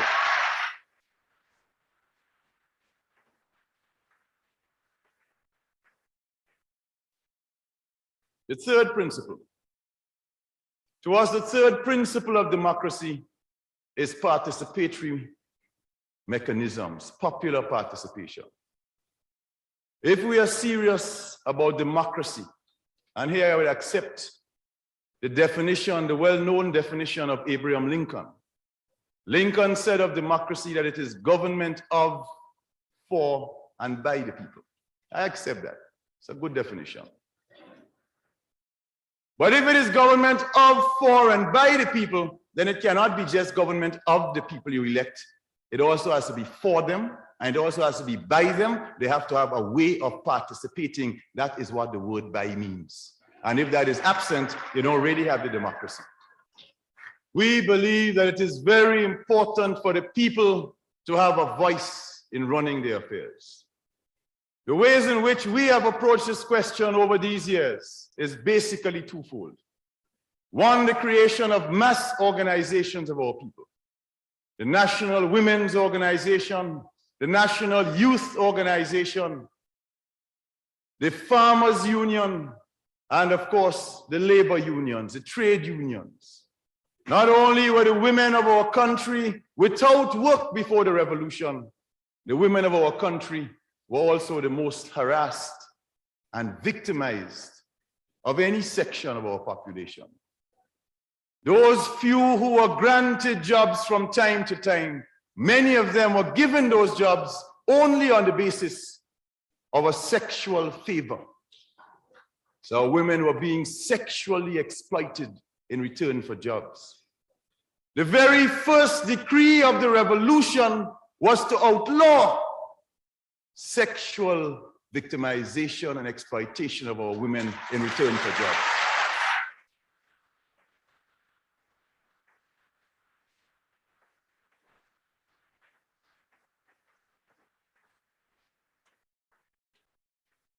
And going on from that, sisters and brothers, the revolution then passed a law applying to all workers in the public sector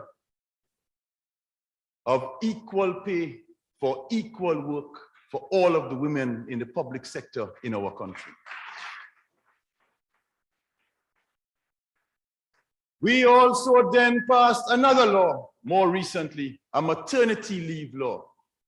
And by this maternity leave law, every woman who is pregnant must be granted 3 months maternity leave, 2 months with full pay, 1 could be without full pay, and a guarantee of return to employment after the pregnancy.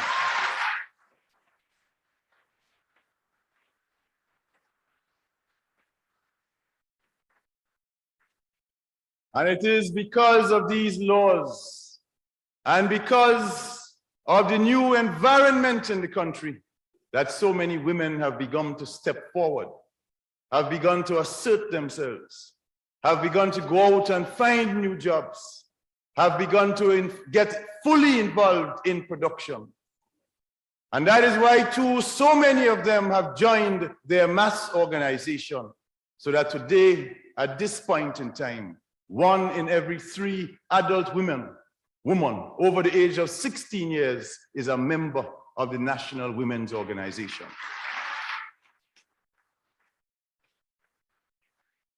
So within our mass organizations, the principle of electability is already entrenched. And for our people in general, there have been some organs of popular democracy that have been built. Zonal councils, parish councils, worker parish councils, farmer councils, where the people come together from month to month, and the usual agenda would be a report on programs taking place in the village. Then there would be a report usually by some senior member of the bureaucracy.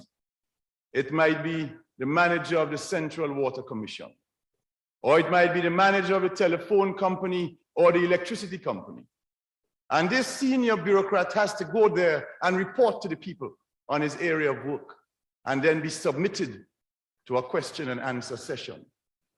So this concept of democracy and our approach to human rights is one that has stressed the solving of these problems and the involvement of our people in a participatory way from day to day and week to week. They have also raised over and over again the question of our relations with Cuba as a second one of these red herrings they throw up. We say, first of all, that yes, we have warm fraternal relations with the government and people of Cuba. That is true.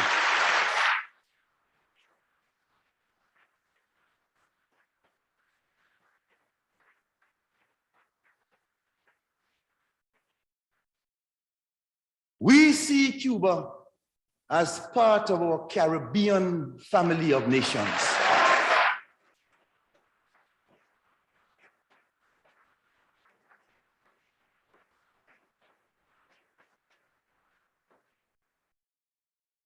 One of the greatest curses of colonialism was that they divided the region according to different metropolitan centers.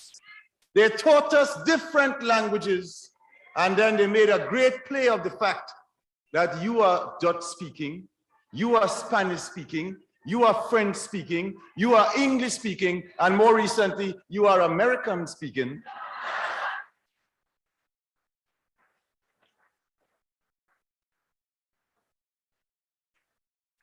And based on this linguistic nonsense, they taught us to hate each other. But the fact of the matter is that they come down, they tell us if you're speaking Dutch, you're the best. If it's English, you're the best. French is the best. Spanish is the best. American is the best. And all of us hating each other. When in fact we are one people from one Caribbean with one struggle and one destiny.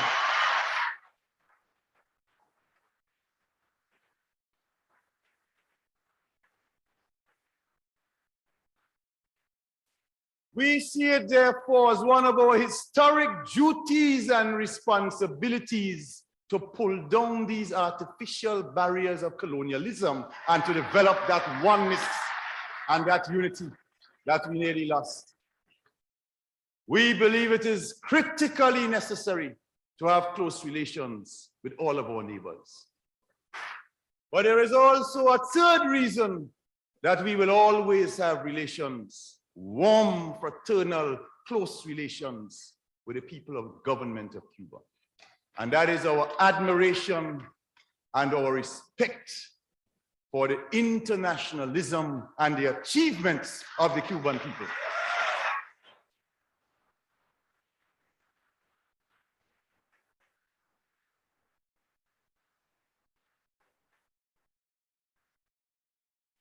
Whether they like it or not, Cuban internationalist soldiers have been the first in the world to charge the racist South African monster and to face them with arms in their hand while defending Angola.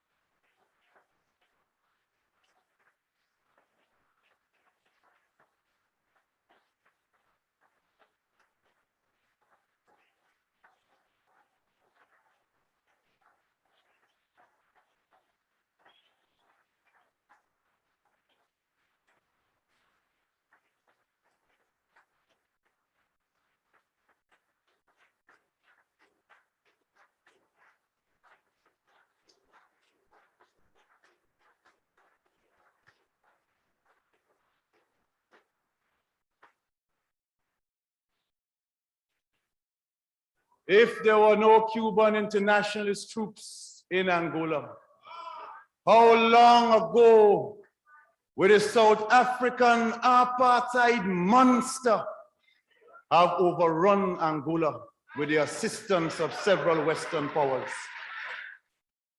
They can choose their South African and their Haitian and Chilean and South Korean and every piece of dictator friends they wish. That is okay. But we can't choose our friends. because we too small and poor to have the right to choose. They like to talk a lot about backyard and front yard and lake. Grenada ain't nobody backyard and in part of nobody lake.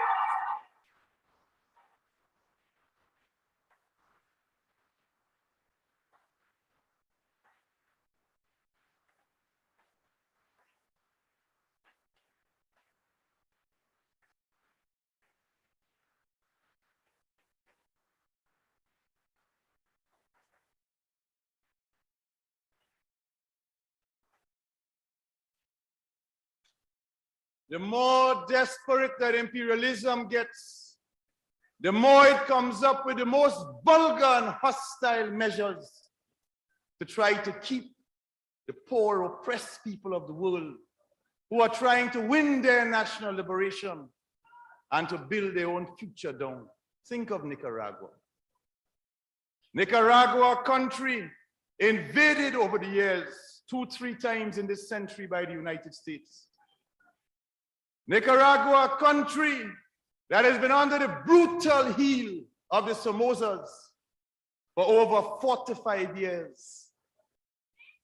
Nicaragua, a country that, just like the Americans 200 years ago, finally resorted to their supreme right to overthrow their repressors and murderers and to take their destiny into their own hands.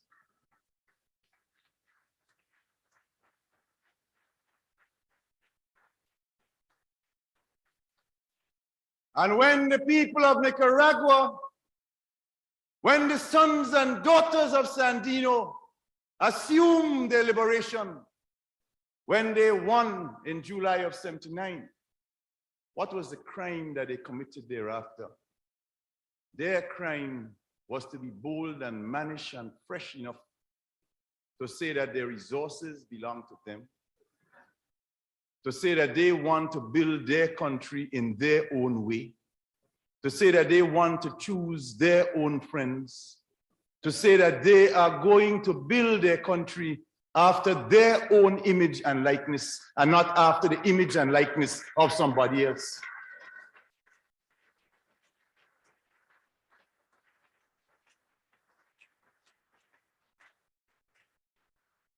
And because of that, you have this situation where today, in the most vulgar, shameless act of the last year or so, can only pale into comparison when you put it against what is happening in El Salvador, or when you place it against what happened in the middle of last year in Lebanon, when the Palestinian people were slaughtered.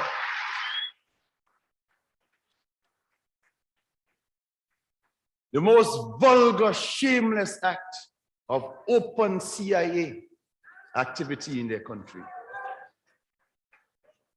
The most open, vulgar, shameless act of even admitting that not only will they resort to covert actions, but if necessary, they will publicly back overt action against the Nicaraguans.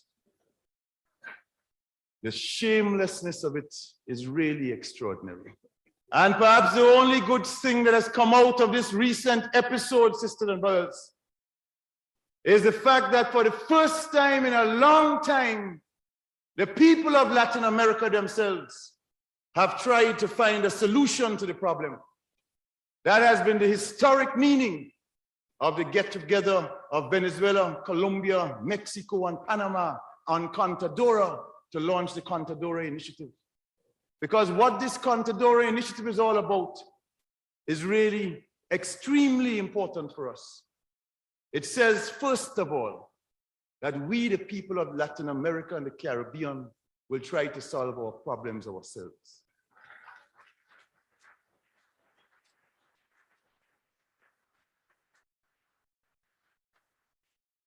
It says, secondly, that we do not accept the use of violence as a means of settling our disputes. And it says, fourthly, that we are not prepared to accept that any country in our region, far less any country outside our region, has the right to interfere in the internal affairs of another country.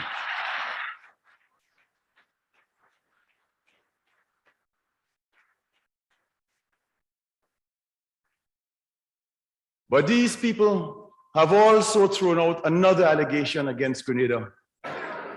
This other allegation concerns the question of our international airport project.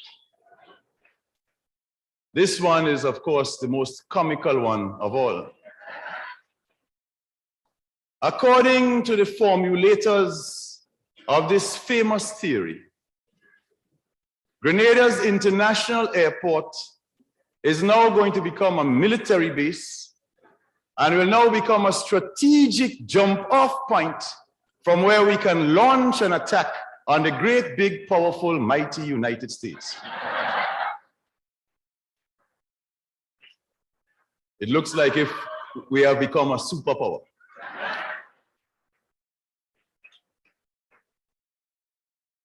But the reality of the airport, of course, is well known to all those who make those statements. This airport is an ancient dream of the people of our country.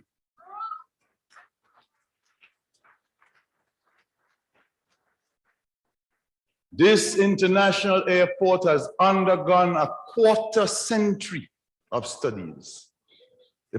All previous governments from 1955 have spoken about the need for the airport.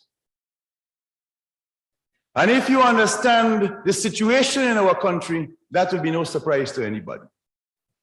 The present airport is called Pearls. Pearls has a strip 5,500 feet long.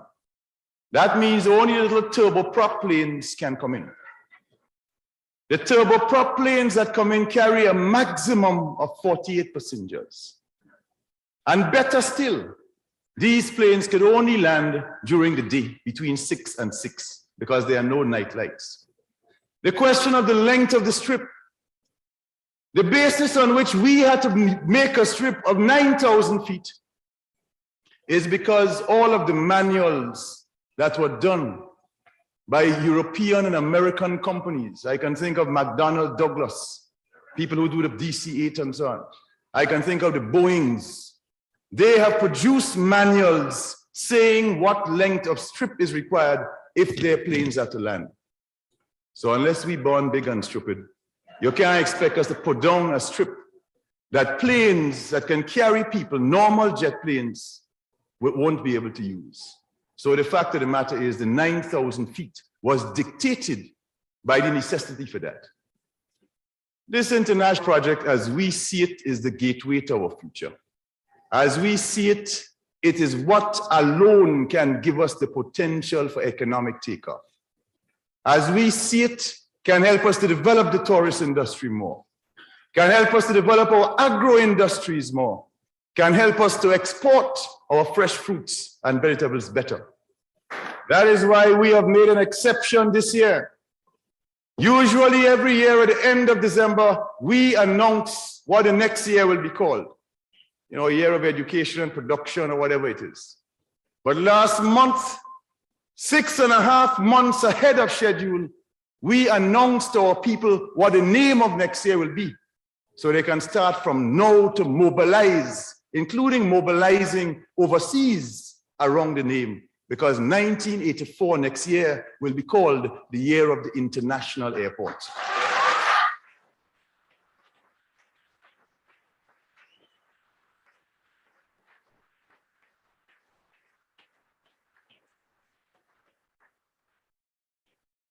And the fact of the matter is, next year is also significant for us because on the 13th of March, 1984, it will be the 5th anniversary of the revolution.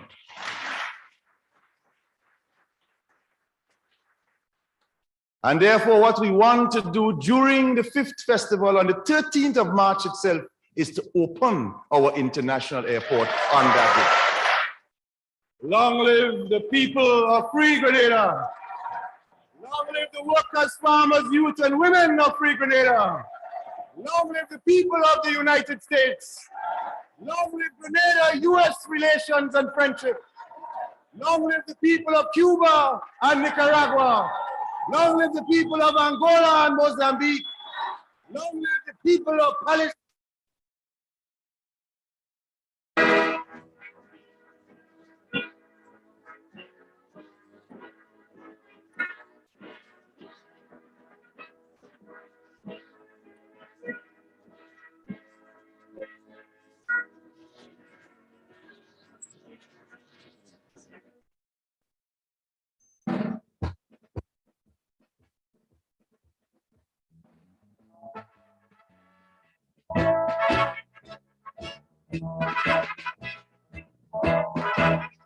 Newport March to Hungry House, forward march. And it's the march against oppression, forward march. Now Grenadians of all your nation, end of misery and oppression. So we feel Grenada full in our song. Forward march, forward march, forward march.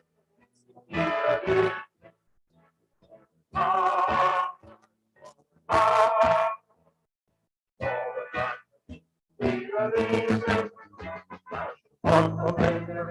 forward now. We are fight for liberation forward now. Now Grenada.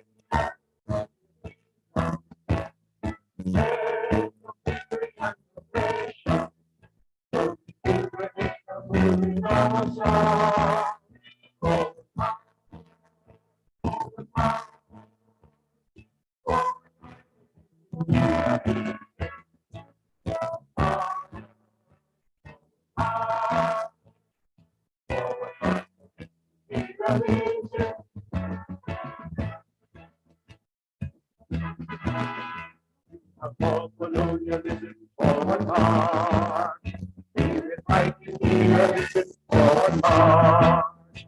Now Grenada for your nation. End of misery and oppression. So we feel Grenada full with our song. Forward march. Forward march. Forward march against imperialism. Forward march. Imperialism. In the workers' fight for justice, forward march. In discovery are united, forward march. For now, from the nation, we end and oppression, and we give Grenada with its very hand. Forward march.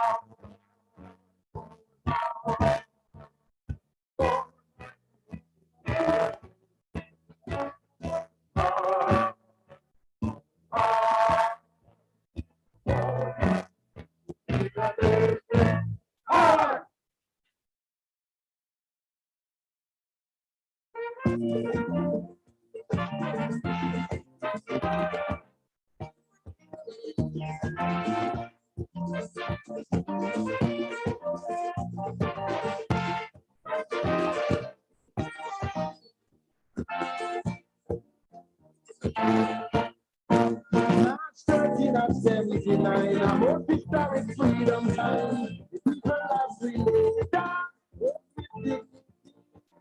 rose up from oppression, rose up from iniquity and shame, from the darkness of the shaking up paralysis of corruption, tyranny, violence, and subjugation.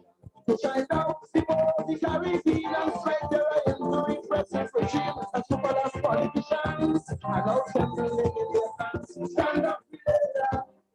Stand up against Grenadians. Don't let nobody come in and dictate your course of action. All of them who oppose your revolution are political bandits just like you in their own island. Fight for your right. Protect what you have. You don't have to fight. Protect what you have. Don't give in a single inch. No retreat, not even a pinch. Don't compromise your revolution. For those scandalous people, oppressive political scams in the Caribbean.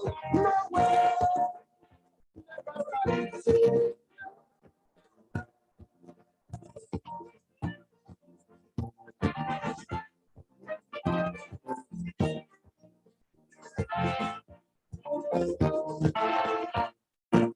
Some talk of legality, constitutionally, to export hypocrisy.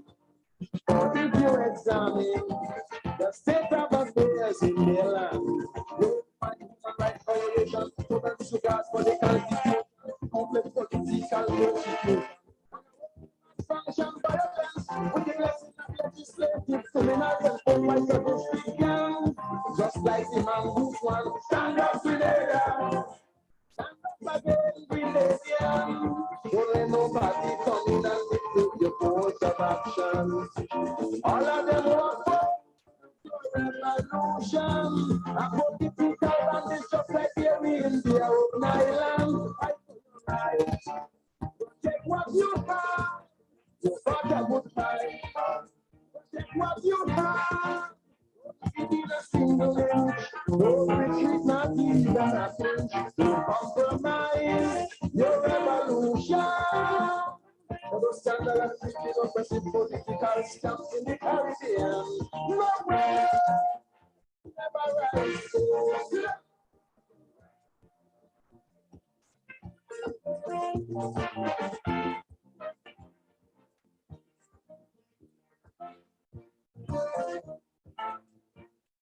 God bless you, Grenada. May your freedom be blessed with longevity and prosper your economy. Represent your leaders, wisdom, endurance, and courage to go on. For your own meaning and any other problems to be confronted, that against corruption be removed.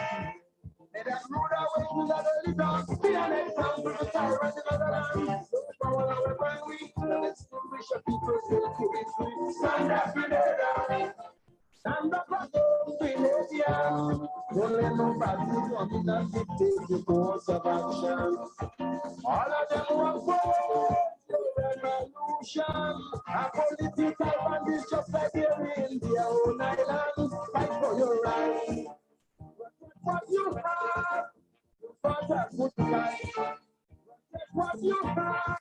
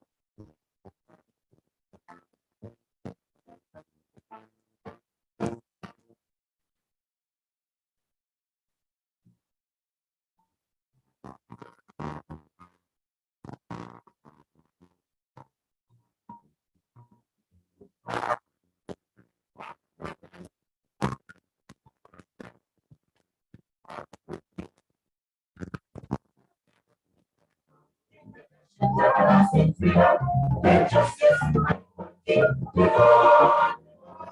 let justice, I want it, in 1951, the dictator of say fighting freedom, I need everybody.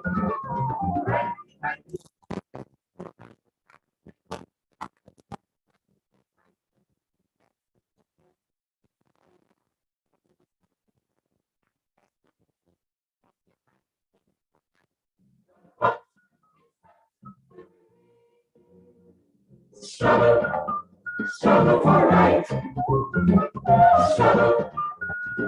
for freedom, struggle with overlap, international democracy, freedom, let justice, equality, live on. Let justice, equality, live on. I'm sure by now you know I'm on the crisis since before. The man was crazy, it was almost like money run, but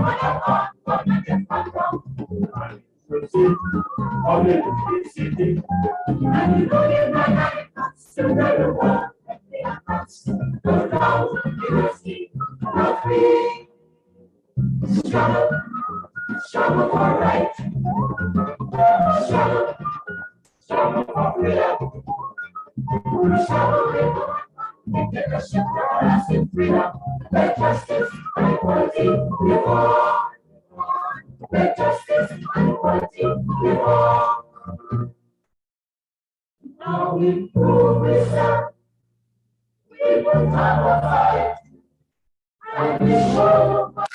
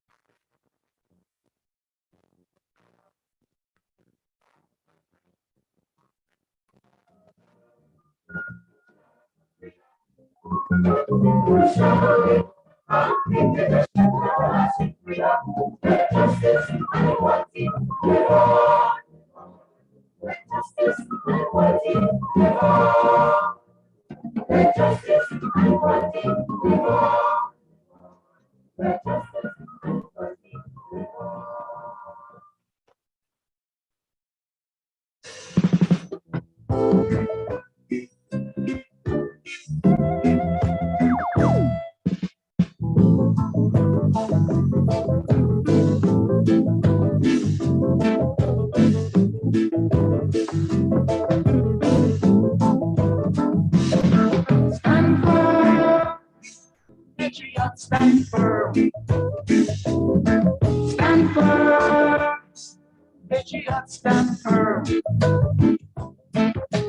I love my country and so do you. Stand firm. Don't let the mercenaries rule.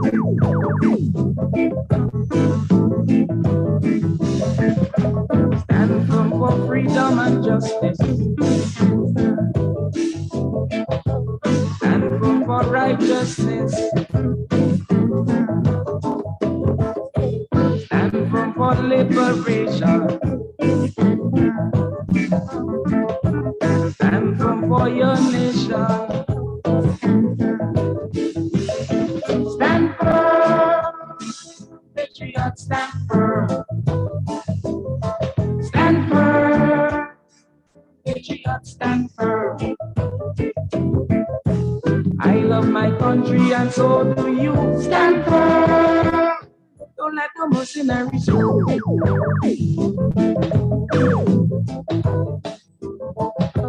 Stand firm for dignity.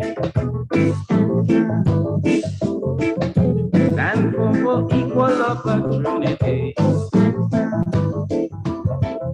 Stand firm for Caribbean unity, yes. One race, one destiny. Stand firm, patriots, stand firm.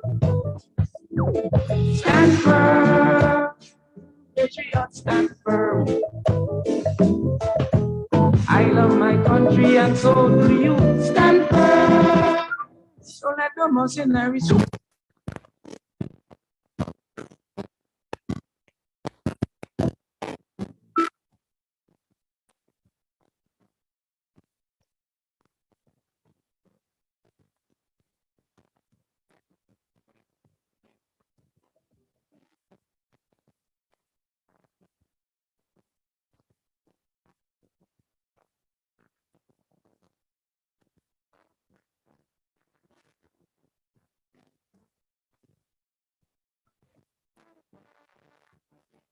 Patriots, stand firm. I love my country and so do you. Stand firm. Don't let the mercenaries rule.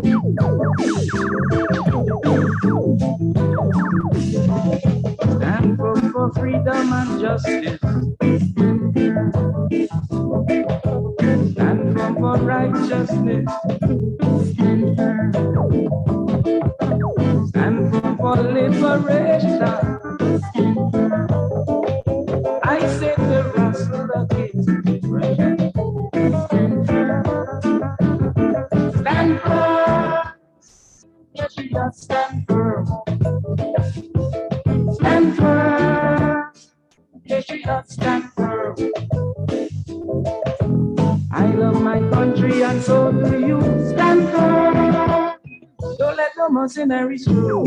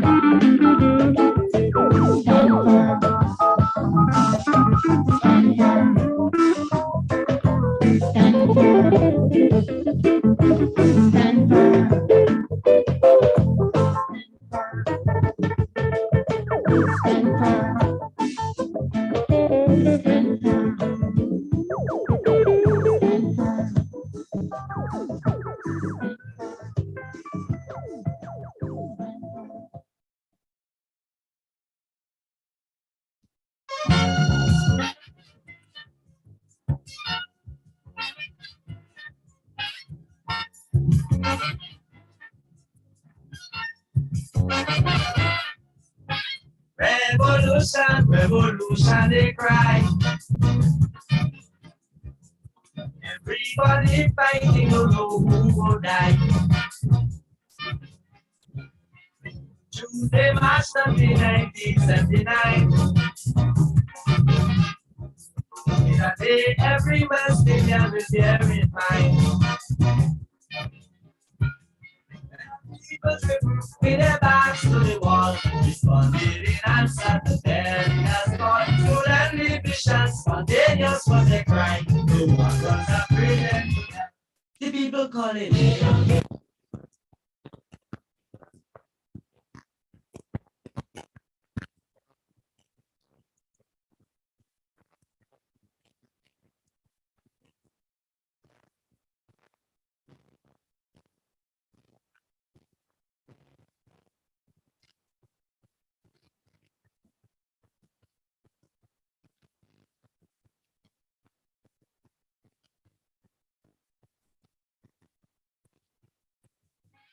Soldiers of justice.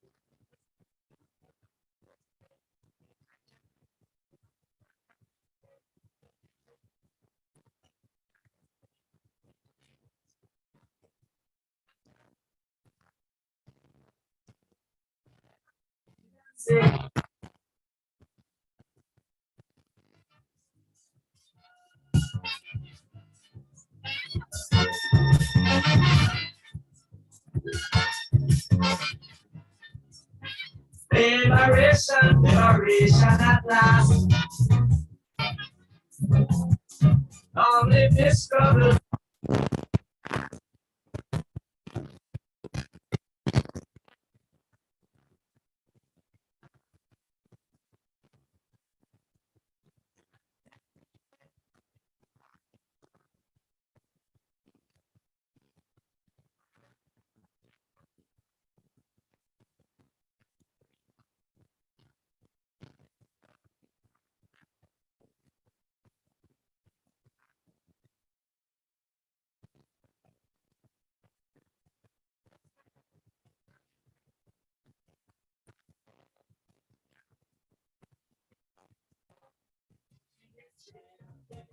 For justice, equality, or agency.